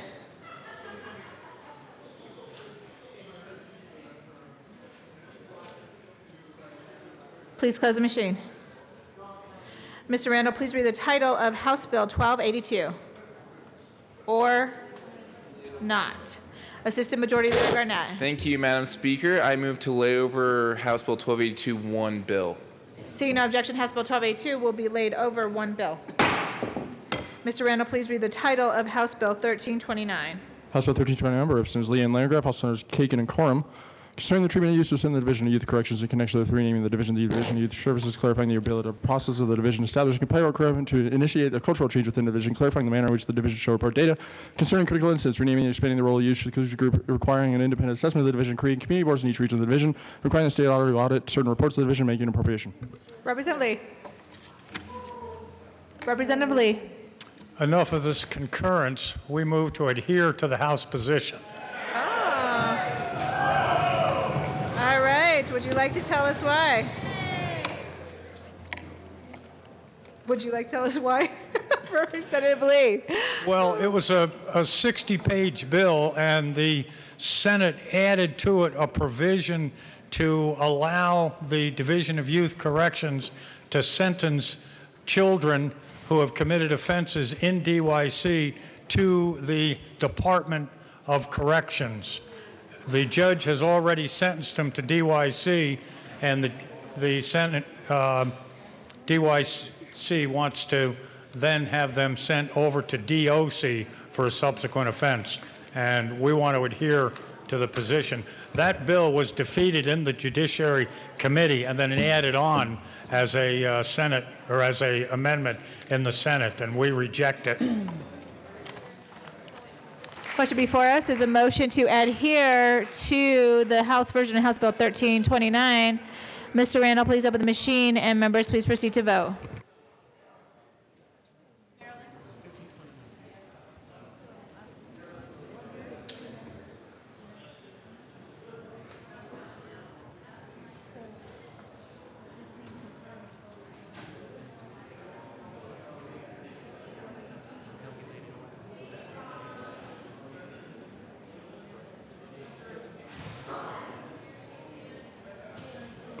Madam Majority Leader Becker.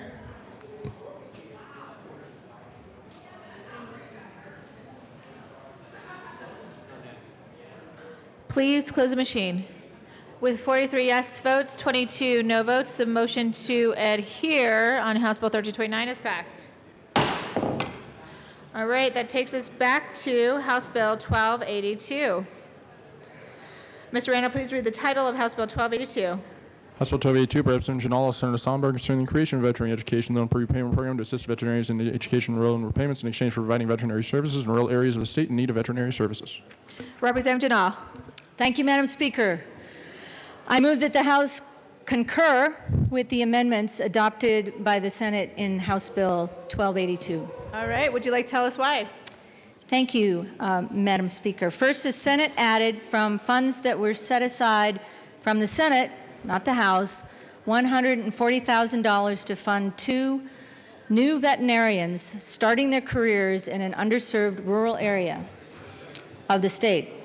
The second reason is the administration of the veterinarian education program is to be accomplished within the existing appropriations, and the repayment incentive is to be made with the money that's now appropriated within this bill, and together with any gifts, grants, and donations that are received.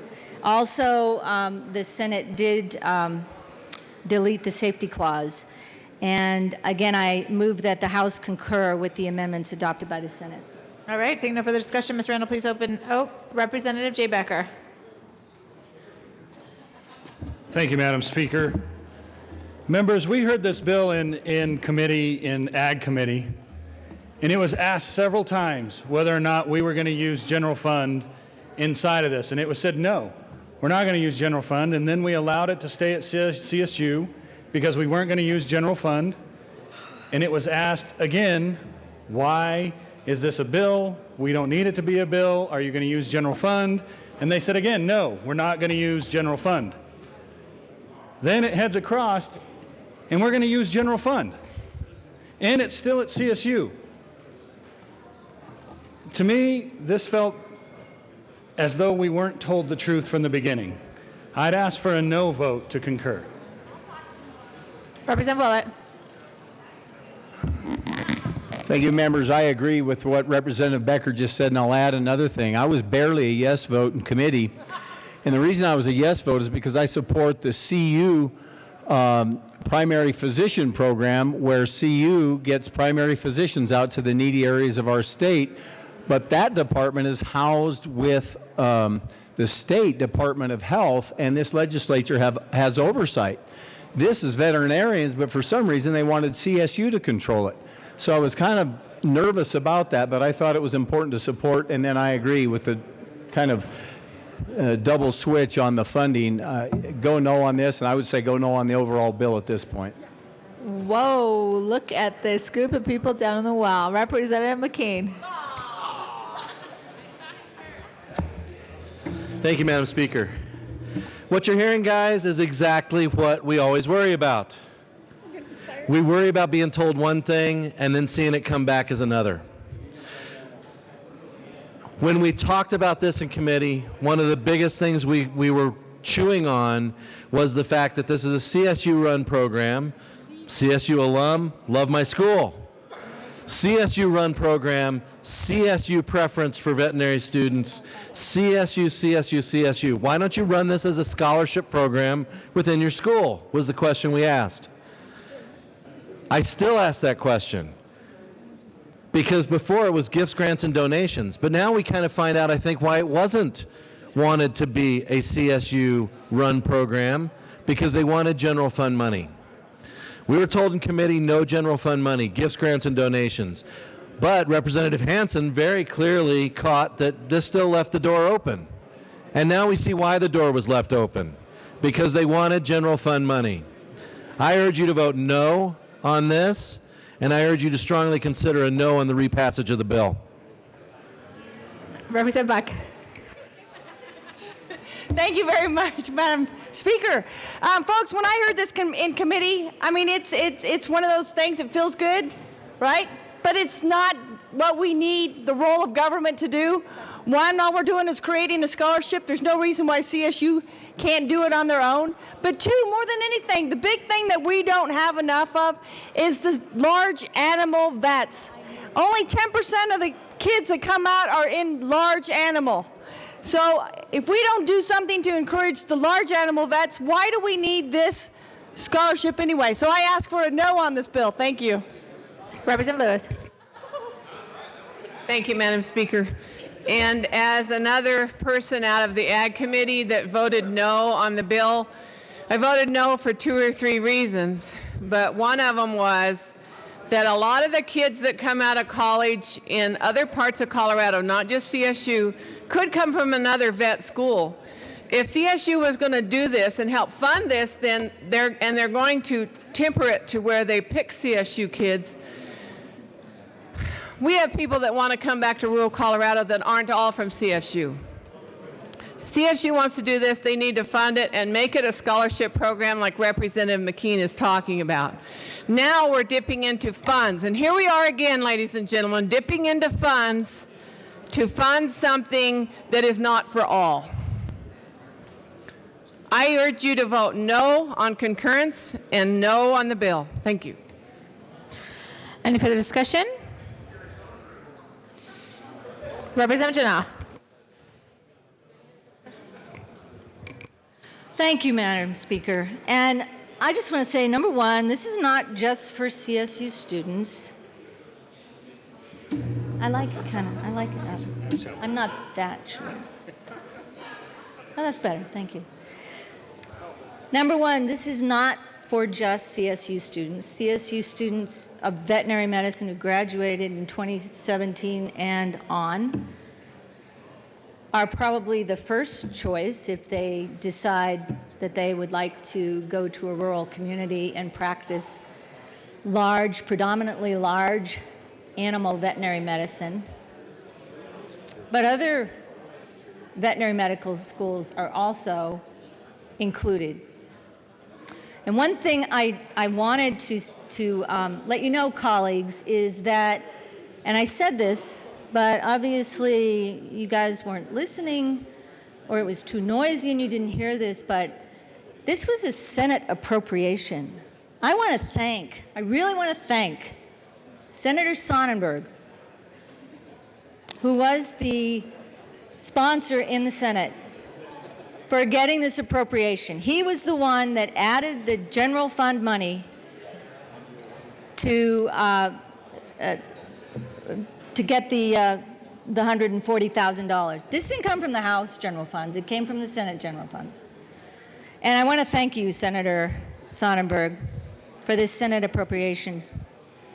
And it really recognizes the need for rural, large animal veterinarians and giving them an opportunity to build a practice in an area where they may not be able to with some loan forgiveness.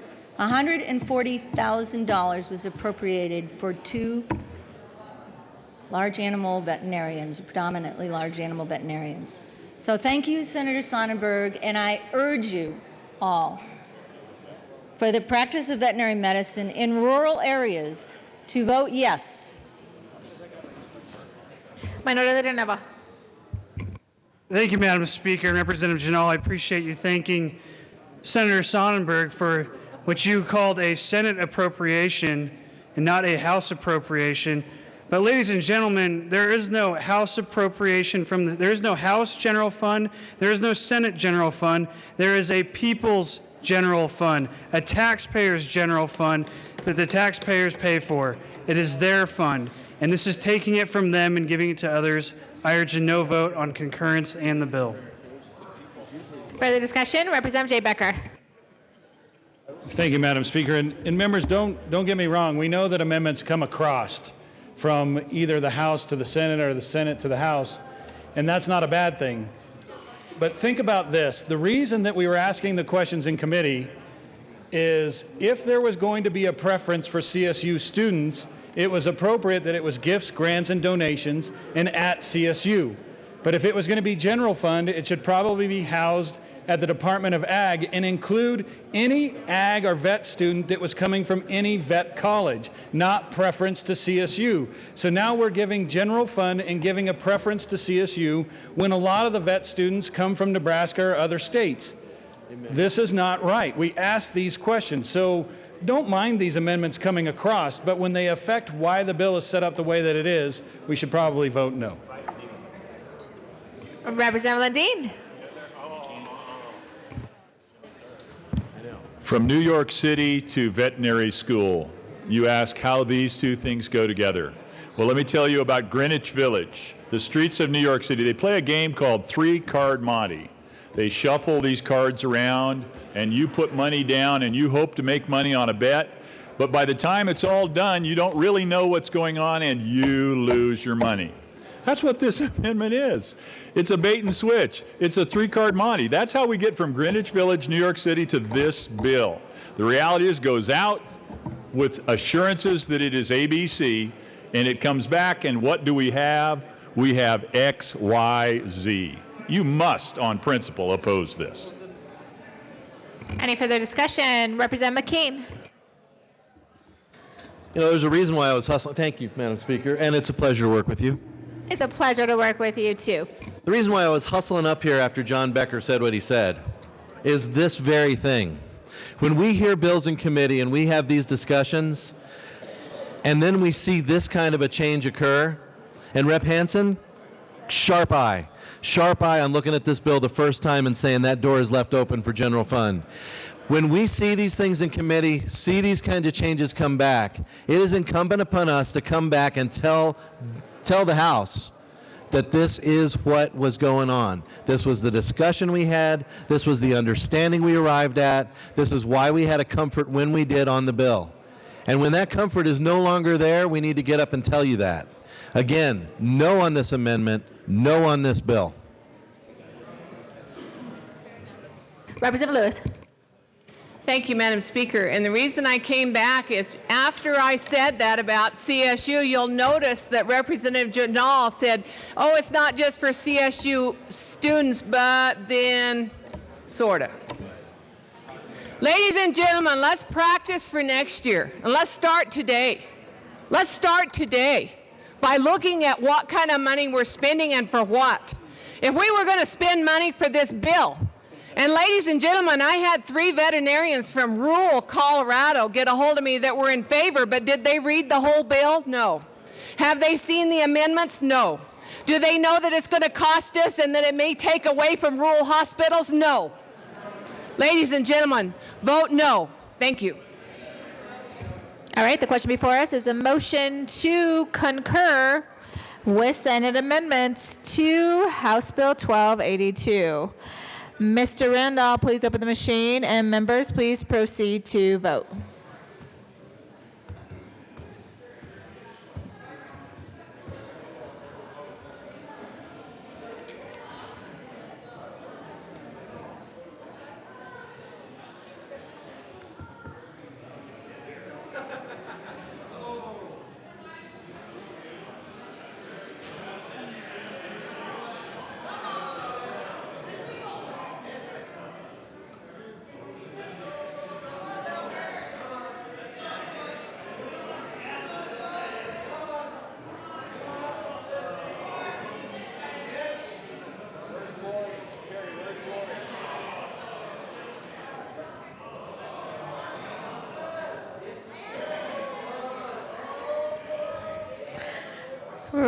Representative Sane.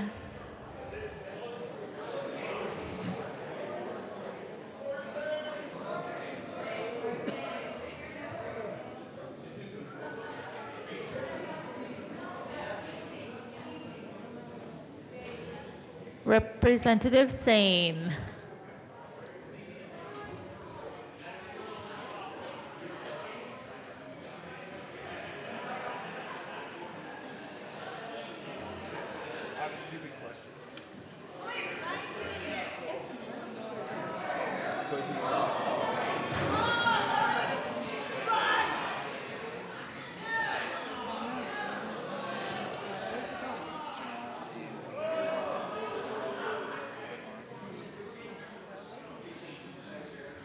Mr. Randall, please.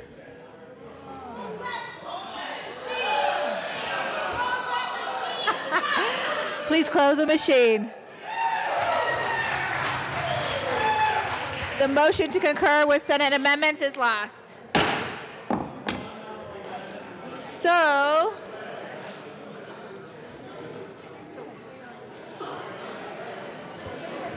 the House will stand in a very, very brief recess.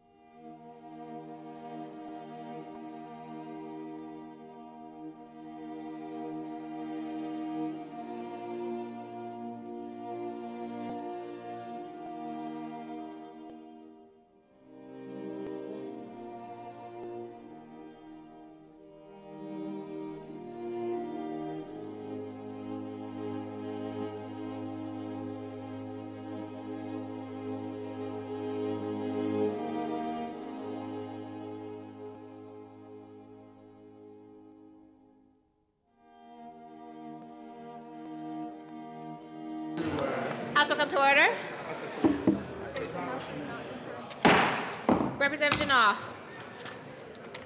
Thank you, Madam Speaker. Since the House did not concur with the Senate amendments, I am asking for a second conference committee. All right, would you like to make a motion? I move to have a second conference committee for It's a first conference House committee. Bill 1282. It's a first conference committee, Representative Janal. So, My second conference. All right. Representative Janal. Thank you, Madam Speaker. Then I move that the House have a conference committee for House Bill 171282. All right, members, you have heard the motion. Mr. Randall, please open the machine, and members, please proceed to vote to move House Bill 1282 to a conference committee.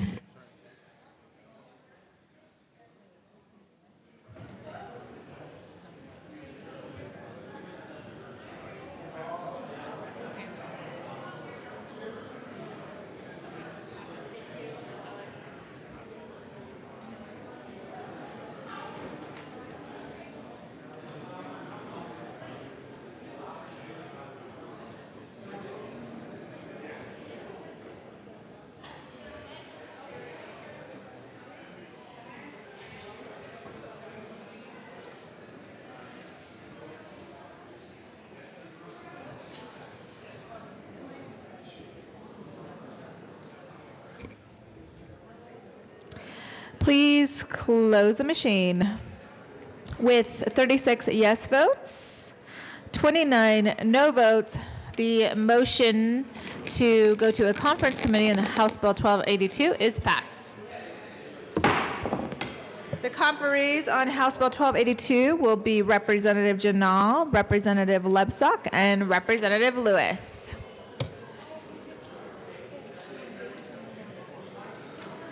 All right, and I also have another announcement on Senate Bill 306. The House conferees are going to be Representative Lawrence, Madam Majority Leader Becker, and Representative Mitch Bush. Assistant Majority Leader Garnett.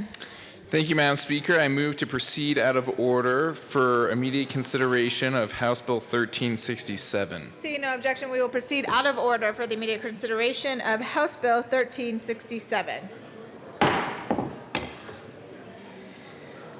Representative Pabon and Representative Arndt, your bill is up.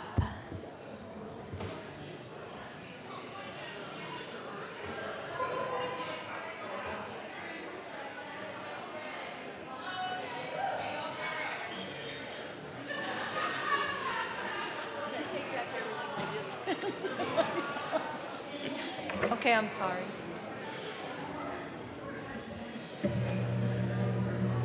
Take it all the way down. You go. It's all you, DP.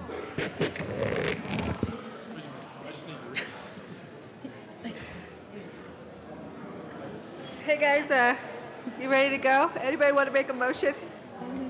Mr. Randall, please read the title of House Bill 1367. House Bill 1367 by Representatives Pabon and Arndt, also Senators John and Baumgartner, concerning marijuana research authorization in connection therewith making an appropriation. Representative Pabon. Thank you, Madam Speaker. Madam Speaker, I move the House concur with Senate amendments to House Bill 1367. All right, properly moved. Would you like to tell us why?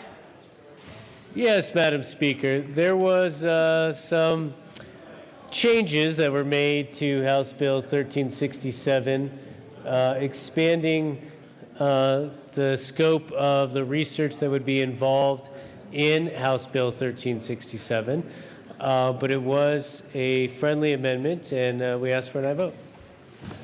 Okay, the question before us is a motion to concur with Senate amendments to House Bill 1367.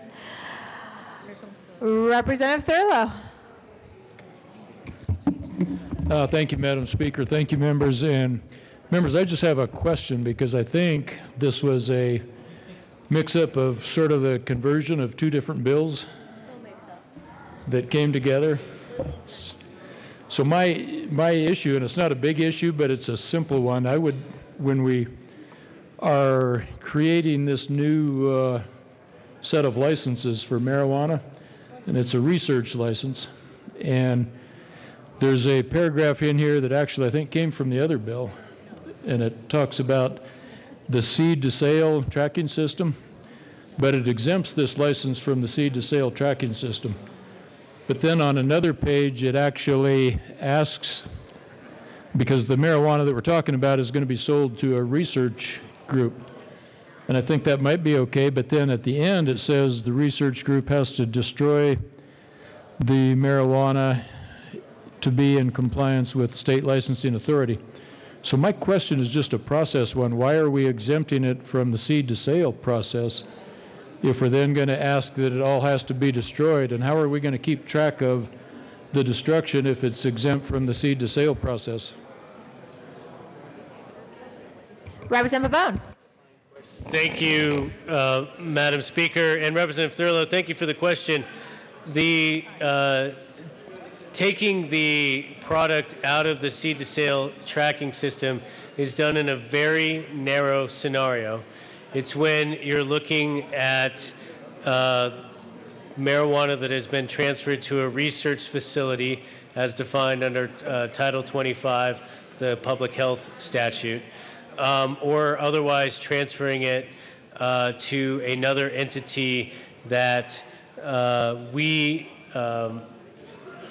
the quantity of which is set by the Department of Revenue such that we're not talking about a large crop or a large amount of product that's being transferred, but it's simply for the purpose of putting it inside the research facility, which research facility would not otherwise be subject to the licensing provisions of House Bill 1367. But to be clear, the licensing provisions, the seed to sale tracking provisions that were contained in House Bill 1367 are still there. So we have this robust seed to sale tracking system for nearly the entire bill. There are certain exceptions in that for a small quantity of product that will be determined by the Department of Revenue. Again, any of which that is not used will be destroyed, and only when it's transferred to a research facility or other similar type of controlled environment for research. Representative Willett. Thank you, Madam Speaker. Members, I came down here and spoke on seconds because we heard this in agriculture. And what I said was, we heard testimony that this would add to the gray market problem. One of my members rebutted me and said, well, we heard it in finance and that's not what we heard. We had a different set of witnesses. The witnesses in ag were 3 former CSU professors who were doing research, and I asked them, are you doing anything about medicinal to find out whether it is curative of disease, or are you just working on potency and productivity of the plants? Just potency and productivity of the plants. So this was about recreational marijuana. Then I heard in finance it was presented as medicinal only. I was also told, oh, don't worry, we're subject to the seed to sale. Now this amendment, we're not subject to the seed to the sale. The testimony from the Department of Marijuana Enforcement was they were concerned that this would add to the gray market potentials. This is yet another license, and it's even the slippery slope we're seeing, no longer subject to seed to sale. Vote no. We're trying to push back on the black and gray market. Let's not let the almighty dollar, yes, $4 billion or $2 billion, let us slide further and further down this road. Let's find out the true medicinal benefits. Let's stop the slippery slope of marijuana. Any further discussion? Question before us is a motion to concur with Senate amendments to House Bill 1367. Mr. Randall, please open the machine, and members, please proceed to vote.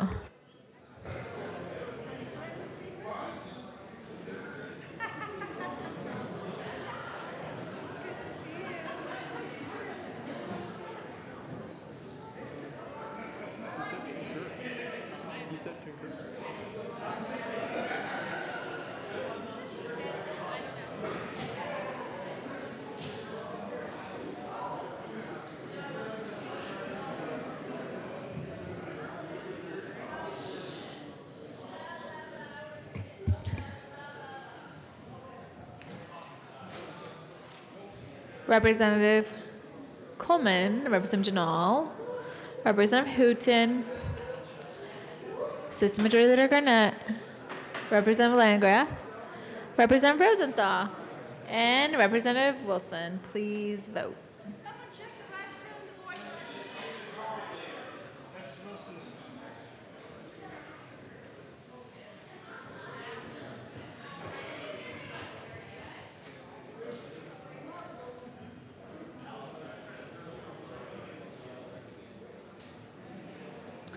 Please close the machine.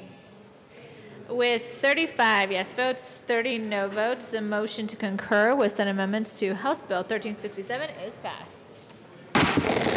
System Majority Leader Garnett. Thank you, Madam Speaker. I move for the repassage of House Bill 1367 as amended. Question before us is the repassage of House Bill 1367 as amended. Seeing no further discussion, Mr. Randall, please open the machine, and members, please proceed to vote.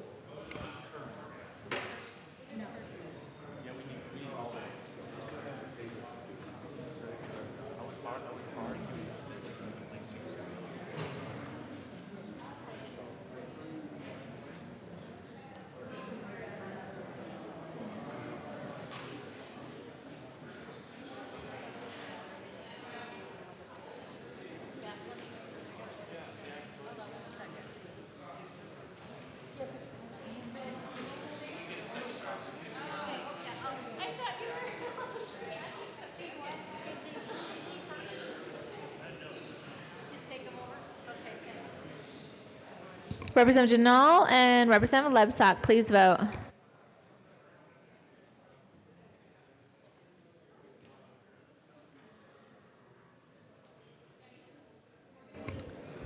Please close the machine.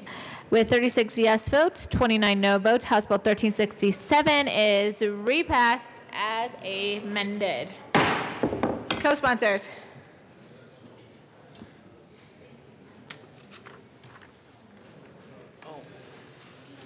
Please close the machine. Assistant Majority Leader Garnett. Thank you, Madam Speaker. I move to be removed as a co-sponsor of House Bill 1367. Assistant Majority Leader Garnett will be removed as a co-sponsor to House Bill 1367. Order. Assistant Majority Leader Garnett. Thank you, Madam Speaker. I move to lay over House Bill 1313 till the end of the consideration of Senate amendments calendar. Seeing no objection, House Bill 1313 will be laid over. Mr. Randall, please read the title of House Bill 1284. House Bill 1284 by Representatives Lantino, Senators Aguilar, and Gardner concerning protecting at-risk adults from mistreatment by establishing a check of the Colorado Adult Protective Services data system for persons employed to provide direct care to at-risk adults and in connection therewith making an appropriation. Representative Lantine. Thank you, Madam Speaker. So here I am again asking my fellow House members to concur with Senate amendments to House Bill 1284. All right. Would you like to tell us why? Thank you, Madam Speaker. So there were several amendments added that clarified that written notice will be given by a county department to a person who's substantiated in a case of mistreatment of an at-risk adult. Allows a person or entity conducting employee screening on behalf of an employer to request a CAPS check. Basically, that was to allow private companies to be able to do that on behalf of our facilities so that this could be done altogether. And they must provide the employer with the checks, with the results of the check, and they are also subject to the same protections and requirements with respect to confidentiality and use of the CAPS information as an employer who would check the CAPS database, and that nothing in the bill prohibits an employer from hiring someone prior to receiving the results of the CAPS check. I ask for an aye vote. Question before us is a motion to concur with Senate amendments to House Bill 1284. Mr. Randall, please open the machine, and members, please proceed to vote.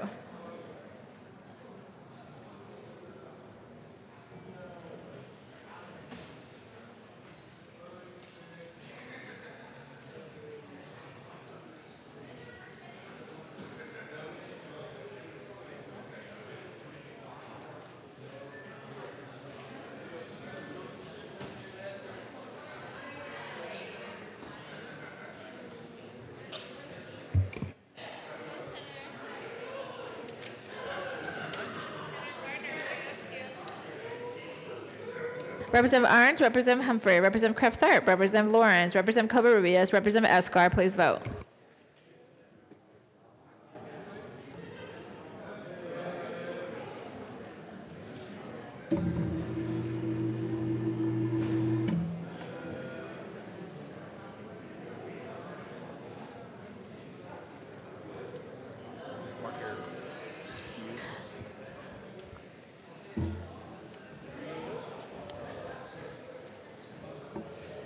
Representative Escar is excused. Please close the machine. With 64 yes votes, 0 no votes, and 1 excuse, the motion to concur with Senate amendment to House Bill 1284 is passed. Assistant Majority Leader Garnett. Thank you, Madam Speaker. I move for the repassage of House Bill 1284 as amended. Question before us is the repassage of House Bill 1284 as amended. Seeing no discussion, Mr. Randall, please open the machine, and members, please proceed to vote.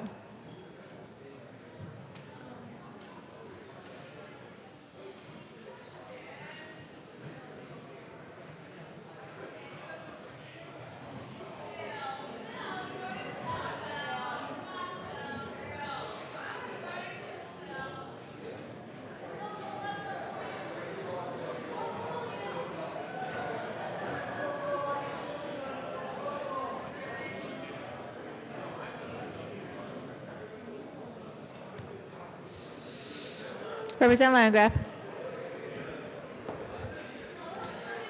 Please close the machine. With 39 yes votes, 25 no votes, and 1 excuse, House Bill 1284 is repassed as amended. Co-sponsors.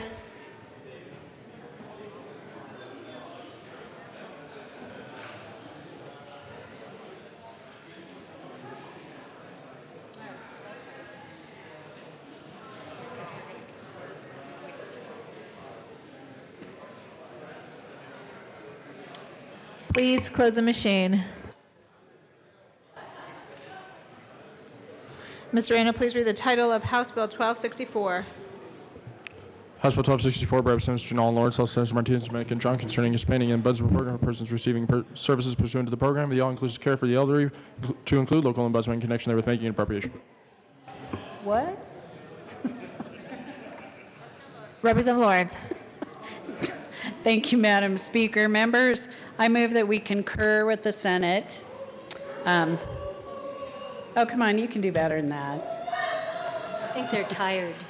You're getting tired, aren't you? That's so sad. So the Senate actually reduced the fiscal note down to $75,000, so we're funding 1 FTE with this program. All right. I ask for a yes vote. All right. Seeing no further discussion, the question before us is a motion to concur with Senate Amendment to House Bill 1264. Mr. Randall, please open the machine, and members, please proceed to vote.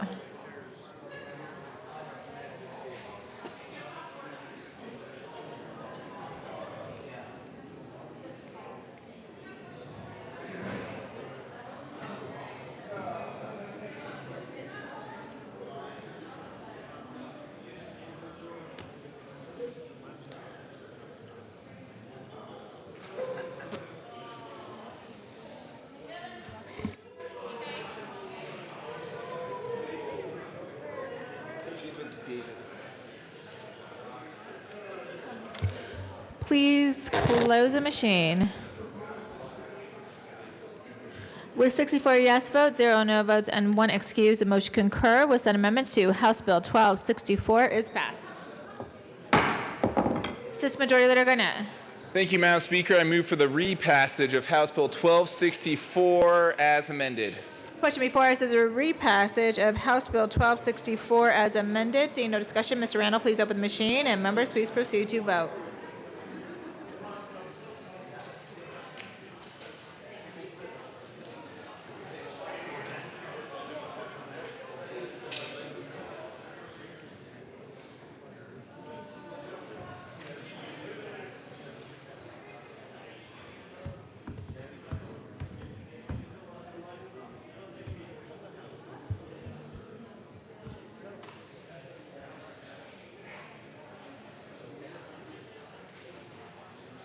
Representative Arndt, Representative Hamner, Representative Hooton, Representative Kraft-Tharp, Representative Lantine.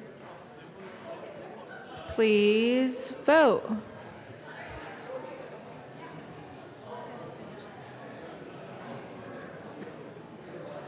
Please close the machine.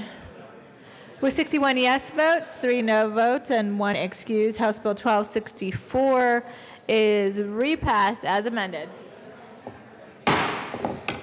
Co-sponsors.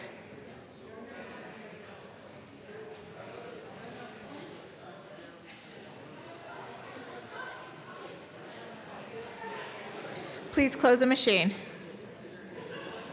Mr. Randall, please read the title of House Bill 12, please read the title of House Bill 1231. House Bill 1231 by Representatives Arndt and Lawrence, all Senators Tate and Swallow concerning a reorganization statute governing the authority of the Commissioner of Insurance. Again, I ask that we concur with Senate amendments. Would you like to tell us why? Yes, thank you, Madam Speaker. The Senate actually did something good, and they reduced the amount of the penalties that could be levied on insurance industries after a market conduct review. So I would ask for an aye vote. Question before us is a motion to concur with Senate amendments to House Bill 1231. Seeing no further discussion, Mr. Randall, please open the machine, and members, please proceed to vote.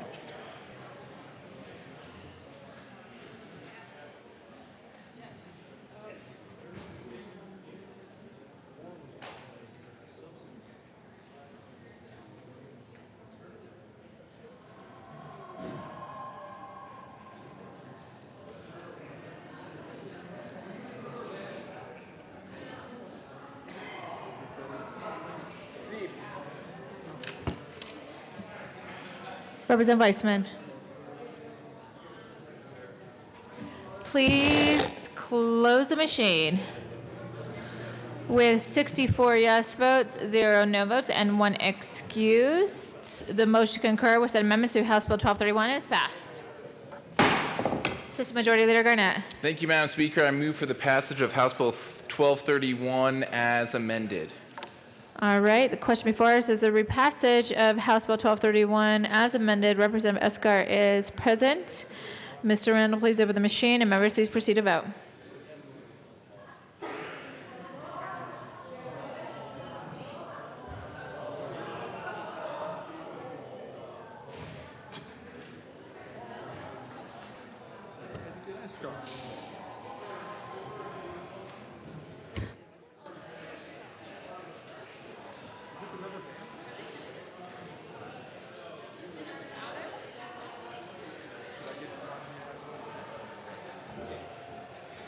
Representative Jay Becker, Representative Beckman, Representative Hansen, Representative Landgraf, Representative Lebsack, Representative...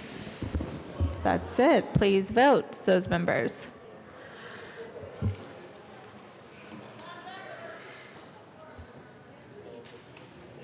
Please close the machine. With 61 yes votes, 4 no votes, House Bill 1231 is repassed as amended. Co-sponsors.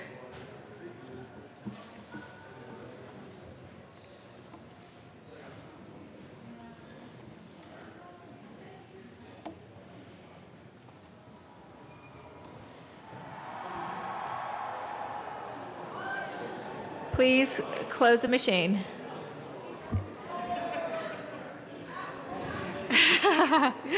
Well, Representative Wilson and Kraft-Tharp, you are very popular. There's people cheering out there for you. Mr. Randall, please read the title of House Bill 1090. We are. House Bill 1090 by Representatives Kraft-Tharp and Wilson, Representatives Gardner and Cafalos concerning the Advanced Industry Investment Tax Credit in connection therewith making an appropriation. Representative Kraft-Tharp. Thank you, Madam Speaker. Madam Speaker, I move that the House concur in Senate amendments to House Bill 1090. Question before us is a motion to concur with said amendments. Representative Wilson. Any further discussion? Representative Wilson. Thank you, Madam Speaker. Prior to telling everyone why we should concur, I've been requested to share this message. I'm in the minority. The margin's not all that slim. If I were in the majority, I'd say hi to Rep. Kraft-Tharp's brother, Tim. The reason why we do wish that you would concur, the only differences that they made, I think her brother's watching this, is why I did that. The reason why we should concur, the Senate included some non-substantive language, which is their language of choice in the lower chamber, and it simply changed the tax years. So I would urge an aye vote. Seeing no further discussion, the question before us is a motion to concur with Senate amendments to House Bill 1090. We got it. Mr. Randall, please open the machine. Members, please proceed to vote.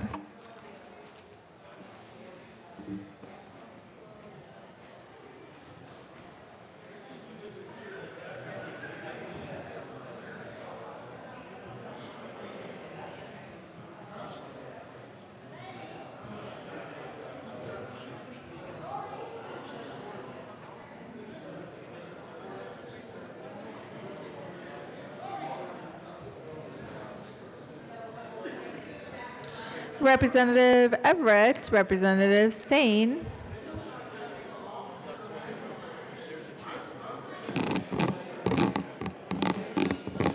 Please close the machine. With 65 yes votes, 0 no votes, a motion to concur with Senate amendments to House Bill 1090 is passed. Assistant Majority Leader Garnett. Thank you, Madam Speaker. I move for the repassage of House Bill 1090 as amended. Question before us is a repassage of House Bill 1090 as amended. Seeing no discussion, Mr. Randall, please open the machine, and members, please proceed to vote.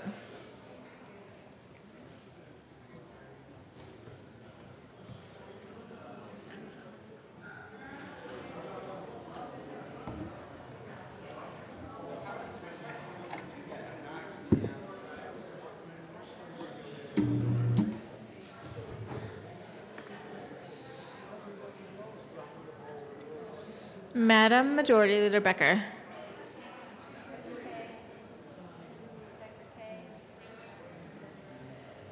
Kay Becker?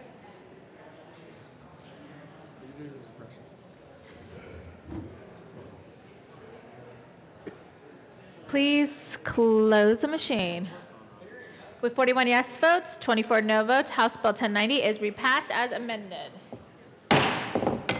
Co-sponsors. Please close the machine. Ms. Randall, please read the title of House Bill 1119. House Bill 1119 by Representative Kraft Harp, House Senators John and Tate, concerning the payment of workers' compensation benefits to injured employees of uninsured employers in connection therewith making an appropriation. Representative Kraft Tharp. Madam Speaker, I move that the House concur in Senate amendments to House Bill 1119. Would you like to tell us why, Representative Kraft Tharp? Yes, so this bill has been under intensive stakeholding since last summer, and between the time that it went from the House to the Senate, we had further meetings and talked to people who live in the rural areas of Colorado, along the Colorado border, who may be in contingent states, and looked at if you are working incidental work in Colorado where the employee is covered at the time of injury under the Workers' Compensation Act of another state. So that covers that so that businesses do not have to buy workers' compensation in 2 states. I ask for your support. All right, the question before us is motion concur with amendments to House Bill 1119. Seeing no further discussion, Mr. Randall, please open the machine and members please vote.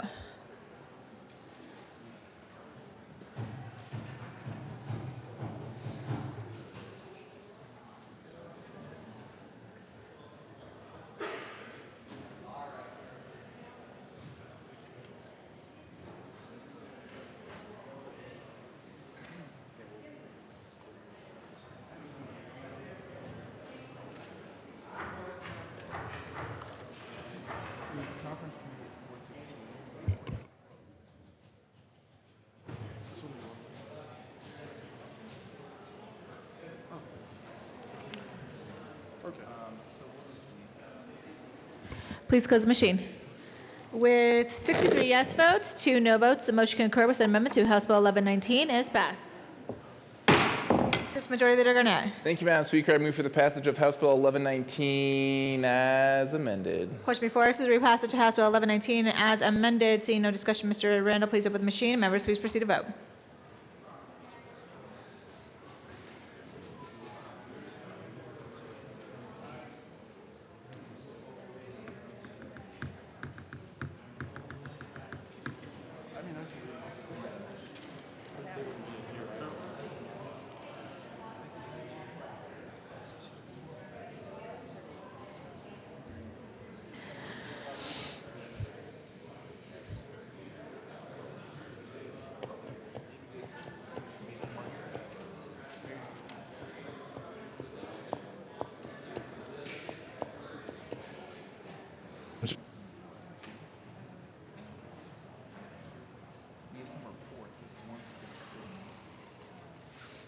Please close the machine.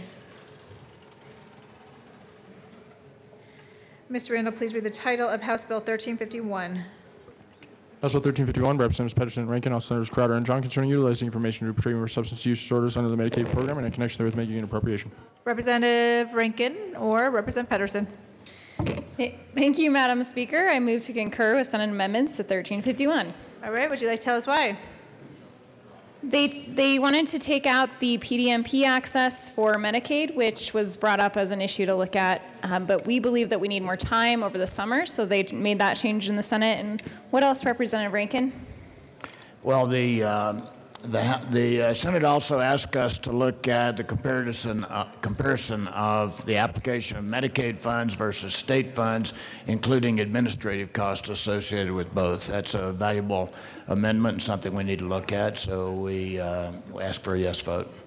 Question before us is a motion to concur with an amendment to House Bill 1351. Seeing no further discussion, Mr. Randall, please open the machine. And members, please proceed to vote.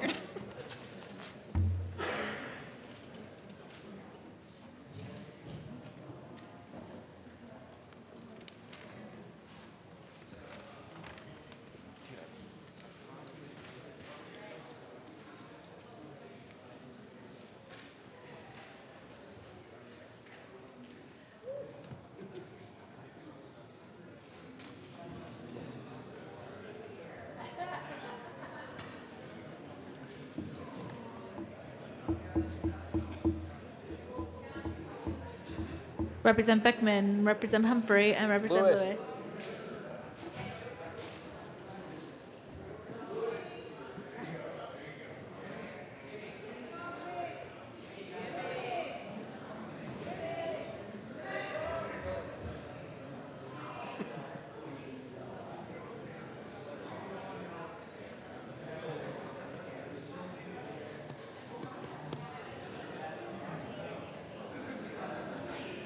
Please close the machine.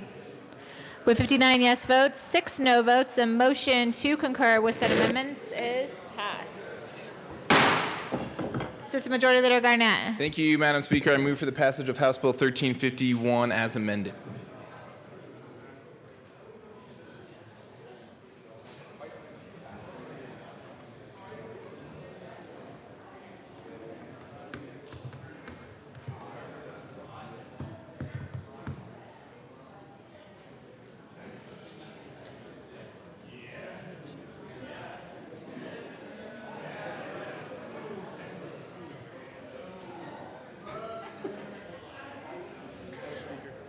Please close the machine.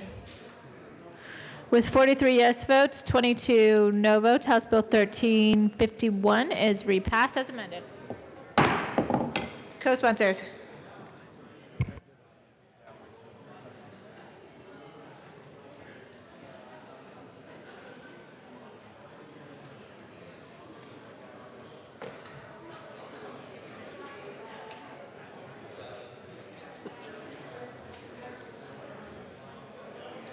Please close the machine.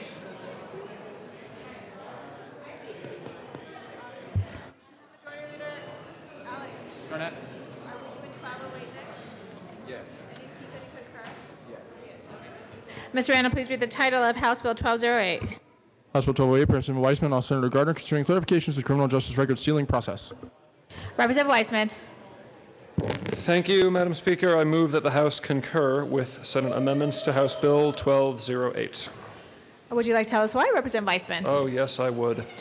So, members, we had here a pretty carefully negotiated bill that was 11-0 out of House Judiciary, 13-0 out of House Finance, 13-0 out of House Appropriations, and 65-0 off the floor.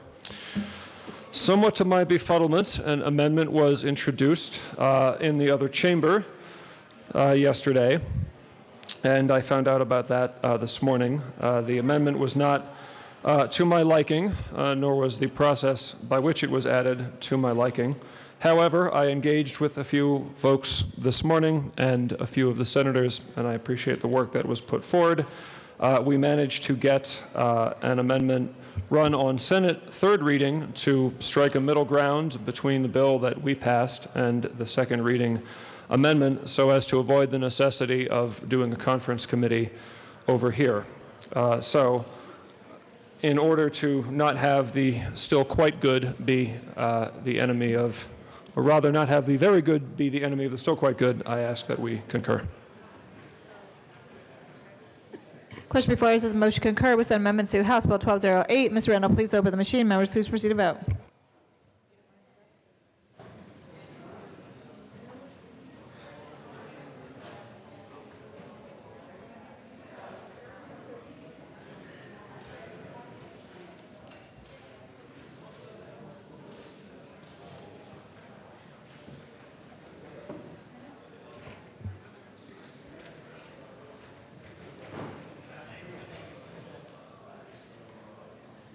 Representative Liston and Representative Arndt, please vote.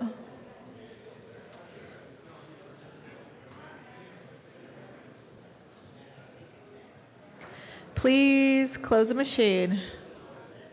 With 55 yes votes, 10 no votes, a motion to concur with Senate amendments to House Bill 1208 is passed. Assistant Majority Leader Garnett. Thank you, Madam Speaker. I move for the passage of House Bill 1208 as amended. Question before us is the repassage of House Bill 1208 as amended. Mr. Randall, please open the machine. Members, please proceed to vote.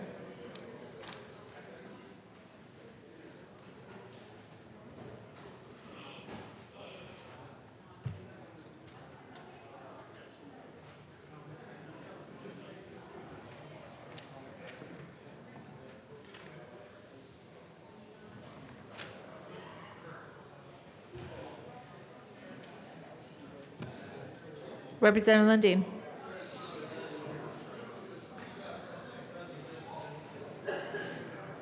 Please close the machine. With 65 yes votes, 0 no votes, House Bill 1208 is repassed as amended. Co-sponsors.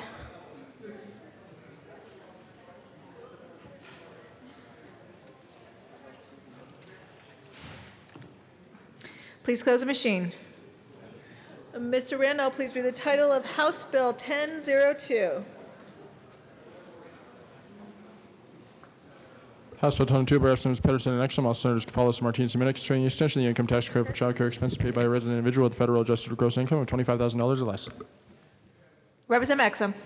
Thank you, Madam Speaker. I move that we concur with the Senate amendments to House Bill 10002. All right, would you like to tell us why? Representative Pedersen. Thank you, Madam Speaker. Members, unfortunately, we didn't have the money this year for the continuation of this tax credit. So this just says if we happen to have money with the June forecast, that it will go towards this tax credit this year. But this is continuing in the years after. So I ask for your support. All right, the question before us is the motion to concur with Senate amendments to House Bill 1002. Seeing no further discussion, Mr. Randall, please open the machine, and members, please proceed to vote.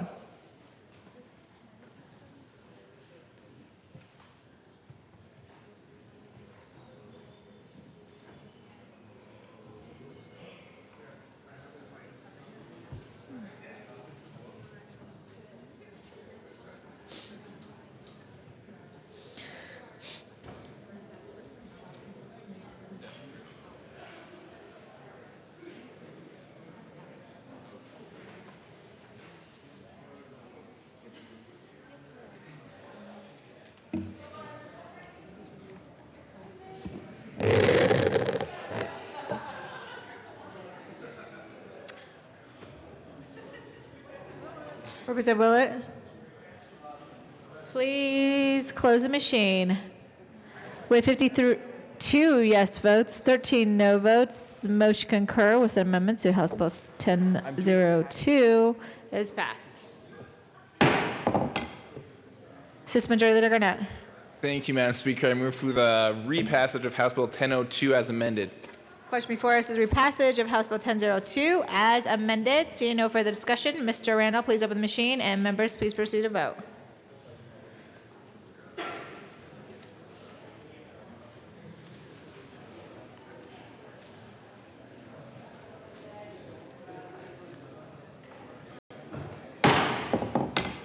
Co-sponsors.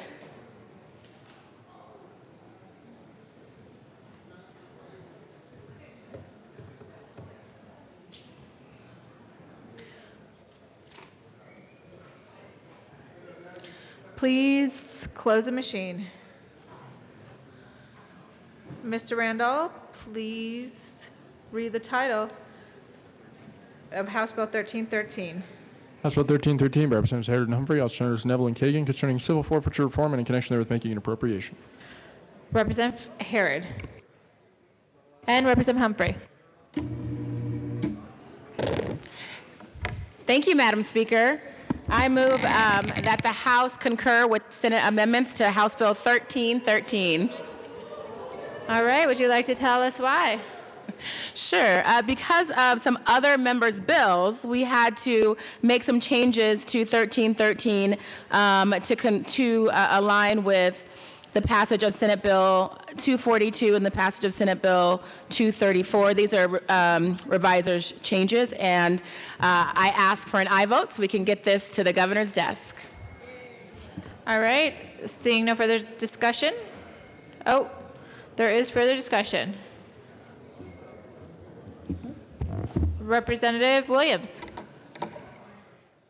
Thank you, Madam Speaker. I would also agree with that concurrence, and I just want to let you know that we talked a lot today about voting our district, and I want to let you know that former State Representative Gordon Klingshit, who is a constituent of mine, told me that we should vote for this literally right over there. So if you get a chance, talk to him about the bill and vote for this bill as well so we can get it to the governor's desk. Thank you. I don't know if that helps you, Representative Herod. Hello, good to see you. The question before us is a motion to concur with Senate amendments to House Bill 1313. Mr. Randall, please open the machine, and members, please proceed. Representative Pabon. Thank you, Madam Speaker. So I just wanted to clarify that Representative Klingenschmidt wants us to vote yes to concur. Is that right, Representative Williams? Okay, so I know how I'm going to vote. Just to be clear, Representative Klingenschmidt wants us to vote yes. Representative Herod, you better come up with a good closing argument. Thank you, Madam Speaker. To my members who might have been swayed by earlier members down in the well just now, please know that I am still asking for your yes vote, and I hope that you all will still be with this bill. Again, we are just asking for concurrence on to the Senate amendments, and I ask for an aye vote. Representative Humphrey. Thank you, Madam Speaker. And just to be clear, we are cuckoo for concurrence. Thank you. Any further discussion? All right. Question before us is a motion to concur with Senate amendments to House Bill 1313. Mr. Randall, please open the machine, and members, please proceed to vote.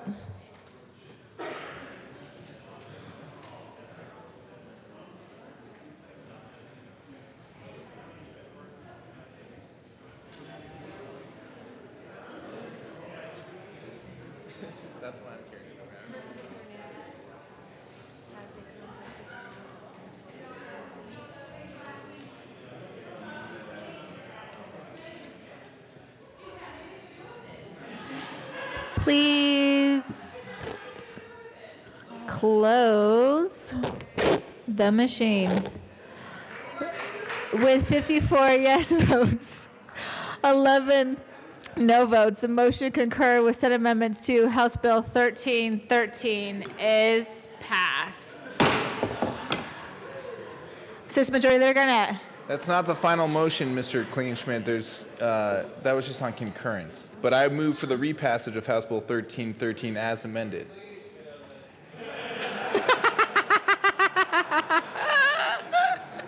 The question before us is repassage of House Bill 1313 as amended. Mr. Randall, please open the machine, and members, please proceed to vote.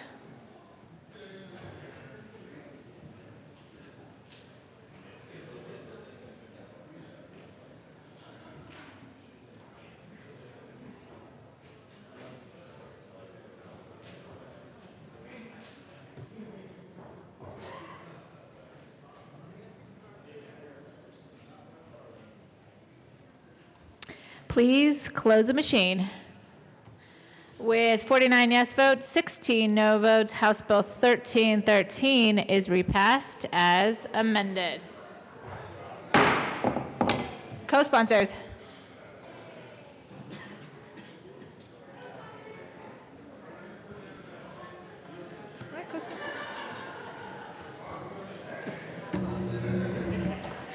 Please close the machine. Minority Leader Neville. Thank you, Madam Speaker. This time I move for the immediate reconsideration of House Bill 1313 and ask for a no vote. All right, properly moved. Mr. Randall, please open the machine, and members, please proceed to vote.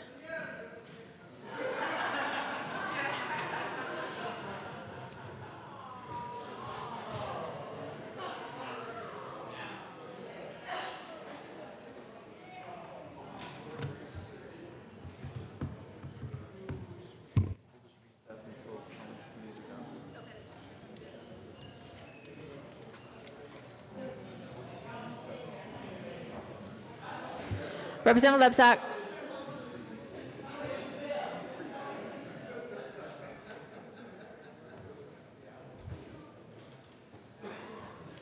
Please close the machine. With 2 yes votes, 63 no votes. Motion to reconsider House Bill 1313 is lost. Assistant Majority Leader Garnett. Thank you, Madam Speaker. I ask that we sit in this brief recess while the conference committees meet. So I move that the House stand in a brief recess while the conference committees meet. The House, Representative Pabon is...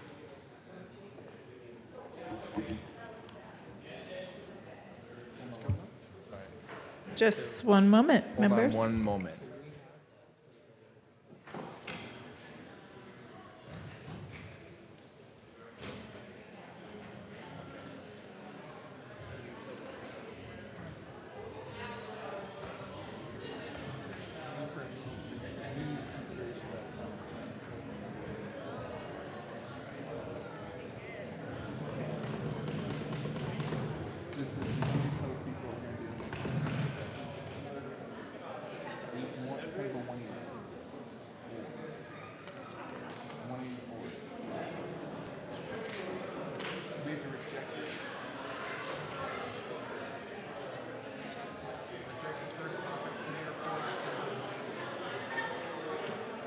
House will stand in brief recess.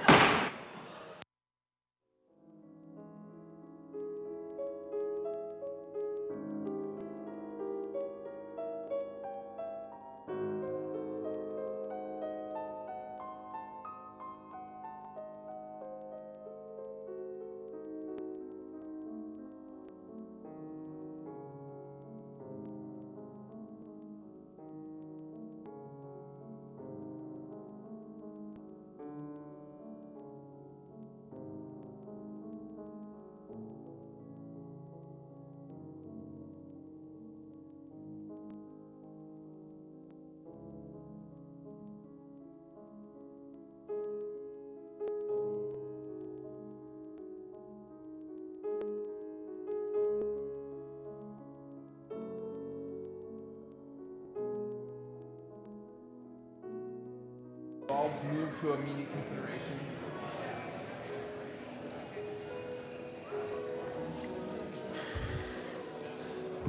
House will come back to order.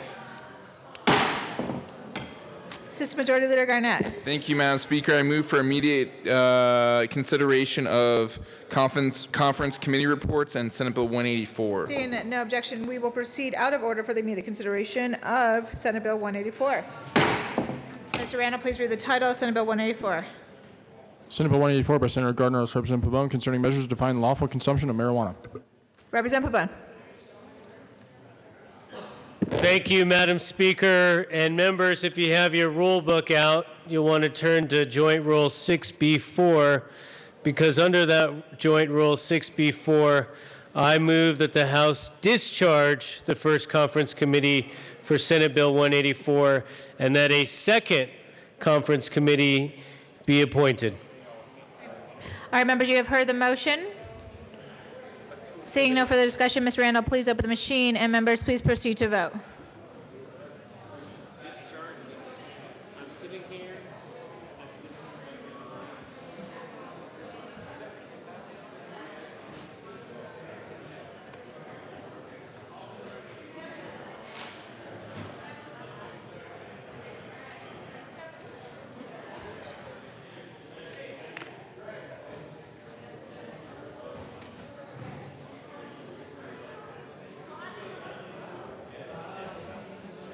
Representative Bridges, Representative Buck, Representative Carver, Representative Janal, Representative Hooton, Representative Krefthart, Representative Lepsock,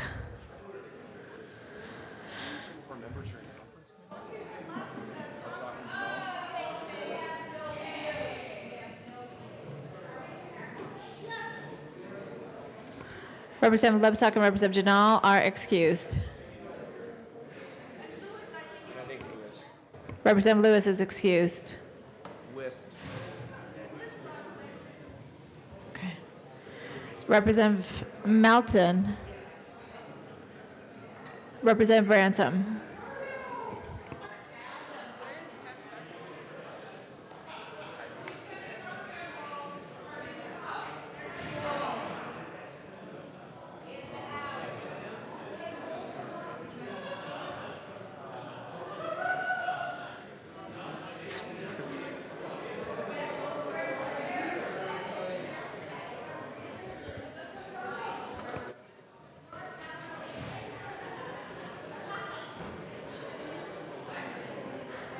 Representative Mount, Representative Kraft Tharp are both excused.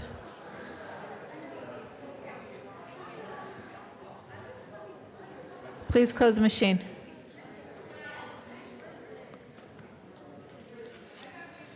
With 49 yes votes, 11 no votes, the motion to discharge with the First Conference Committee to Senate Bill 184 and appoint a new one is adopted. Conferees will be the same as the last one. Representative Foote, Representative Van Winkle, and Representative Pabon. All right, Assistant Majority Leader Garnett. Thank you, Madam Speaker. Now I move the House stand in recess until later today. All right, the House will stand in recess until later today.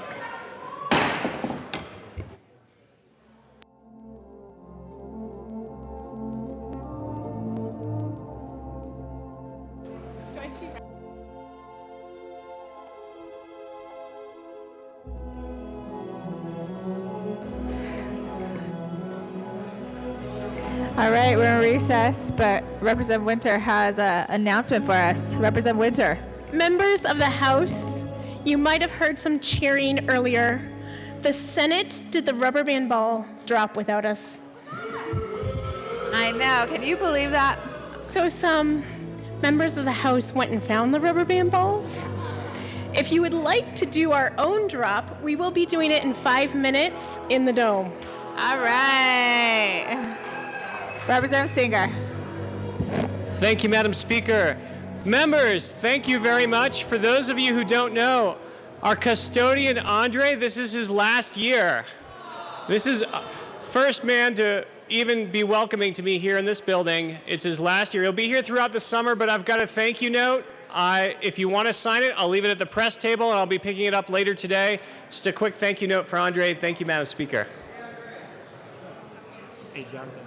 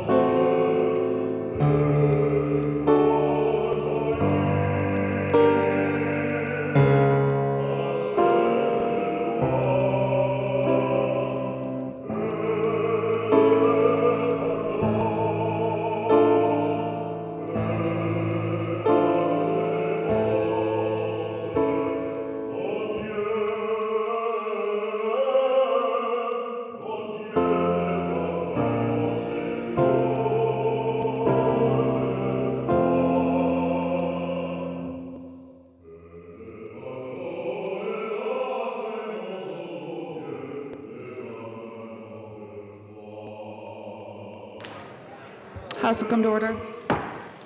And sorry to get your hopes up, folks. We're not really getting started. We just need to get some business done and read across the desk. So, message from the Senate. Madam Speaker, the Senate has rejected the first report on the First Conference Committee on Senate Bill 184. The Senate has moved to dissolve the First Conference Committee on Senate Bill 184. The Senate has moved to form a Second Conference Committee on Senate Bill 184. The President has appointed Senators Gardner, Chair, Cook, and Court. Thank you. The Conference Committee on Senate Bill 184 will be meeting immediately in Senate Committee Room 354.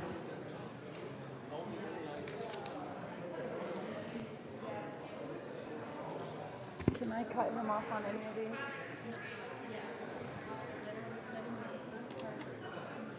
Okay. Conference Committee reports. The first report of the First Conference Committee on House Bill 1282. This report adopts the re-revised bill. Conference Committee reports will be added to the journal. Delivery of bills to the Governor. The Chief Clerk of the House of Representatives Delivery of reports the bills to the following. Governor will be added to the journal. Message from the Senate. Madam Speaker, in response to the request, Message from the Senate will be added to the journal. Message from the reviser. we herewith transmit without comment as amended. Message from the reviser will be added to the journal. Recess. House will go back into recess. Thank you. Thank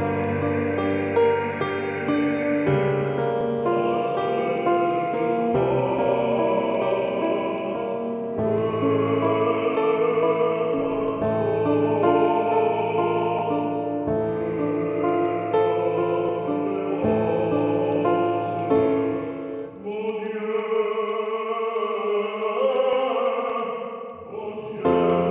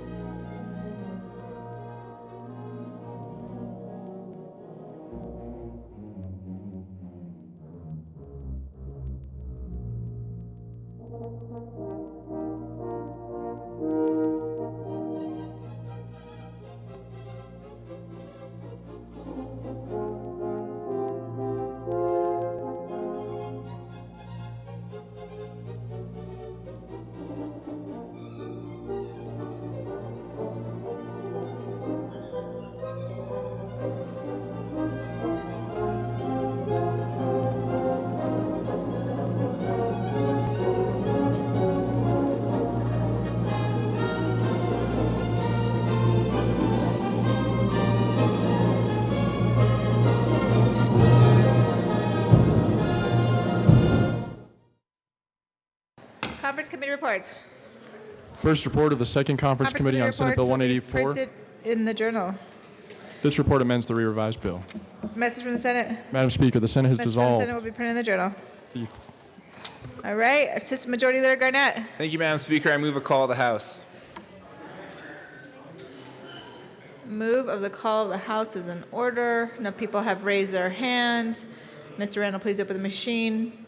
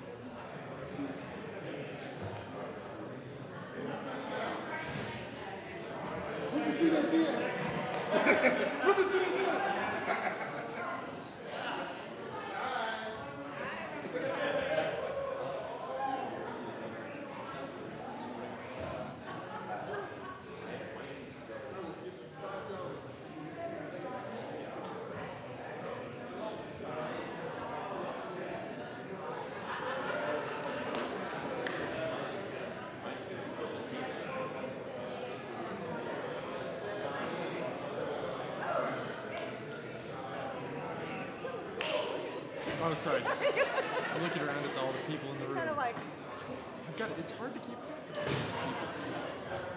I just want to get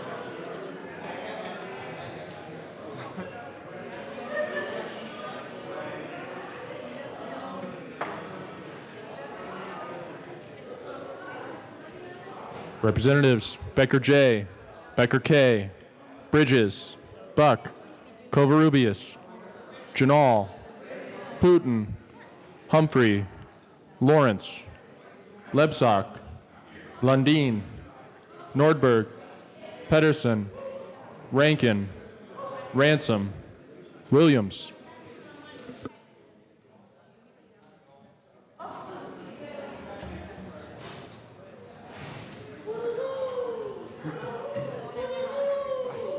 You're better. Huh? You've got more gusto. That's for sure.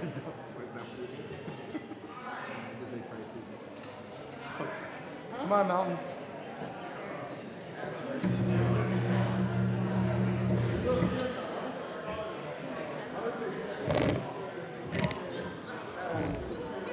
Jay Becker. I see you back there, Jay Becker. Jay Becker, push your button. Push your button. Push the green button, Jay Becker. K Becker. K Becker. Humphrey. Representative Humphrey. Representative Lebsock. Representative Lebsock. Even Joseph Lebsock. Calling Representative Humphrey. Lebsock, Humphrey, you're talking to each other. Dave Williams, tell David Williams.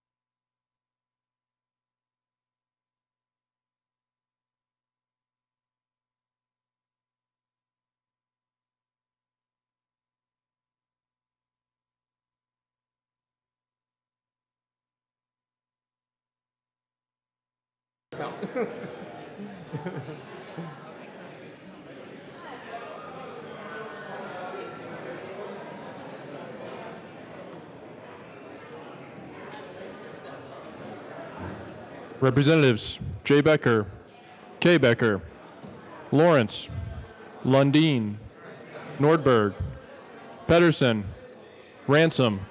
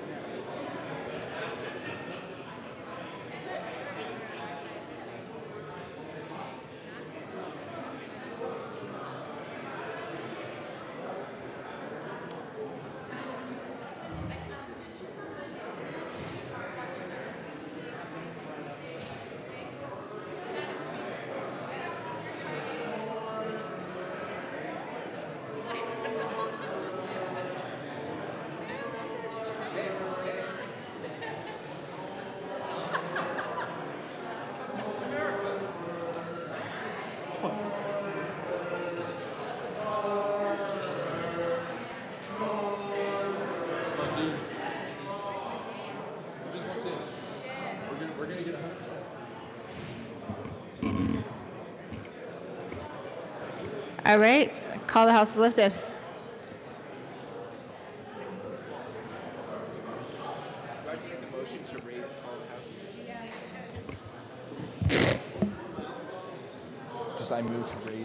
I move to raise the call of the House. Seeing no objection, the call of the House is lifted. All right. Everybody ready to get back to work?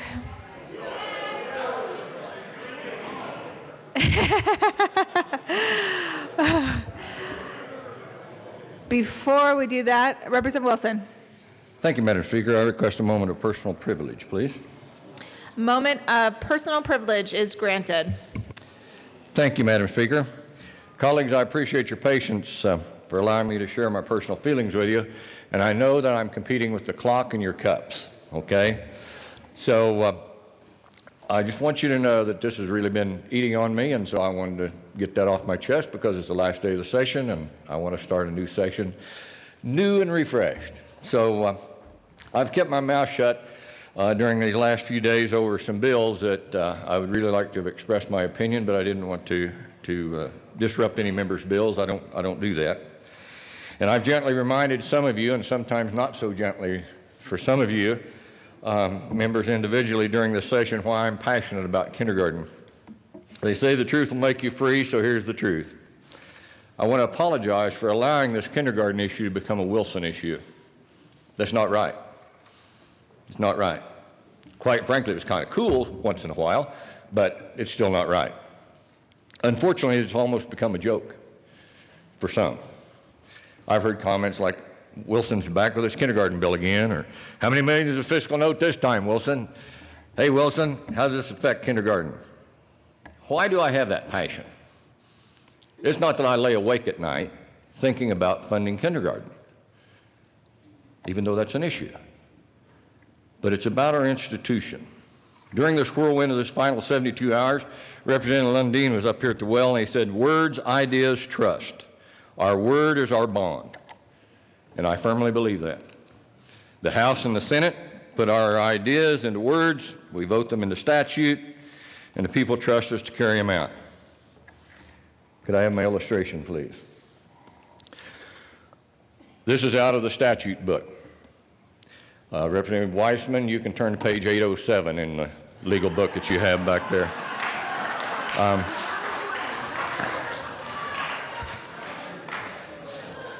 I was kind of serious about that because I went back to find the 22 statute and I couldn't find it. I figured Representative Weissman had it. You see, fully funded kindergarten is already in statute. I don't need to run a bill to put that in statute. It's already there. It's not an original Wilson idea. It's been in there since 2008 in a 39-page School Finance Act. So if you're wondering why we thought the School Finance Act was a piece of cake this year, that's why. They had 39 pages back then. The first year, the legislature did what was intended and raised it 0.08. That's why we now have 0.58. Since that time, now that we have the infamous 0.58 kindergarten funding, our budget has increased $3.1 billion in the general fund. $3.1 billion.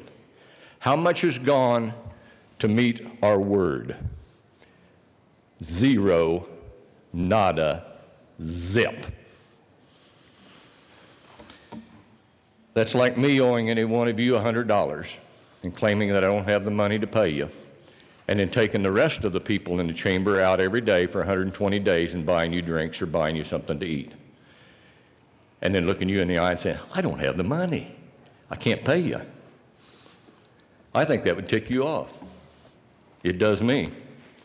Folks, how much longer are we going to ignore 2254-131 in our haste to spend that money everywhere else? And you think about what we've done this evening. We've done some scrambling to see if we can spend some of it. I want you to know that I've enjoyed working with each and every one of you this year. I'll have to admit, being totally transparent, some more than others.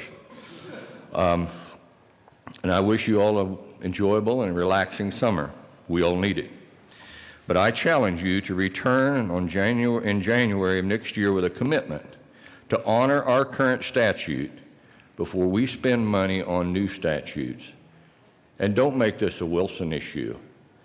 It's a Colorado revised statute issue. Let's keep our word, or let's get it out of statute. Thank you. Thank you, Representative Wilson. Assistant Majority Leader Garnett. Thank you, Madam Speaker. I move to proceed out of order for immediate consideration of SJR 1743. Seeing no objection, we'll proceed out of order for the immediate consideration of SJR 43. Representative McLaughlin. Thank you, Madam Chair. I move SJR 43 and report from the HIE committee report, please. Before you do that, Ms. Randall, please read the title of SJR 43. Senate Joint Resolution 43 by Senator Quorum, also Representative McLaughlin, concerning urging the Attorney General of Colorado to file a lawsuit against the Federal Environmental Protection Agency for damages caused by the spill at the Gold King mine. Representative McLaughlin. Thank you, Madam Chair. Yes, we had the report from the committee, and we made an amendment. Mostly it's to make sure we're not saying we're going to be suing. We are just going to do negotiations and have suing the EPA as the very last resort. All right, properly moved. Okay, thank you. Any further discussion? Representative Landgraf. Yeah, so we'll have her come up in there. She moved the committee report.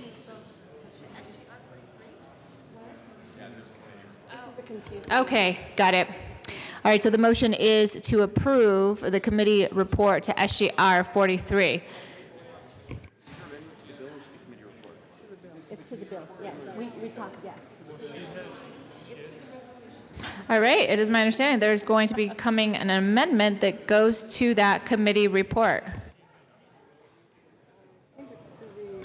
I have another amendment, just a little one, yeah, so yeah. Okay, so should I move this now? Yep. Okay. Representative McLaughlin. Thank you. I move Amendment L008 and ask it to be displayed on the screen, please. It's properly moved and displayed. Yes, this one takes out a couple of lines. My co-sponsor, Don Quorum, and I agreed, along with the Attorney General.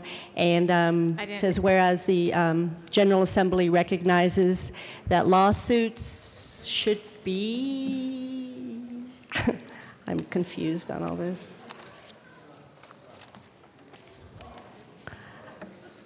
Okay, one moment. Page 1, 14. Lawsuits should be pursued as the last resort, and all other legal remedies have been exhausted. I ask for an aye vote, please. Question before us is the passage of L008. All of those in favor signify by saying aye. Aye. Those opposed signify by saying no. L008 is passed. Thank you, Madam Chair. Should we pass the...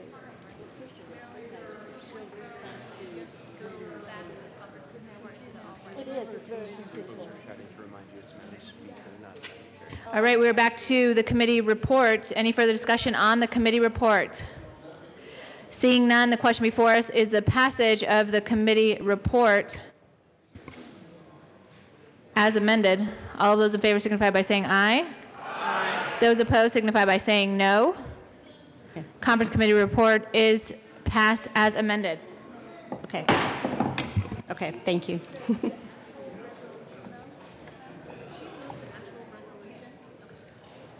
All right, we are back to the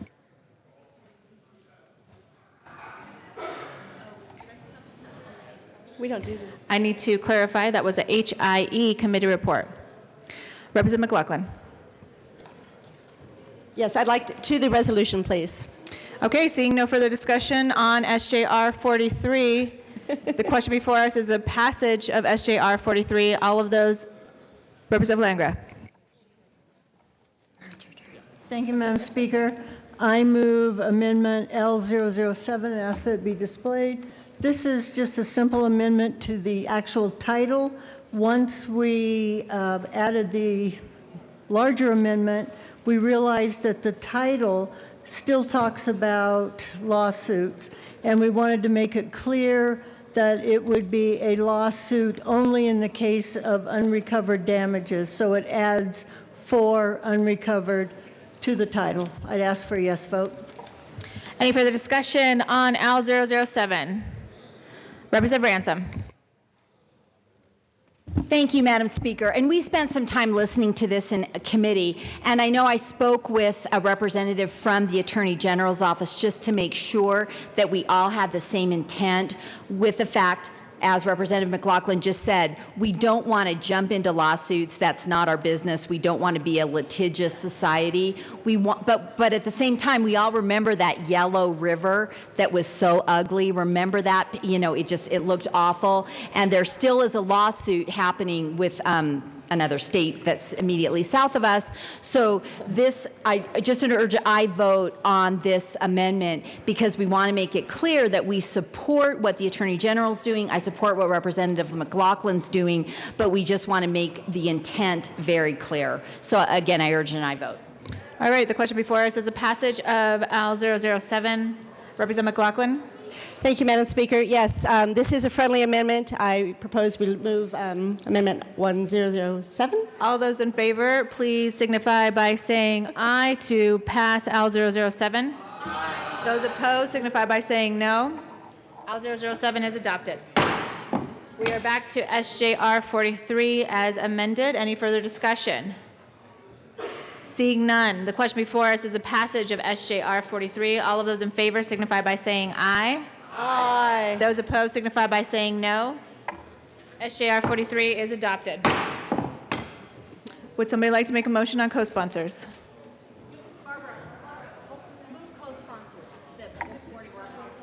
Oh, I move that the current roll call be named as sponsors, please, co-sponsors. Seeing no objection, the current roll call will be added as co-sponsors to SJR 43. I'm tired. Thank you, Representative McLaughlin. Assistant Majority Leader Garnett. Thank you, Madam Speaker. I move to proceed out of order for consideration of conference committee reports and Senate Bill 184. Seeing no objection, we will proceed out of order for the immediate consideration of conference committee report on Senate Bill 184. Mr. Randall, please read the title of Senate Bill 184.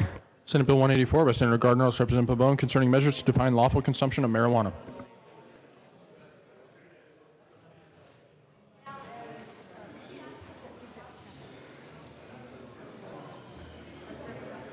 Representative Pabon.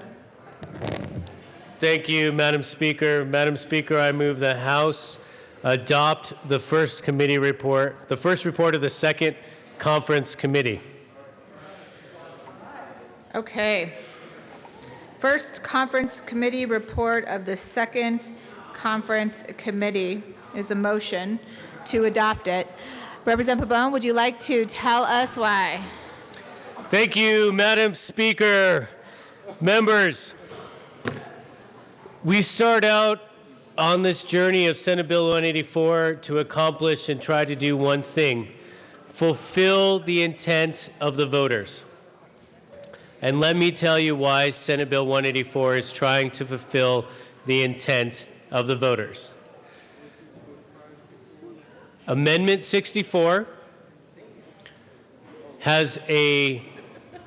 was a unparalleled measure that regulated retail marijuana in the state of Colorado. Never had been seen anywhere, not only in the state or the country, but the world. And we passed that, and the voters passed that in 2012 with a 55% vote. In that amendment, the very language of our Constitution has a very clear prohibition in it. And that prohibition is that a person in the state of Colorado cannot openly and publicly consume marijuana. That is straight out of Amendment 64. And so the charge that we have been giving as state policymakers is to implement what that definition means. So I know you've gone to your town halls, I know you've gone to your districts, you represent the people of Colorado, and I'm sure you've heard, just like I have, that the intent, even if folks supported Amendment 64, was not to allow open and public smoking. So where did that lead us with Senate Bill 184? Senate Bill 184 contains specific prohibitions on what public means. Public means, for purposes of amendment of Senate Bill 184, is a place to which the public or a substantial number of the public has access, including but not limited to streets, highways, transportation facilities, places of amusement, parks, playgrounds, and the common areas of buildings and other facilities. That is contained in this conference committee report. Let me say that again. Setting out which places are open in public or openly and publicly for purposes of Amendment 64 was part of the first report of the second conference committee. That includes a place to which the public or substantial number of the public has access, including but not limited to streets and highways, transportation facilities, places of amusement, parks, playgrounds, and the common areas of buildings and other facilities. Or a place not protected from unaided observation lawfully made from outside its perimeter. What does that mean? That means that if you are in a place that is walled off from the public, whether that's in your backyard, whether you have a private space in your backyard, whether you have a private space in a yoga club or a church or whatever it may be, that is not open for purposes of the Constitution, and you are allowed to consume marijuana in that place. That was part of the conference committee report. Last but not least, open and public or openly and publicly does not include a private residence, except smoking as defined in the Colorado Clean Indoor Air Act, which is basically lighting marijuana on fire and consuming it. Not edibles, not vaporizer pens, none of those non-combustible, Representative Kennedy, consumption devices, but simply lighting marijuana on fire, as long as it is from a place on your residence that is, again, not visible or protected from unaided observation lawfully made from outside its perimeter. So what does the conference committee say right now? It says you can consume marijuana in your backyard. You can consume it, and what Senate Bill 184 and this conference committee report says, you can consume it in your house all you want. You can open the curtains, the drapes, whatever you want, and to your heart's content, consume. So why am I going through this in such exacting detail? Because there is one place that we need to give some guidance to you, to the people of Colorado, to those who want to consume and those who do not. What happens on your front porch? Because your front porch is visible from the sidewalk. The public can see you. And again, following our Constitution, open and public use is not allowed in Colorado under our Constitution. So how did we address essentially the front porch issue? What we said is you can, again, this only applies to smoking, lighting on fire marijuana on your front porch. And in that case, anyone who's in your home, a lawful resident, is allowed to consume on their front porch, completely legal. And you can have 5 non-residents, people who are not living in the home but you've invited to your front porch. We call it the Party of 5 rule. The Party of 5 rule says anyone who lives at the house plus 5 non-residents, not non-Colorado residents, but non-residents to that house can consume on the porch. They can smoke.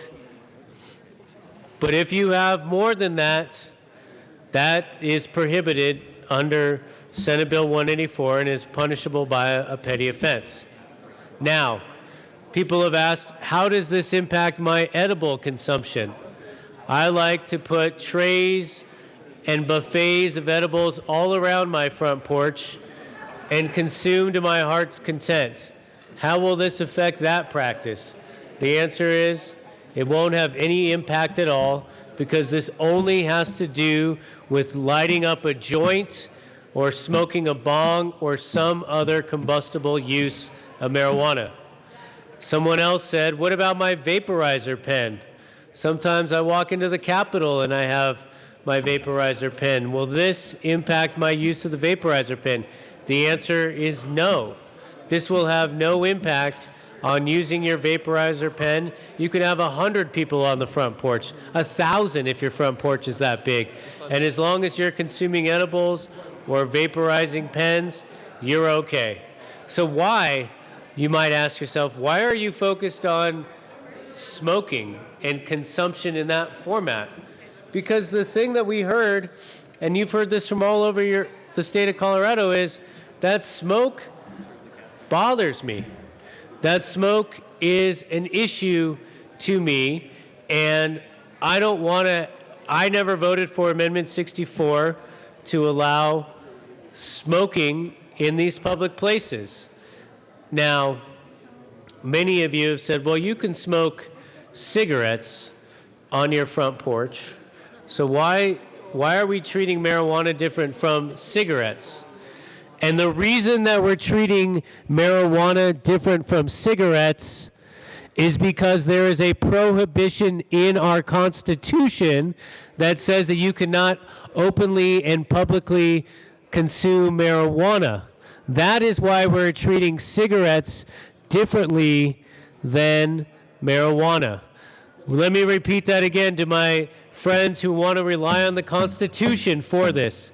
Why are we treating this differently than cigarettes? Why are we treating this differently than alcohol? because Amendment 64 contains a specific prohibition on open and public use in our Constitution. The state Constitution does not contain that same Representative Pabon, you have prohibition 5 seconds. for alcohol or smoking. I ask for an aye vote on Senate Bill on the Conference Committee report. Any discussion? Representative Gray. Madam Speaker, I have a visual aid that I would like to. I have a question with respect to Representative Pabon, and what I'd like to ask in trying to figure out the rule of 5 is my belief. No, my belief about this display is that 2 of these individuals reside in that apartment, and then the other 4 would not. So I think that would be okay. But I would like Representative Pabon to ask whether the 2 residents and the 4 non-residents would actually be an acceptable use of, and if you would like to not use one of your times to speak, I'm happy to convey, it seems to me that Representative Pabon suggests this would be an okay situation because 2 of the individuals live in the apartment and 4 do not, but they would be okay, and I would thank you for your time for this illustration. Wait. Any further discussion? Because I got the rebuts here. Whoa, is there a conflict in the doghouse, Dems? No, coordination. Representative Melton. Thank you, Madam Speaker, and I have a different image to put up. So, I didn't watch a lot of Friends. I watched Martin. And Martin was the only one that lived in his building. So it would be okay for Martin and Gina and Pam and Cole to smoke, but if Brudman and Shanae came over, then one of them's got to sit out. So I asked for a no on this, on adopting the conference committee report. All right, Representative Salazar. Okay. I don't have any fun visuals. And no, Representative Weissman, I took all the statute books, so stop looking for them. Madam, thank you very much, Madam Speaker. I want to read what the Constitution says about recreational marijuana.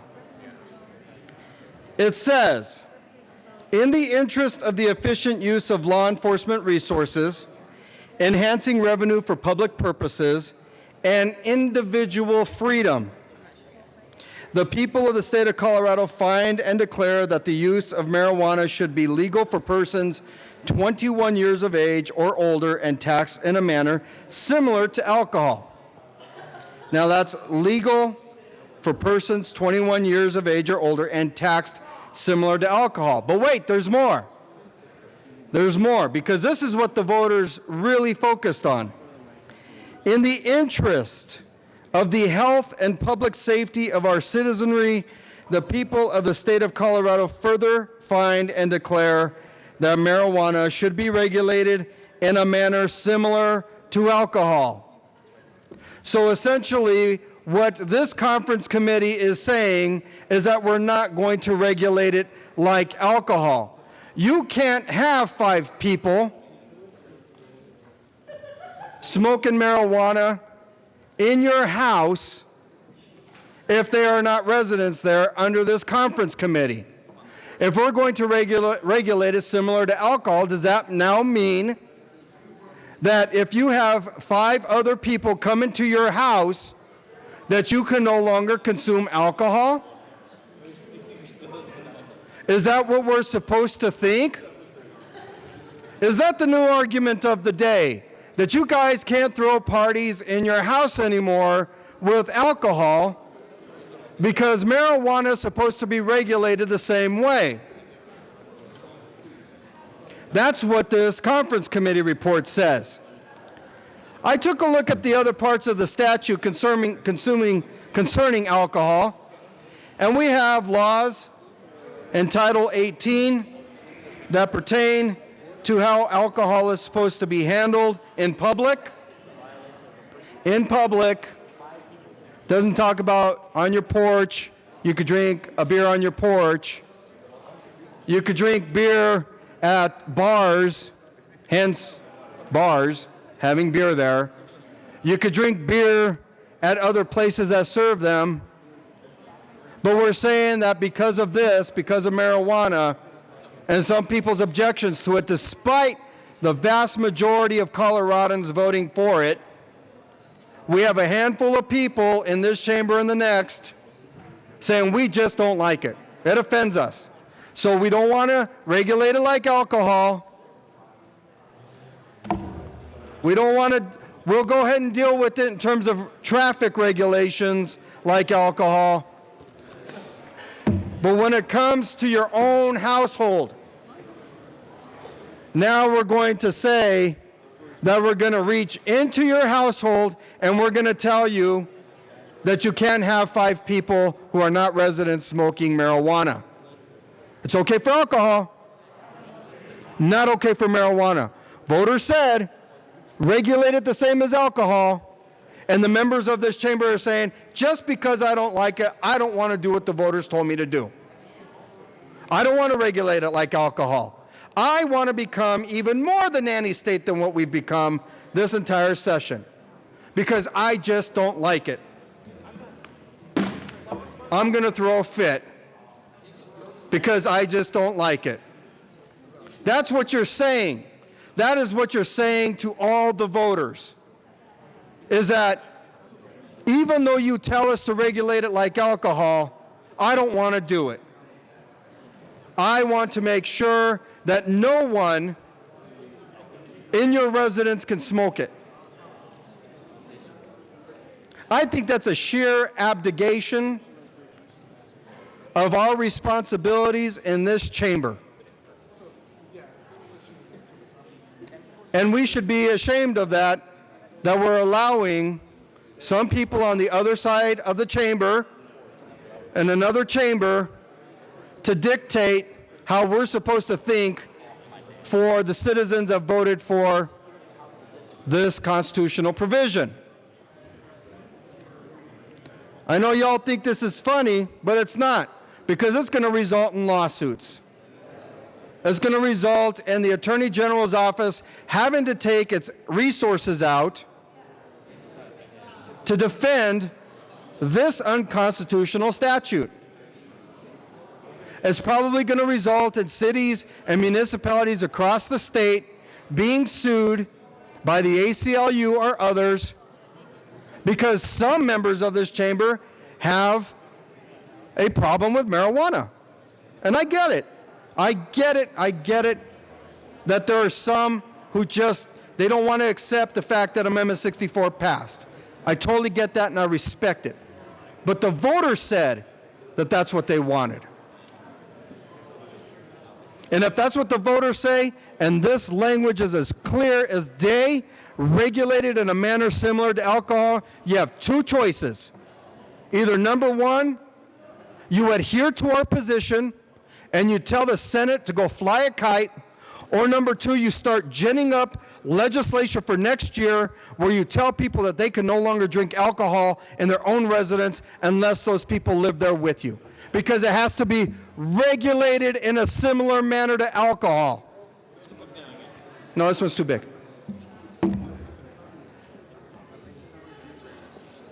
These are the choices that we have. So, I stand opposed, if you haven't figured it out already, I stand opposed to this conference committee report. Let's not adopt it. And I'm ashamed of having to fight against my own member on this. I really am. But I don't think it's our member that's having to do this.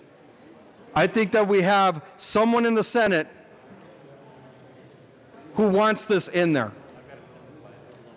And although he may be a country lawyer, he obviously has not read the Constitution. I ask for a no vote. Minority Leader Neville. Thank you, Madam Speaker. Members, I appreciate the passion in this subject. I don't appreciate so much throwing around the statute books. I think we could have done without that. But I do want to point out that I agree. They said that we should regulate this very similar to alcohol.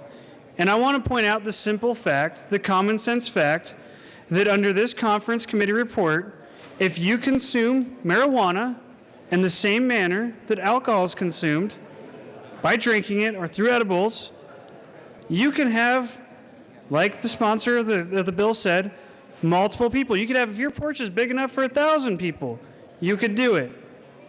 So trying to make that comparison to a combustible type of consumption of marijuana is not accurate and it's not correct. If you can consume this in the same manner that you can consume alcohol, there are no limitations. I urge a yes vote on the conference committee report. Representative Lobstock. Thank you, Madam Speaker. And members, let's simplify this, okay? And I'm asking for folks' attention. We're going to simplify this. There's a bunch of reasons to vote no on the conference committee report. Let me tell you just a few of them. Number one, if you think anybody should be smoking marijuana on the front porch, you should be a no on the conference committee report. And you should adhere to the House position. Let me give you reason number two to vote no on the conference committee report. So let me just say that again. If you believe no one should be smoking marijuana on the front porch, you should be a no on the conference committee, because the conference committee said it's okay for one person who's living in the house to be smoking on the porch, and it's okay for that person to invite 5 other people to smoke on the porch. However, let me give you the second reason to vote no on the conference committee report. If you believe that the government shouldn't be involved at all on who you have on the front porch, that's reason number 2 to vote no on the conference committee report. Okay, so we gave you 2 reasons. First reason, you don't want anybody smoking on the front porch. That's reason number 1 to vote no on the conference committee report. Reason number 2, you believe the government shouldn't be involved at all on your private porch. Vote no on the conference committee report. Reason number 3, the conference committee report says it's okay for one person who's living in the home to be smoking on the porch, and it's okay for them to invite 5 people over, 5 friends, to smoke on the porch with that person. But if you invite one more person, you're violating the law. That's reason number 3 to be against the conference committee report. Members, there is no reason, none, to vote yes on a conference committee report that number 1 says government is going to tell you how many people can smoke on your private porch, number 1. The conference committee report is also saying that it's okay to invite 5 of your neighbors to come smoke on your porch. But if you invite the 6th neighbor, then you're going to jail. You're going to get a ticket. Members, there's no reason to vote yes on this conference committee report. All we have to do is vote no on the conference committee report and adhere to the House position, which is local control. Vote no on the conference committee report. Any further discussion? Representative Foote. Members, it is getting very loud out there. It's very difficult for me to hear what is going on in the well. Representative Foote. Thank you, Madam Speaker, and FSL. So I wanted to, I was on the committee that came up with this, so I just wanted to step forward and talk a little bit about those provisions. And hold on one second. It is very, very loud. Representative Foote. Thank you, Madam Speaker. So I wanted to give a little perspective, at least my perspective of being on this conference committee. First of all, I think that what Representative Bombone said at the beginning is right, is that in Amendment 64, it does talk about the fact that open and public consumption is prohibited. And that's unique amongst these things that we're talking about. The problem, of course, is, and we've dealt with this for the prior 4 years, this and other provisions within marijuana laws, and we probably will until 2030 and beyond, because this is a new thing, number one, and number two, there were some things that weren't defined and left up to us to try to further define, and open and public is one of those things. We've struggled with this as the legislature for the last 4 years, and it's probably going to continue for quite a while. So I think that's a very good basis to distinguish this from what people are talking about with alcohol and tobacco as well. It has been a struggle, and it was a struggle in the conference committee as well. We met 4 times to try to come up with some kind of a way forward. And I commend the conference for coming up and considering lots of different ways to go about it. So having said that, I did not support the final conference committee report that's in front of you. And it's really for a couple of reasons. Number one, I think just practically speaking, the 5 people on the front porch that are non-residents is an enforcement issue. And it's something that puts law enforcement, if they are called to the scene, in a place where they have to try to sort through who's a resident, who's not, who is consuming at this time, who wasn't. I don't really think that law enforcement should be placed in that kind of position, nor do they really want to be, even if they're involved. Number two, I think that right now local governments can further define what is to be considered open in public or not. And some local governments have taken that task on, some haven't, and they've had those debates. I think actually, and I talked about this a little bit in one of the conference committees, this is something that's best left to the local governments, because the local government in Southwest Colorado is going to be different than the local government in Northwest or in Denver or Boulder or wherever. And they may want to define things differently. But here's the other thing, is that many times in neighborhoods, in cities already, there's ordinances dealing with nuisance issues. In neighborhoods, there's HOA rules, those that have them. In condo associations and apartment associations, they have rules that deal with presumably not just this, but other things, pets, cigarette smoking, whatever the case may be. And so I'm not really quite sure that we need to, as a state, come up with a rule that says it's okay if it's less than 5 people that aren't residents on your porch, but not okay if it's 6 or more people. To me, it seems like if it's open in public, it's open in public regardless of how many people are actually consuming on the front porch. So I felt like that the language was, I guess, internally inconsistent with what we were trying to do, which is define open in public. And that's why I ended up opposing the conference committee report. However, I just would like to reiterate that this isn't as simple as you might have heard some arguments before. Open in public has been something that people have been struggling with, not just here at the state, but in municipalities for 4 years. It's not easy. It's not an easy thing to define. And I hope that you all appreciate that and appreciate that the conference committee did struggle with it to try to come up with a solution that would. But having said that, I won't support it for the reasons that I mentioned, but it's not for a lack of trying. Any further discussion? Representative Melton. Thank you, Madam Speaker. And members, in all seriousness, with no visual aids this time, I do rise in opposition to the conference committee report. Much of what has been said here in the well is why I rise against it. But in addition, I want to say that, it was brought up, well, what about regulating this like alcohol or like tobacco or things like that? And yes, if it's an edible, then yeah, you're ingesting it like you would alcohol. But when we're talking about tobacco, it's very similar. You're smoking it, it's being combusted, it's in the air. But we're talking about your own private property.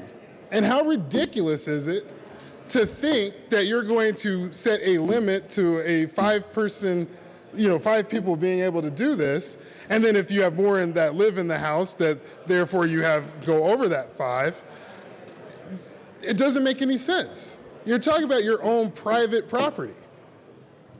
Why are we doing that? And where's even the science behind 5? Why did we pick the number 5? Why do we arbitrarily land on that number? We are literally putting things into statute with no real explanation. And in my opinion, still violating the Constitution. Because we're talking about something that is not in danger to the public when you're on your own private property, whether it be your front porch or your back. The neighborhood I grew up in, we didn't have back porches. You had your front porch, and it was a pretty big front porch, and a lot of people in the neighborhood would come over and visit, or you'd have your family out there, things like that. So coming and landing on this and taking away someone's personal right to use their private property the way they see fit, that's not the right thing to do. That's not the right way to protect someone's rights. We need to be looking at how we're going to actually adhere to the spirit of what Amendment 64 was about. We need to be looking at how we're going to honor what the voters asked for. And the voters asked to make this legal. They asked to decriminalize this. And we're going in and creating brand new restrictions and limitations. And limitations that, again, make absolutely no sense. Limitations that literally say that you can smoke and you can have 5 friends that smoke, but if your neighbor comes over, then somebody's got to ash it out, or somebody's got to sit and watch. It doesn't make any sense. Yes, we're talking about ash now. But we're talking about people's rights to use their personal property. We're talking about people's rights to do something that the voters decided was constitutionally legal here in the state of Colorado. And having this arbitrary 5-person limit makes absolutely no sense.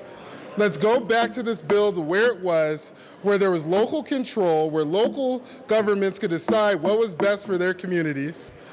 Let's go back to that and quit trying to tell the localities how they should be defining, without really defining what open and public is, how they should be defining open and public and creating these barriers that, again, take away the rights of people. I know that I'm keeping you away from Stonies, but I'm sorry, this committee report is that bad. This committee report needs to be defeated. We need to adhere to what we passed here in the House. We passed a good bill which people could get on board. And the fact that it's gone to where it's gone, past the scope of the changes that we made, makes absolutely no sense and is absolutely ridiculous. Members, I ask for a no vote on the conference committee report. Representative Winkle. Thank you, Madam Speaker. And members, I hear you. I hear there's heartburn over this, and it makes sense. When we came into this bill, there were 2 sides that were very angry. On the one side, we have the folks that don't want anyone in their neighborhood ever consuming marijuana inside their home, in their backyard, or on their front porch.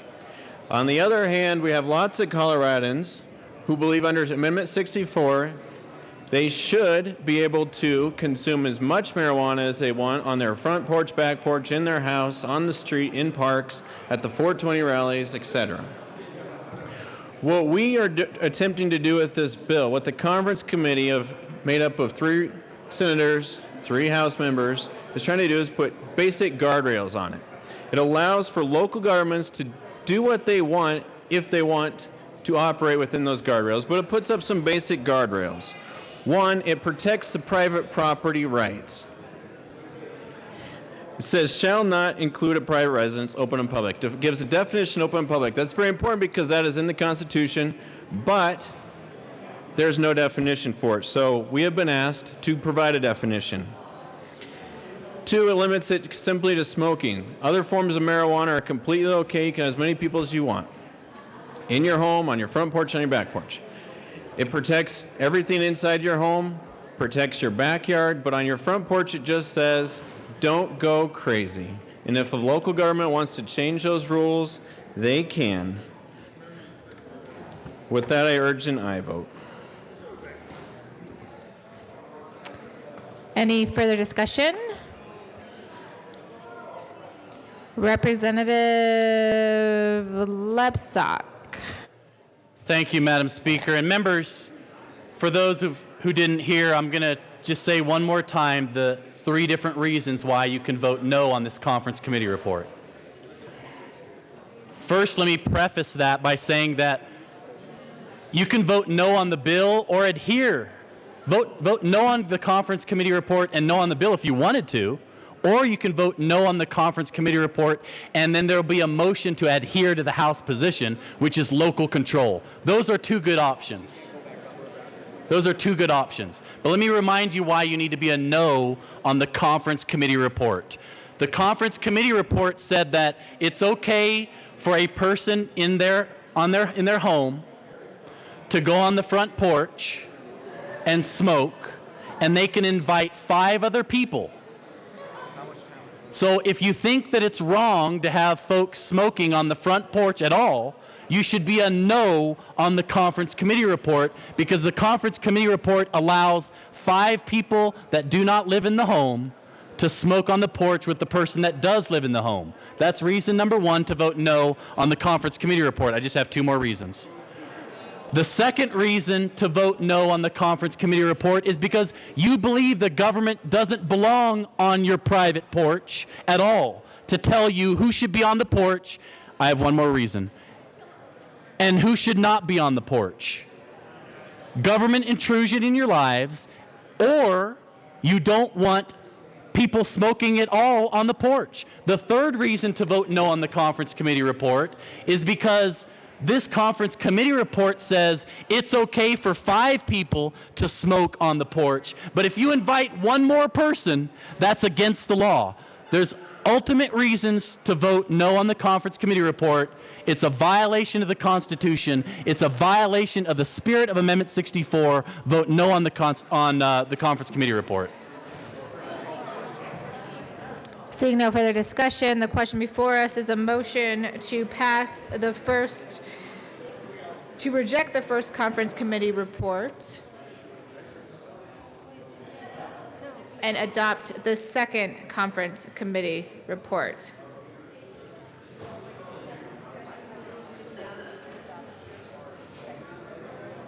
So the motion is to adopt the first conference committee report on the second conference committee, just to make sure that the record is clear. Mr. Randall, please open the machine, and members, please proceed to vote.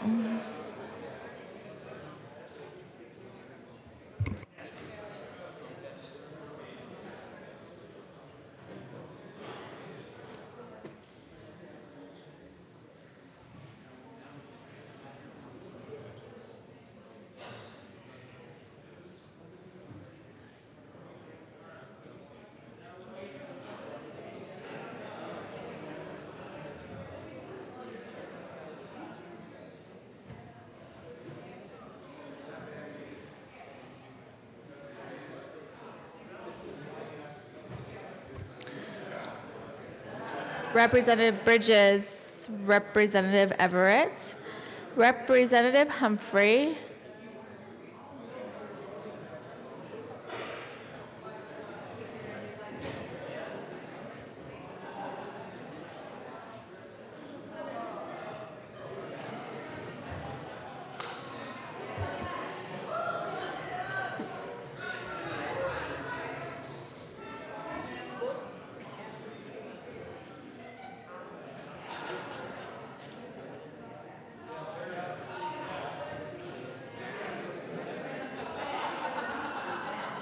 Representative Humphrey. Anybody know where Representative Humphrey is?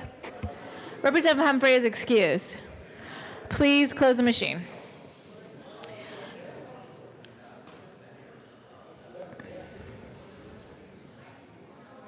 With 23 yes votes, 41 no votes, the motion is lost.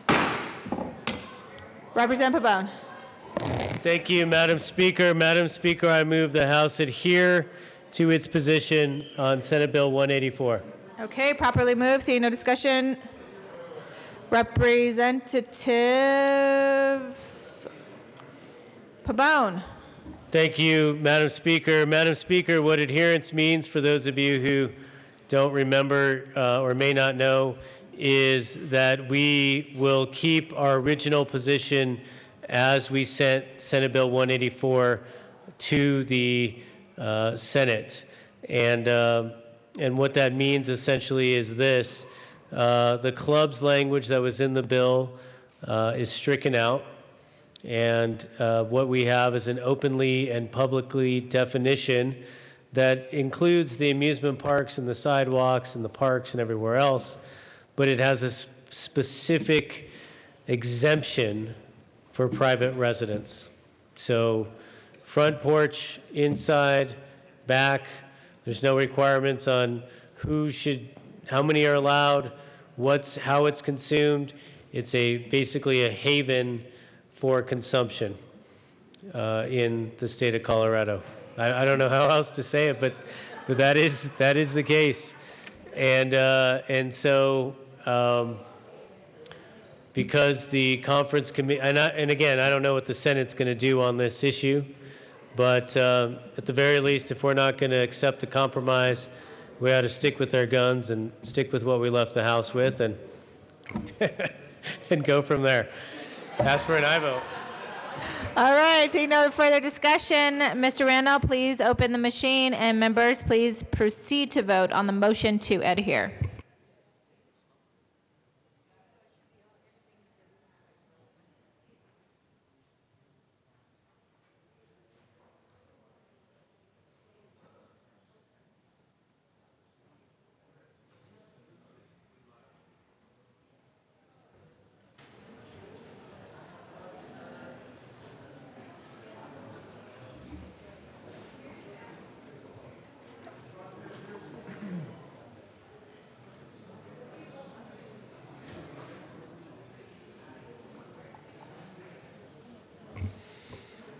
Please close the machine. With 35 yes votes, 29 no votes, and 1 excused, the motion to adhere is passed. All right. Assistant Majority Leader Garnett. Thank you, Madam Speaker. I move to proceed out of order for consideration of third reading bill, Senate Bill 300. Seeing no objection, we'll proceed out of order for the third reading of Senate Bill 300. Mr. Randall, please read the title of Senate Bill 300. Senate Bill 300 by Senator Lambert, also Representative Kennedy, concerning the authority of the Commissioner of Interventions to implement programs to address the rising cost of providing health care coverage to at-risk individuals in the state connection, therewith directing the Commissioner to study issues related to the implementation of such programs.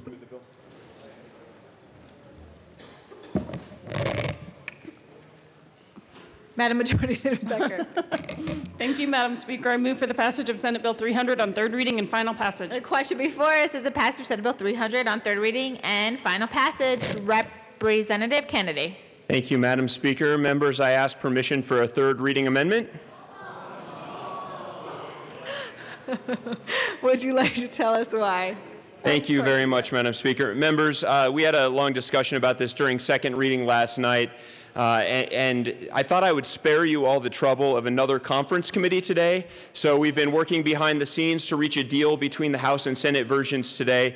I am offering this amendment so that we have reached an agreement with Senator Lambert, and he will then be moving to concur with our version of the bill in the Senate.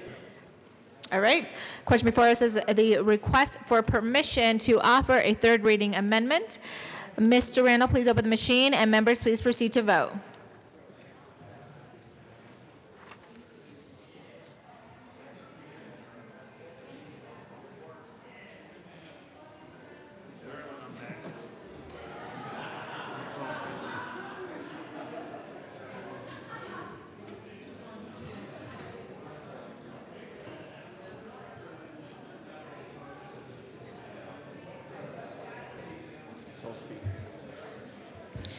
Representative Catlin, Representative Humphrey, Representative Pabon.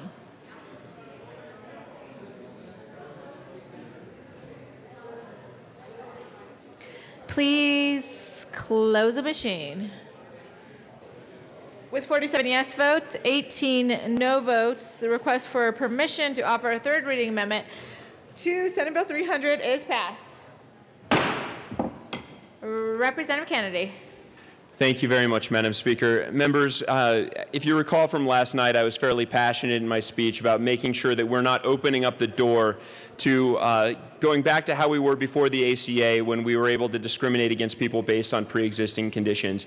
I still feel that strongly, but I've been persuaded that giving a little more flexibility to the Division of Insurance in what they study over the summer when they apply for grants, so that not only are they exclusively looking at reinsurance, but also looking at a broader array of high-risk programs is a worthwhile thing to do, and I ask for an aye vote. Representative Kennedy, would you like to move the amendment?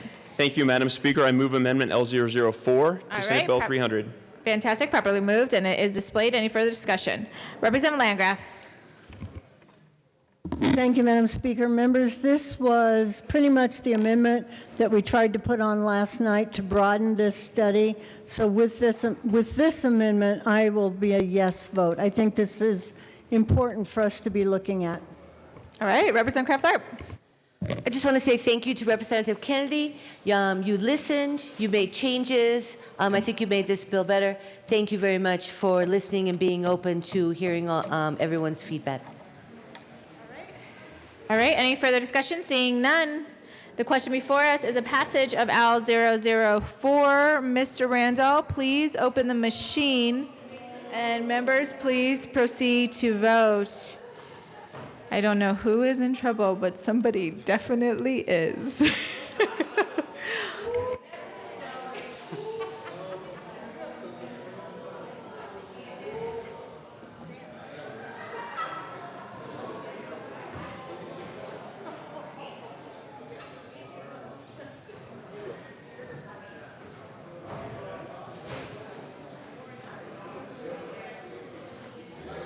Members, please proceed to vote on Al 004.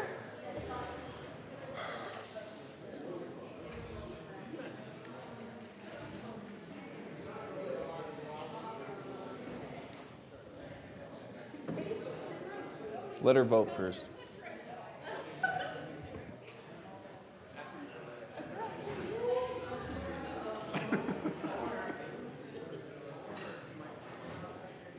Tim. Representative Leonard.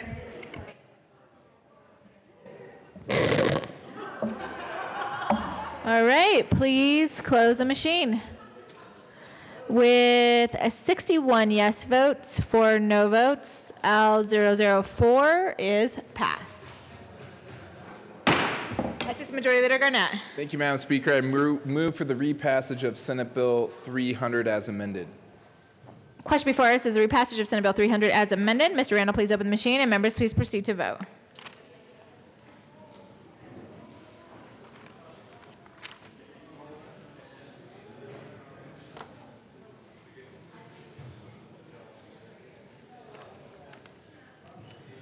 So then we'll go to 1282.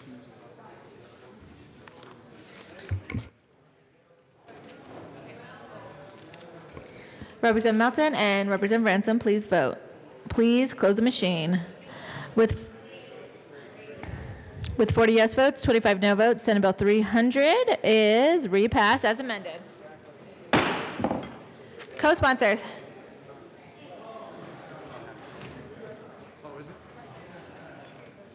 Co-sponsors.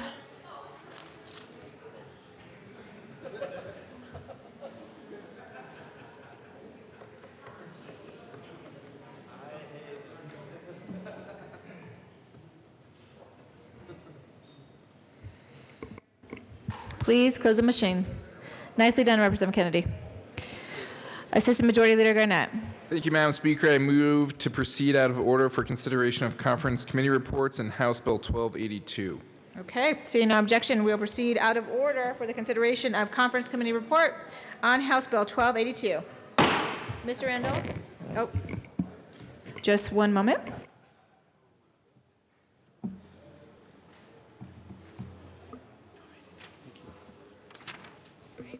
And Mr. Randall, please read the title of House Bill 1282. House Bill 1282 by Representative Janala, Senator Sonnenberg, concerning the creation of a veterinary education loan repayment program to assist veterinarians with education loan repayments in exchange for providing veterinary services in rural areas of the state in need of veterinary services. Representative Janala.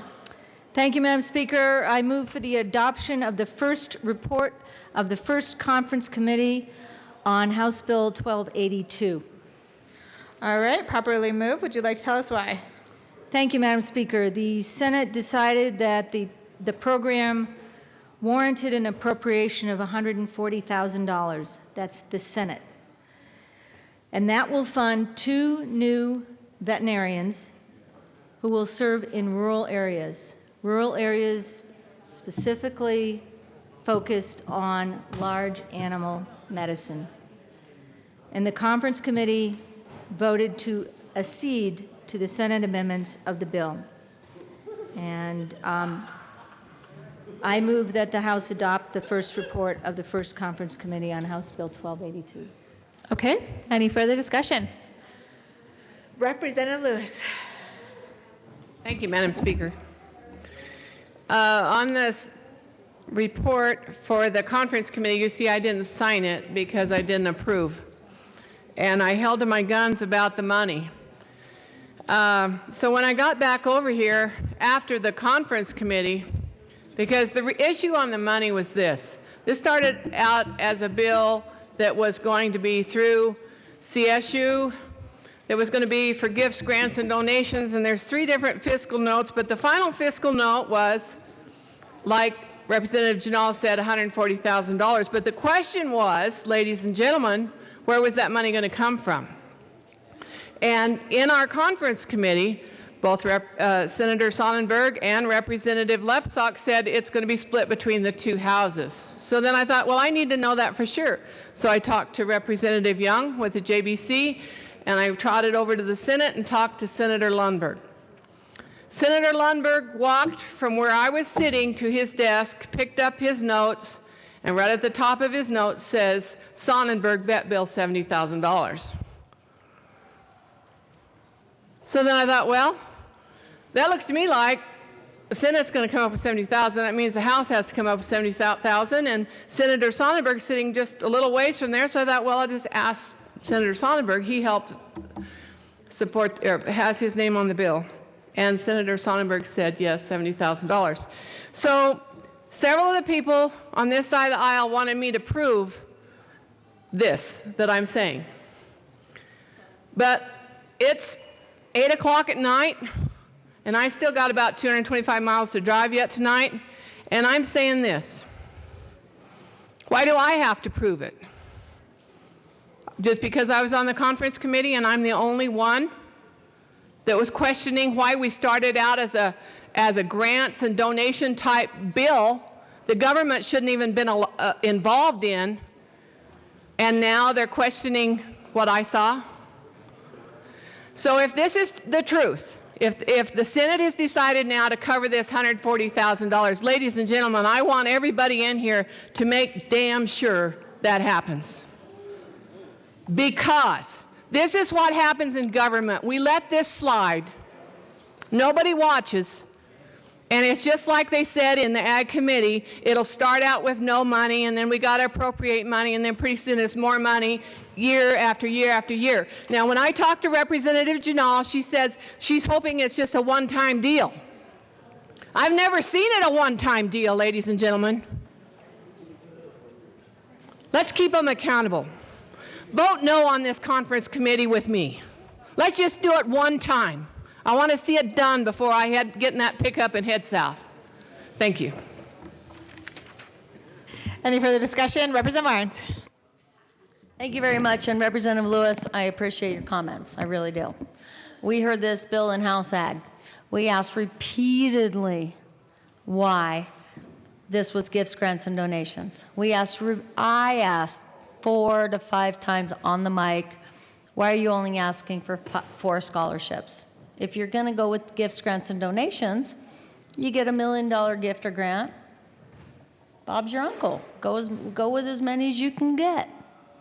Well, we capped it at 4. That was the recommendation. We went with that. They said that it's extremely unlikely that we'll ever get more than 4. Okay, you go with the expert. So we kept it at 4. It went to the Senate. And it was, honestly, the good reading of Representative Hansen, who said, well, it also says and an appropriation. So that's why there's a bill. If it's just gifts and grants and donations, then, and it's not a scholarship, it's a repayment mechanism for the, whatever your tuition. Why would we need it? Great question. Representative Hansen said, but it also says, and subject to an appropriation. Great point. This is exactly what happened in Ag. I'm just being factual. So we passed the bill. It goes over, and Senate had the leeway to add some money if they so chose under that part of the bill that said that there could be an appropriation. I will be completely honest. I wasn't a fan because I didn't hear that in House Ag. But I also have to respect what the Senate said. In the bill that we passed out of House Ag, it said there could be an appropriation. If the Senate wants to appropriate money for two people who honestly, the rural areas, and I think people will understand this, they could use another vet. And if a vet wants to go out there, a veterinarian, not necessarily trained at CSU, a veterinarian, a trained and qualified veterinarian wants to go out into our rural areas and practice there, they can receive the forgiveness of their student loans through this bill. Honestly, I have a very hard time saying that's not the right thing to do. It's $140,000 for up to two people over 4 years. So I do urge an aye vote, and I do at the same time recognize the concerns that my colleagues and other people have about this bill. That's what happened, and I urge an aye vote. Thank you. Representative Young. Thank you, Madam Speaker Pro Tem. And I'm not going to speak on the policy here, but I am going to speak as Chair of Appropriations, and I've had conversations with Senator Lundberg, who is Appropriations Chair in the Senate. When this bill came through the House, it did not go to appropriations because there was no money that needed to be appropriated. This was a gifts, grants, and donations bill. It went to the Senate. As you know, Joint Budget Committee and Appropriations is busy. To my knowledge, Senator Lundberg and I did not have a conversation as the bill changed in the Senate about sharing or who would pay, but I will tell you now, tonight, Senator Lundberg and I have had a conversation about the bill, and the Senate will fund this bill out of their set-aside. We have a $5 million set aside for the legislative branch, 2.5 per chamber, and they are funding it out of their half of that $5 million. And so at the end of the day, regardless of what people may have seen on notes or what conversations have been had, that's the status of the money as it stands tonight. I hope that clarifies the status of the money. Policy is up to everyone else to figure out. Thank you. Actually, yes. Representative Becker. Thank you. Members, this comes down to, in committee, we were flat not told the truth. And if you're going to allow people to come into those committees and do that and not hold their feet to the fire, vote for this. But this, even though it's a small amount of money, we were lied to. Because if we were going to have general fund, we clearly wanted it in the Department of Ag instead of at CSU. But CSU would sit here and tell us, no, that's not the case. That's not what we told you. I am getting tired of that. It is time to vote no on this, send it back, let them go back to gifts, grants, and donations and figure it out. We were not told the truth. It is time, vote no, just like we did before. Send this back. It still goes to gifts, grants, and donations. They can find the money at CSU to get that done. Allow them to do it. Representative Herod. Thank you, Madam Chair, and I'll be quick. So just so that we're clear, there was no one that asked anyone to prove anything about where this money is coming from. It was offered to go, that they would go and show that half of it was going to come from the House set aside. It is my opinion on this bill, members, that it started in the House as gift grants and donations. If the Senate decided they wanted to fund this bill out of their set aside, and we agreed with the policy, then they have the right to do that. And that is where I am today, and that is why I am in support of this bill. Thank you. Representative McKean. Thank you very much, Madam Speaker Pro Tem. I will pick up where Representative Becker left off. We've had a lot of talk this year about the kinds of programs that we engage in as a state. We've had a lot of talk about the things we can or cannot get done. Part of the issue with getting things done is a contract that we have with our citizens. That contract that we have with our citizens is that when we make decisions in this House, when we take that responsibility to do what our citizens are asking us to do, and we make a decision here based on the information we're given, we made a good decision. That's the contract they have with us. They say, you know what, we put you there. Go make a good decision. When we are lied to, when we are told this is the way it's going to be, but there, to Representative Hansen's credit again, there's a little window in there that could allow money to come out of the general fund. And we voiced our caution, and many of us voted no in committee on this bill for that very reason. And then we come back and find out that not only are they saying that that loophole can be there, but that they're going to use that loophole. This is where we begin to break that contract that we have with our citizens, with our constituents out there, to say, why do they feel like government plays one hand and pulls a card out of their sleeve for another? I urge a no vote on the concurrence. I urge a no vote on the bill. Representative Esgar. Thank you, Madam Speaker Pro Tem. I'll be very brief. 2 times now we've used the word liar in the well, and I just want to make sure that people understand that the sponsor of this bill in the House and the committee did not lie. That was the bill that we voted on in committee. She repeatedly told us gift grants and donations. I just want to make sure that we aren't down here calling each other liars, because she did not lie to us in the committee. And if that was not your intent, to call her the liar, I'd appreciate some clarification. Representative McKean. Thank you very much, Madam Speaker Pro Tem. Absolutely, and Representative Esgar, thank you for that. It was actually the testimony that we received, oh no, from the head of the College of Veterinary Medicine at Colorado State University that said this will be gifts, grants, and donations, and that loophole's in there, but no, we don't need it. Thank you very much, because you're absolutely right. We don't need to throw words around late at night and late in session. So absolutely not. These were words that we got from some of our witnesses. Thank you. Representative Lewis. Thank you, Madam. I just want to stay, Speaker Pro Tem. Thank you, Representative Garnett. I just want to say that this whole deal has come around. The very first thing tonight when we came back was Representative Wilson talking about how money has never been appropriated for kindergarten. Here we go. We're at the 11th hour, 11th and a half hour, and we're down here, we're going to spend some more money. And yes, it's not our money, and that's wonderful. I think it's great. But you know what? It's their money, and it still comes from this facility, this house, this Capitol. It comes from money that we could spend somewhere else, like kindergarten, like other things, hospitals. So when we start trying to throw around money, we need to start doing it from the very get-go of a bill. And I'm the new guy here. I'm the new girl that doesn't understand things, but I can tell you this.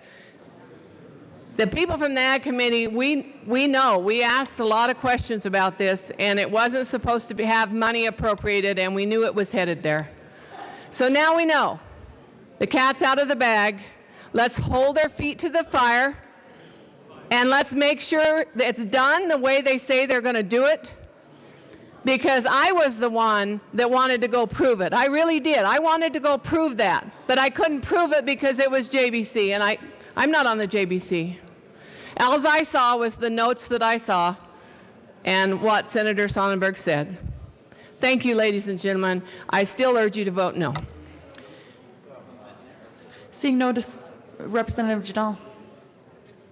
Thank you, Madam Speaker Pro Tem, and I'll make this brief. But in all due respect, and I know this has been cleared up right now, but I did not bring this bill to the Ag Committee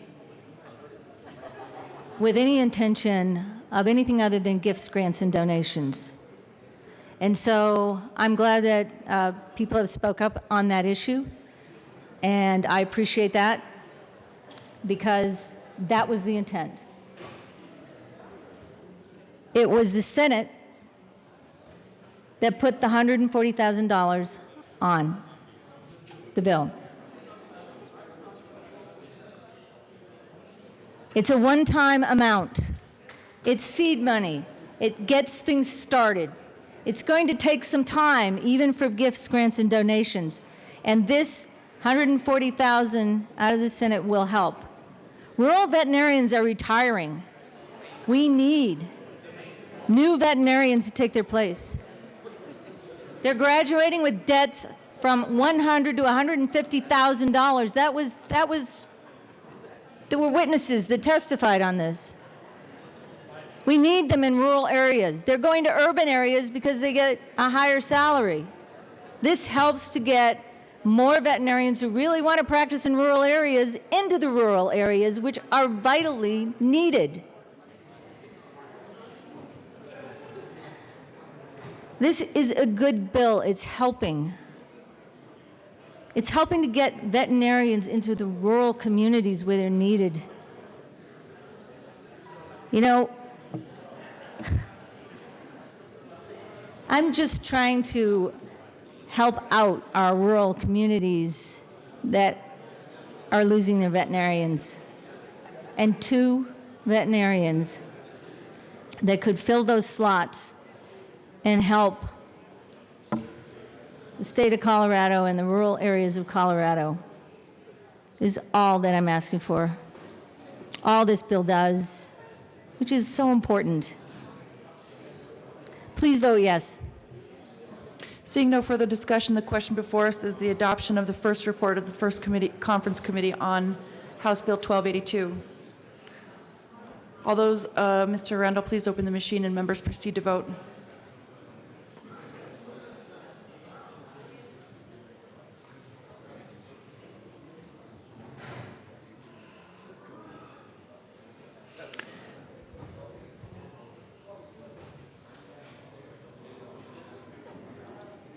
Members, we're currently voting. Please get in your seats and cast your votes.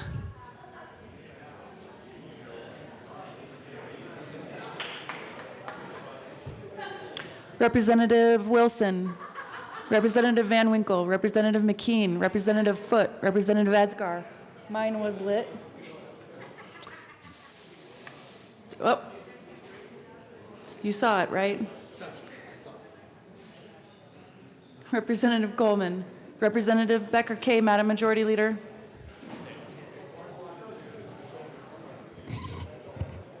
Madam Speaker, can I excuse her?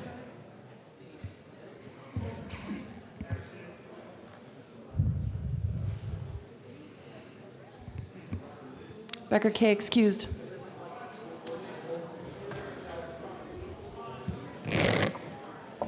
Please close the machine. Mr. Assistant Majority Leader. Thank you, Madam Speaker Pro Tem. I move for the repassage of House Bill 1282 as amended. The question before us is the repassage of House Bill 1282. Mr. Randall, please open the machine and members proceed to vote.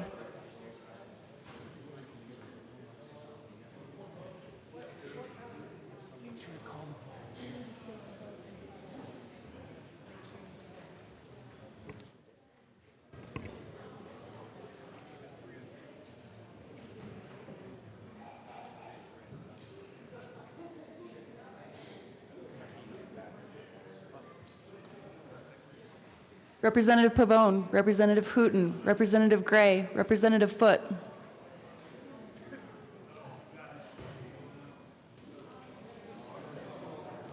Madam Majority Leader.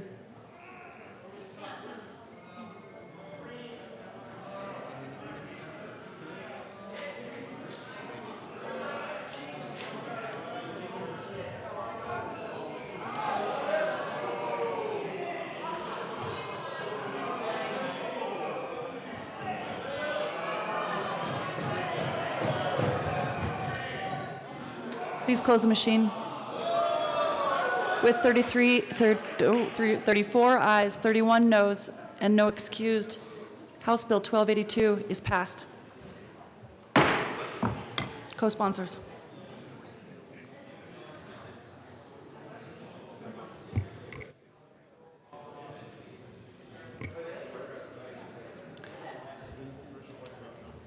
Please close the machine.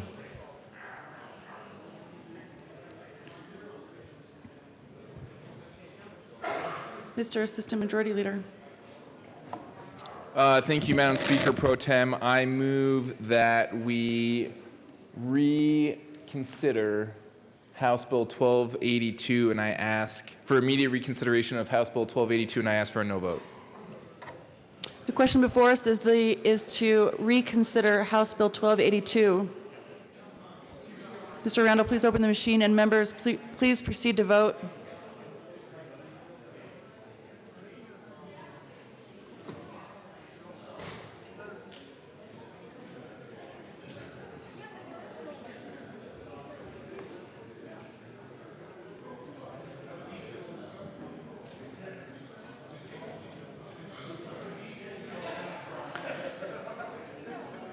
Representative Arndt, Representative Buckner.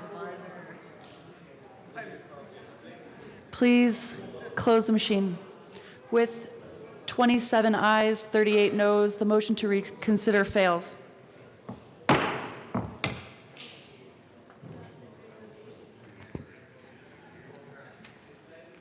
Mr. Randall, please read the title of Senate Bill 306.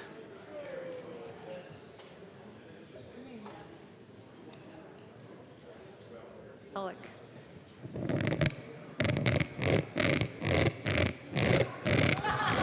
Senate Bill 306 by Senator Lambert, also Representative Hamner, concerning a direct transfer of money from the high-cost support mechanism to broadband deployment grant applicants with proposed broadband deployment projects that have been approved by the Broadband Deployment Board for a grant awarded in connection therewith requiring segregation of funds for basic voice service from funds for broadband deployment. Representative Hamner. Thank you, Madam Speaker Pro Tem. I wondered if Representative Gray could repeat what the reader just said, but no. Actually, I move that the House recede from its position on Senate Bill 306. The motion before us is to recede from the House position on Senate Bill 306. Mr. Randall, Representative Hamner. Thank you, Madam Speaker Pro Tem. Members, Senate Bill 306 is the bill that began in the Senate, and it goes back to a long bill amendment that was passed in the House to allow for the transfer of about $6.5 million from the high-cost mechanism fund to be able to fund rural broadband. And when the bill came over to the House, we voted pretty strongly, 49 to 16, to add an amendment that clarified some of the language in the bill that fit under the title. And I'm sorry, Madam Speaker Pro Tem. Excuse me a second, Representative Hamner. Members, please be in your seats and listen to what's happening at the well so we can get our business done. I really appreciate that, Madam Speaker Pro Tem. And colleagues, I know it's getting late. I just want to make sure that you all understand what I'm recommending to you. And basically, so we had a difference in opinion about that amendment between the House and the Senate, where the original Senate version was really just allowing the PUC the authority to make this transfer in statute for broadband deployment. The amendment that we put on was pretty substantive, and it raised some deeper conversation about regulatory issues that has really caused a lot of conversation and consternation over the last 24 hours. And so the Senate didn't like our amendment, and they suggested a conference committee be formed. And I want to thank the members of the House who served on the conference committee, Representative Mitch Bush, Madam Majority Leader, and Representative Lawrence. They met this afternoon to see if we could resolve the differences between the House and the Senate, and unfortunately, they were not able to come up with a compromise or a conference committee for us to discuss. So I'm recommending that we go back to the original version of the bill, which is the Senate version, which really just allowed for that technical transfer to fund the amendment that we passed in the long bill, and have the deeper conversation at another time. And members, just so you know, if we don't support this motion, the bill will go over to the Senate and die on the calendar, or it will really put in jeopardy the original intent of the bill in the Senate version. So I ask for your support of the motion. Madam Majority Leader. Thank you, Madam Speaker Pro Tem. So members, it was my amendment to transfer money from the high-cost support mechanism into the broadband fund. And this is something that was first started a few years ago, and a lot of people had high hope about what those bills 3 years ago we're going to do to support rural broadband. And the truth is, they didn't do anything. In all those years, I think less than $2 million has transferred from the high cost fund over to rural broadband. And people know exactly what needs to be fixed in the law. We need to change some definitions. It's pretty simple. And this bill was run in the Senate by a Senate Democrat, and it was killed. And a Senate Republican worked on it, and I worked on it. And we finally said, it's just time to run this. And the Senate Bill 306 was an easy way to do it.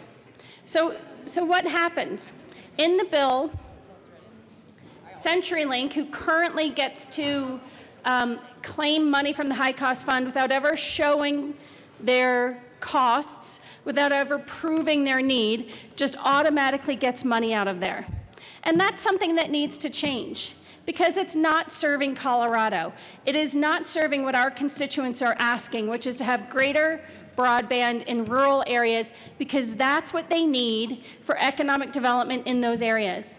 But CenturyLink doesn't want to have to start proving costs. They don't want that, because maybe it means they don't get as much money.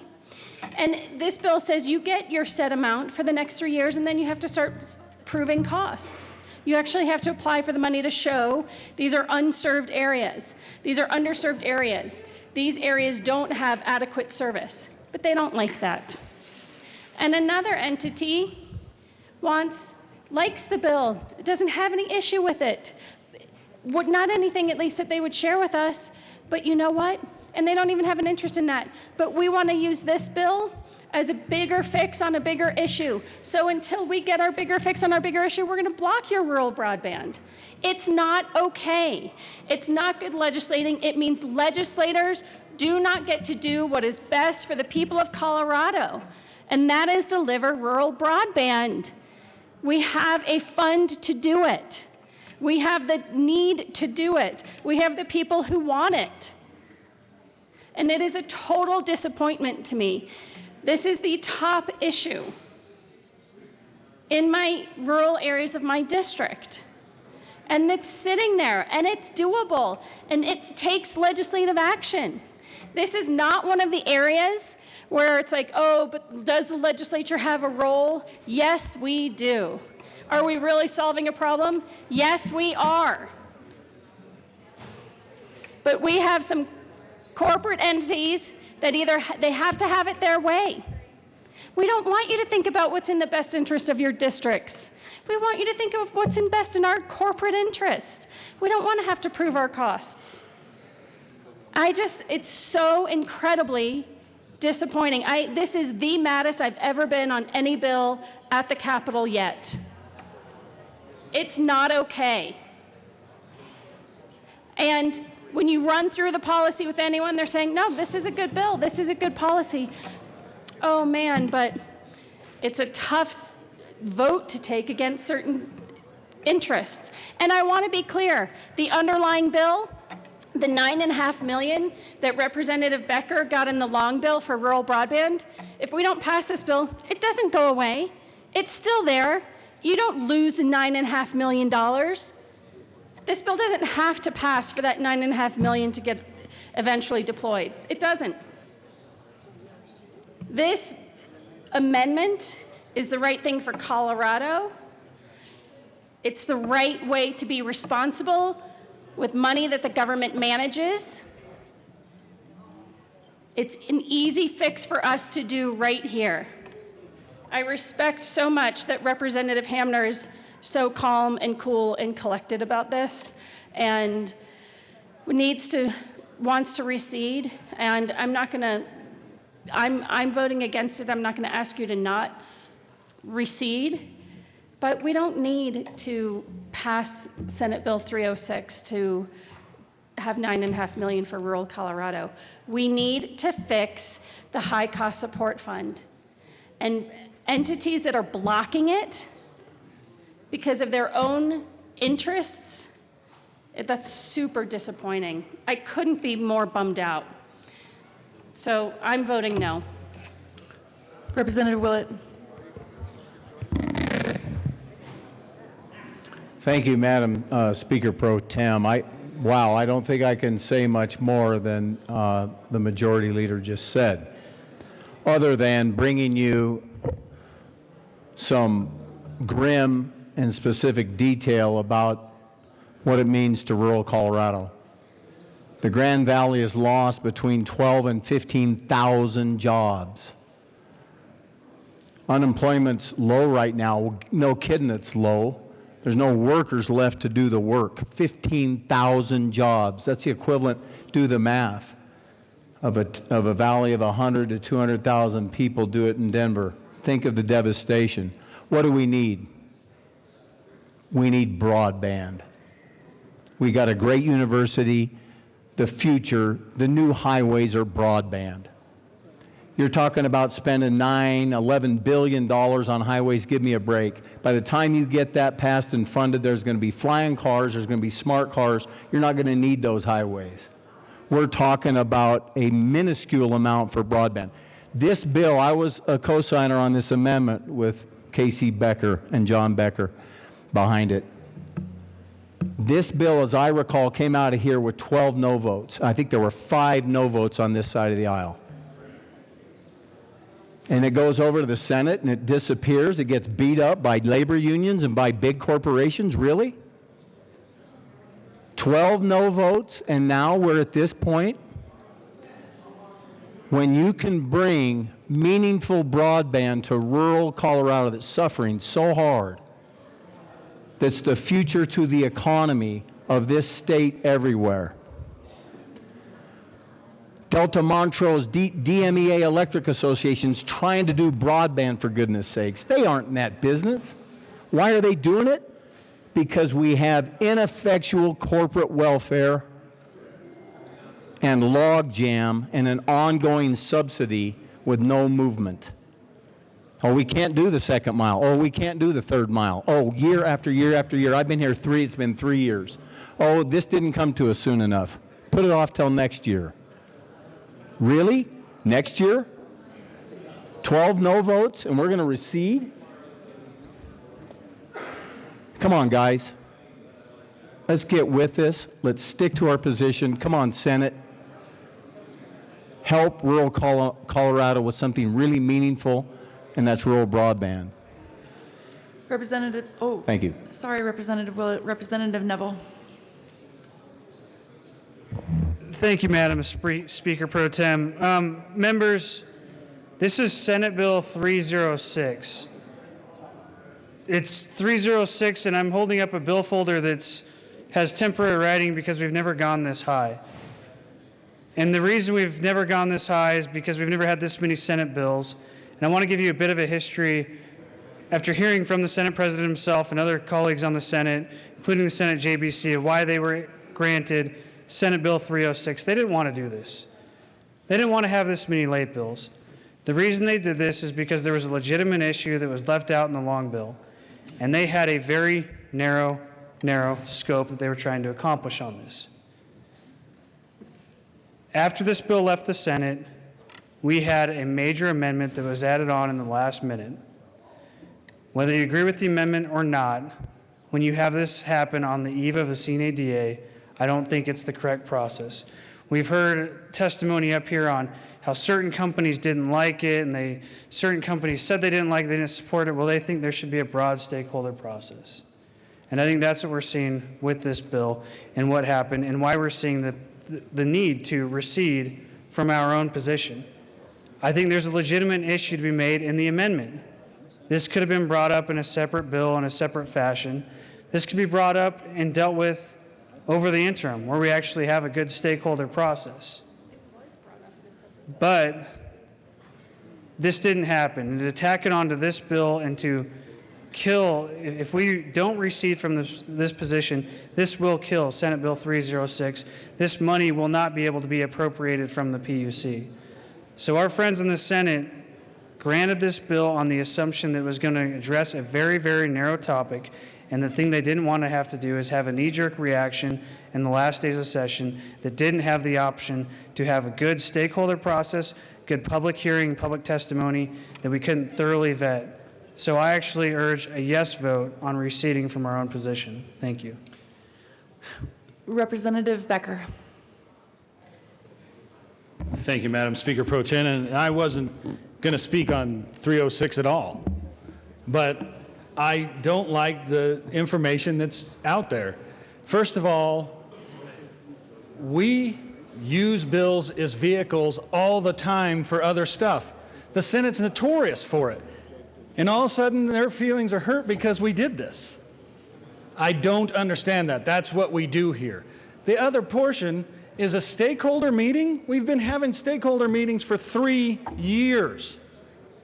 3 years, so don't say the stakeholders weren't sitting at the table. Yes, this came as a surprise because Casey Becker, our majority leader, and myself brought this forward on the other bill. Understandable, but the language in it is no surprise. And the misinformation that's been twisted on the language that's in that bill surprises me altogether. Everybody's seen that language for 2 to 3 years. 2 to 3 years, and especially this year. So I'm going to tell you, I'm going to vote yes on this. I'm going to vote yes. I don't like that I'm going to vote yes, but we have some promises that everybody is going to come to the table again and work, and I appreciate that. But the misinformation and saying there's not stakeholders, there was stakeholders, and saying that we don't know what's in this bill, come on. We know what's in it. It's been in there for 3 years. And then to say that it makes everything in the state competitive, this is federal language. This is coming down from the FCC. We need to know what we're talking about on that, but I will be voting yes, and I will hope that everybody will come to the table the way they said they would. Representative Rankin. Thank you. As a practical matter, just to summarize, if we vote to recede, we will preserve the original intent of the Long Bill Amendment, which was to move $9.5 million into rural broadband. If we don't recede, we will make a philosophical point, which is a good one, which I totally agree with, which we should do as a separate bill, but we will lose the $9.5 million transfer. So let's just be clear about what we believe is going to happen. There may be different opinions about that, but that's what will happen if we lose this bill. So our original intent, and it's not really a JBC bill, but it was to support a JBC action, which is to support an amendment, was to keep this narrow to make the transfer. I would like to have had the amendment. I totally agree with that, but I think it's impractical at this point, so please vote yes to recede. Madam Speaker.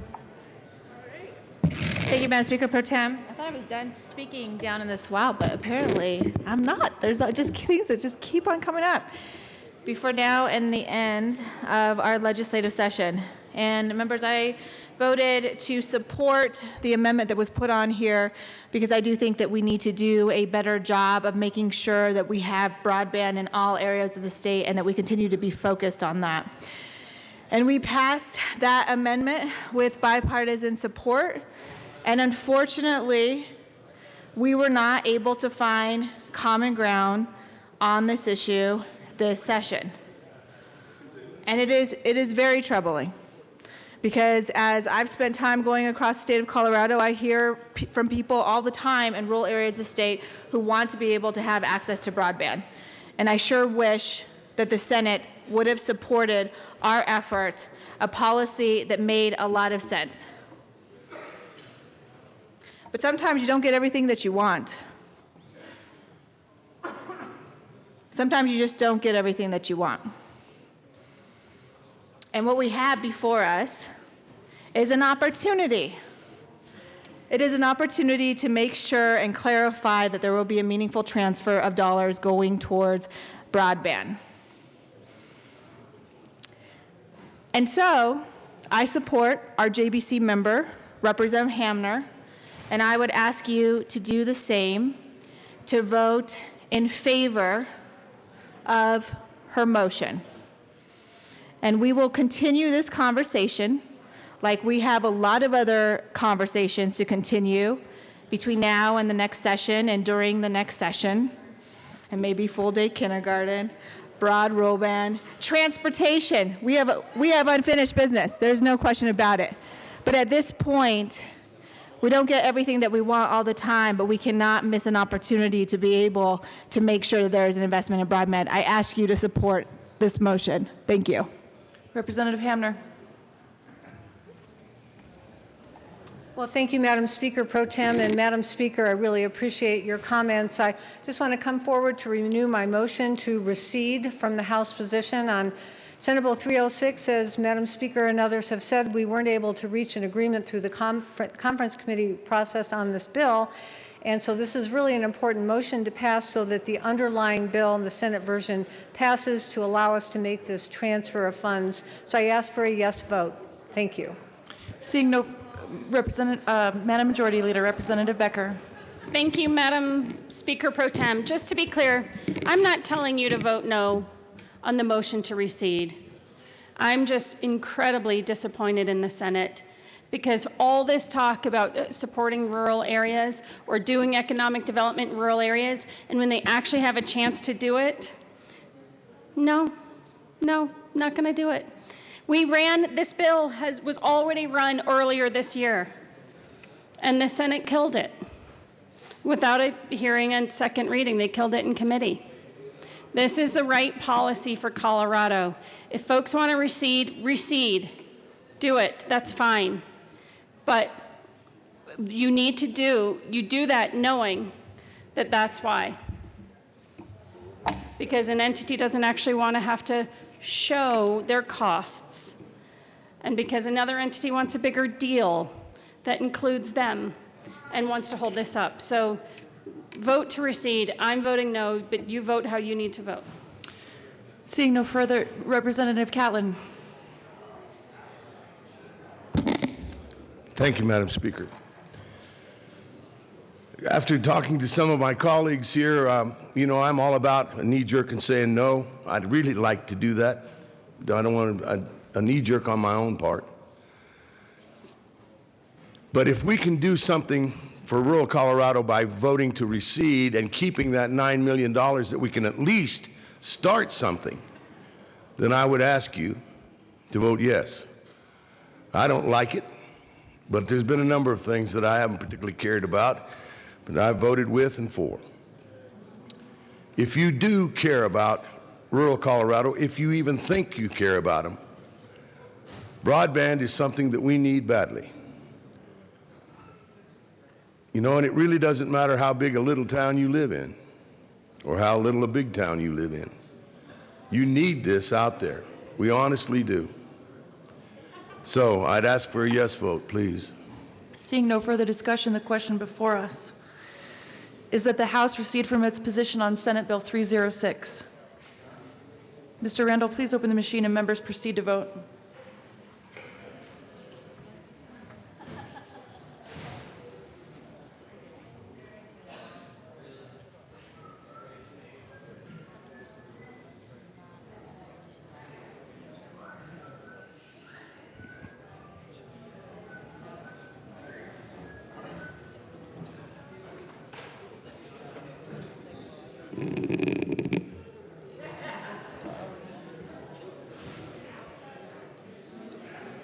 Representative Valdez, Representative Singer, Representative McKean, Representative Leonard, Representative Humphrey.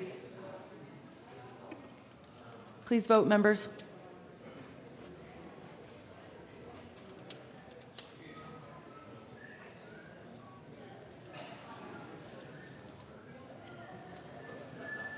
Please close the machine. With 63 ayes, 2 noes. The motion to recede on the House position on Senate Bill 306 passes. Mr. Assistant Majority Leader. Thank you, Madam Speaker Pro Tem. I move to repass Senate Bill 306. The motion before us is the repassage of Senate Bill 306. Mr. Randall.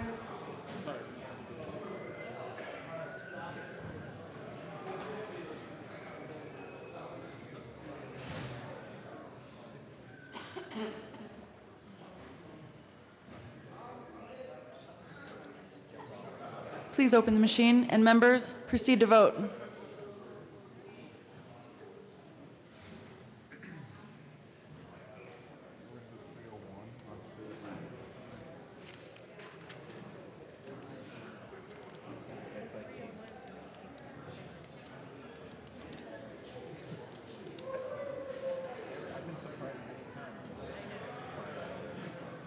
Representative McKean. Please close the machine.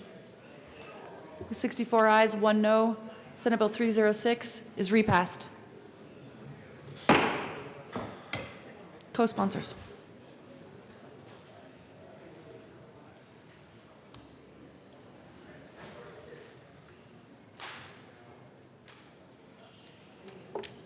Please close the machine.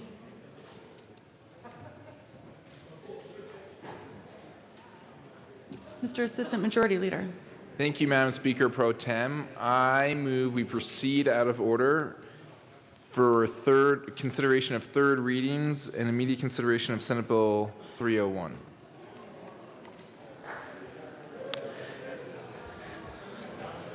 The motion is to proceed out of order to hear Senate Bill 301. Seeing no objection, Mr. Randall, please read the title of Senate Bill 301. Senate Bill 301 by Senator Scott and Marble, also Representatives Becker Kay and Sane, concerning energy-related statutes. Madam Majority Leader. Thank you, Madam Speaker. I move for the passage of Senate Bill 301 on third reading and final passage. Question before us is the passage of Senate Bill 301 on third reading and final passage. Seeing no discussion, Mr. Randall, please open the machine and members proceed to vote.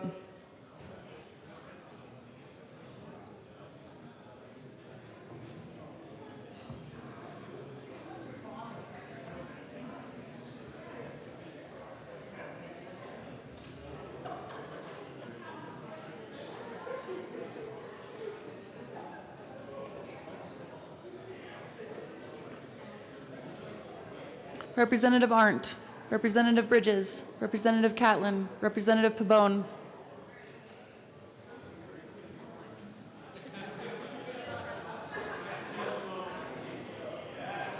Please close the machine. With 37 ayes, 28 noes, Senate Bill 301 is passed.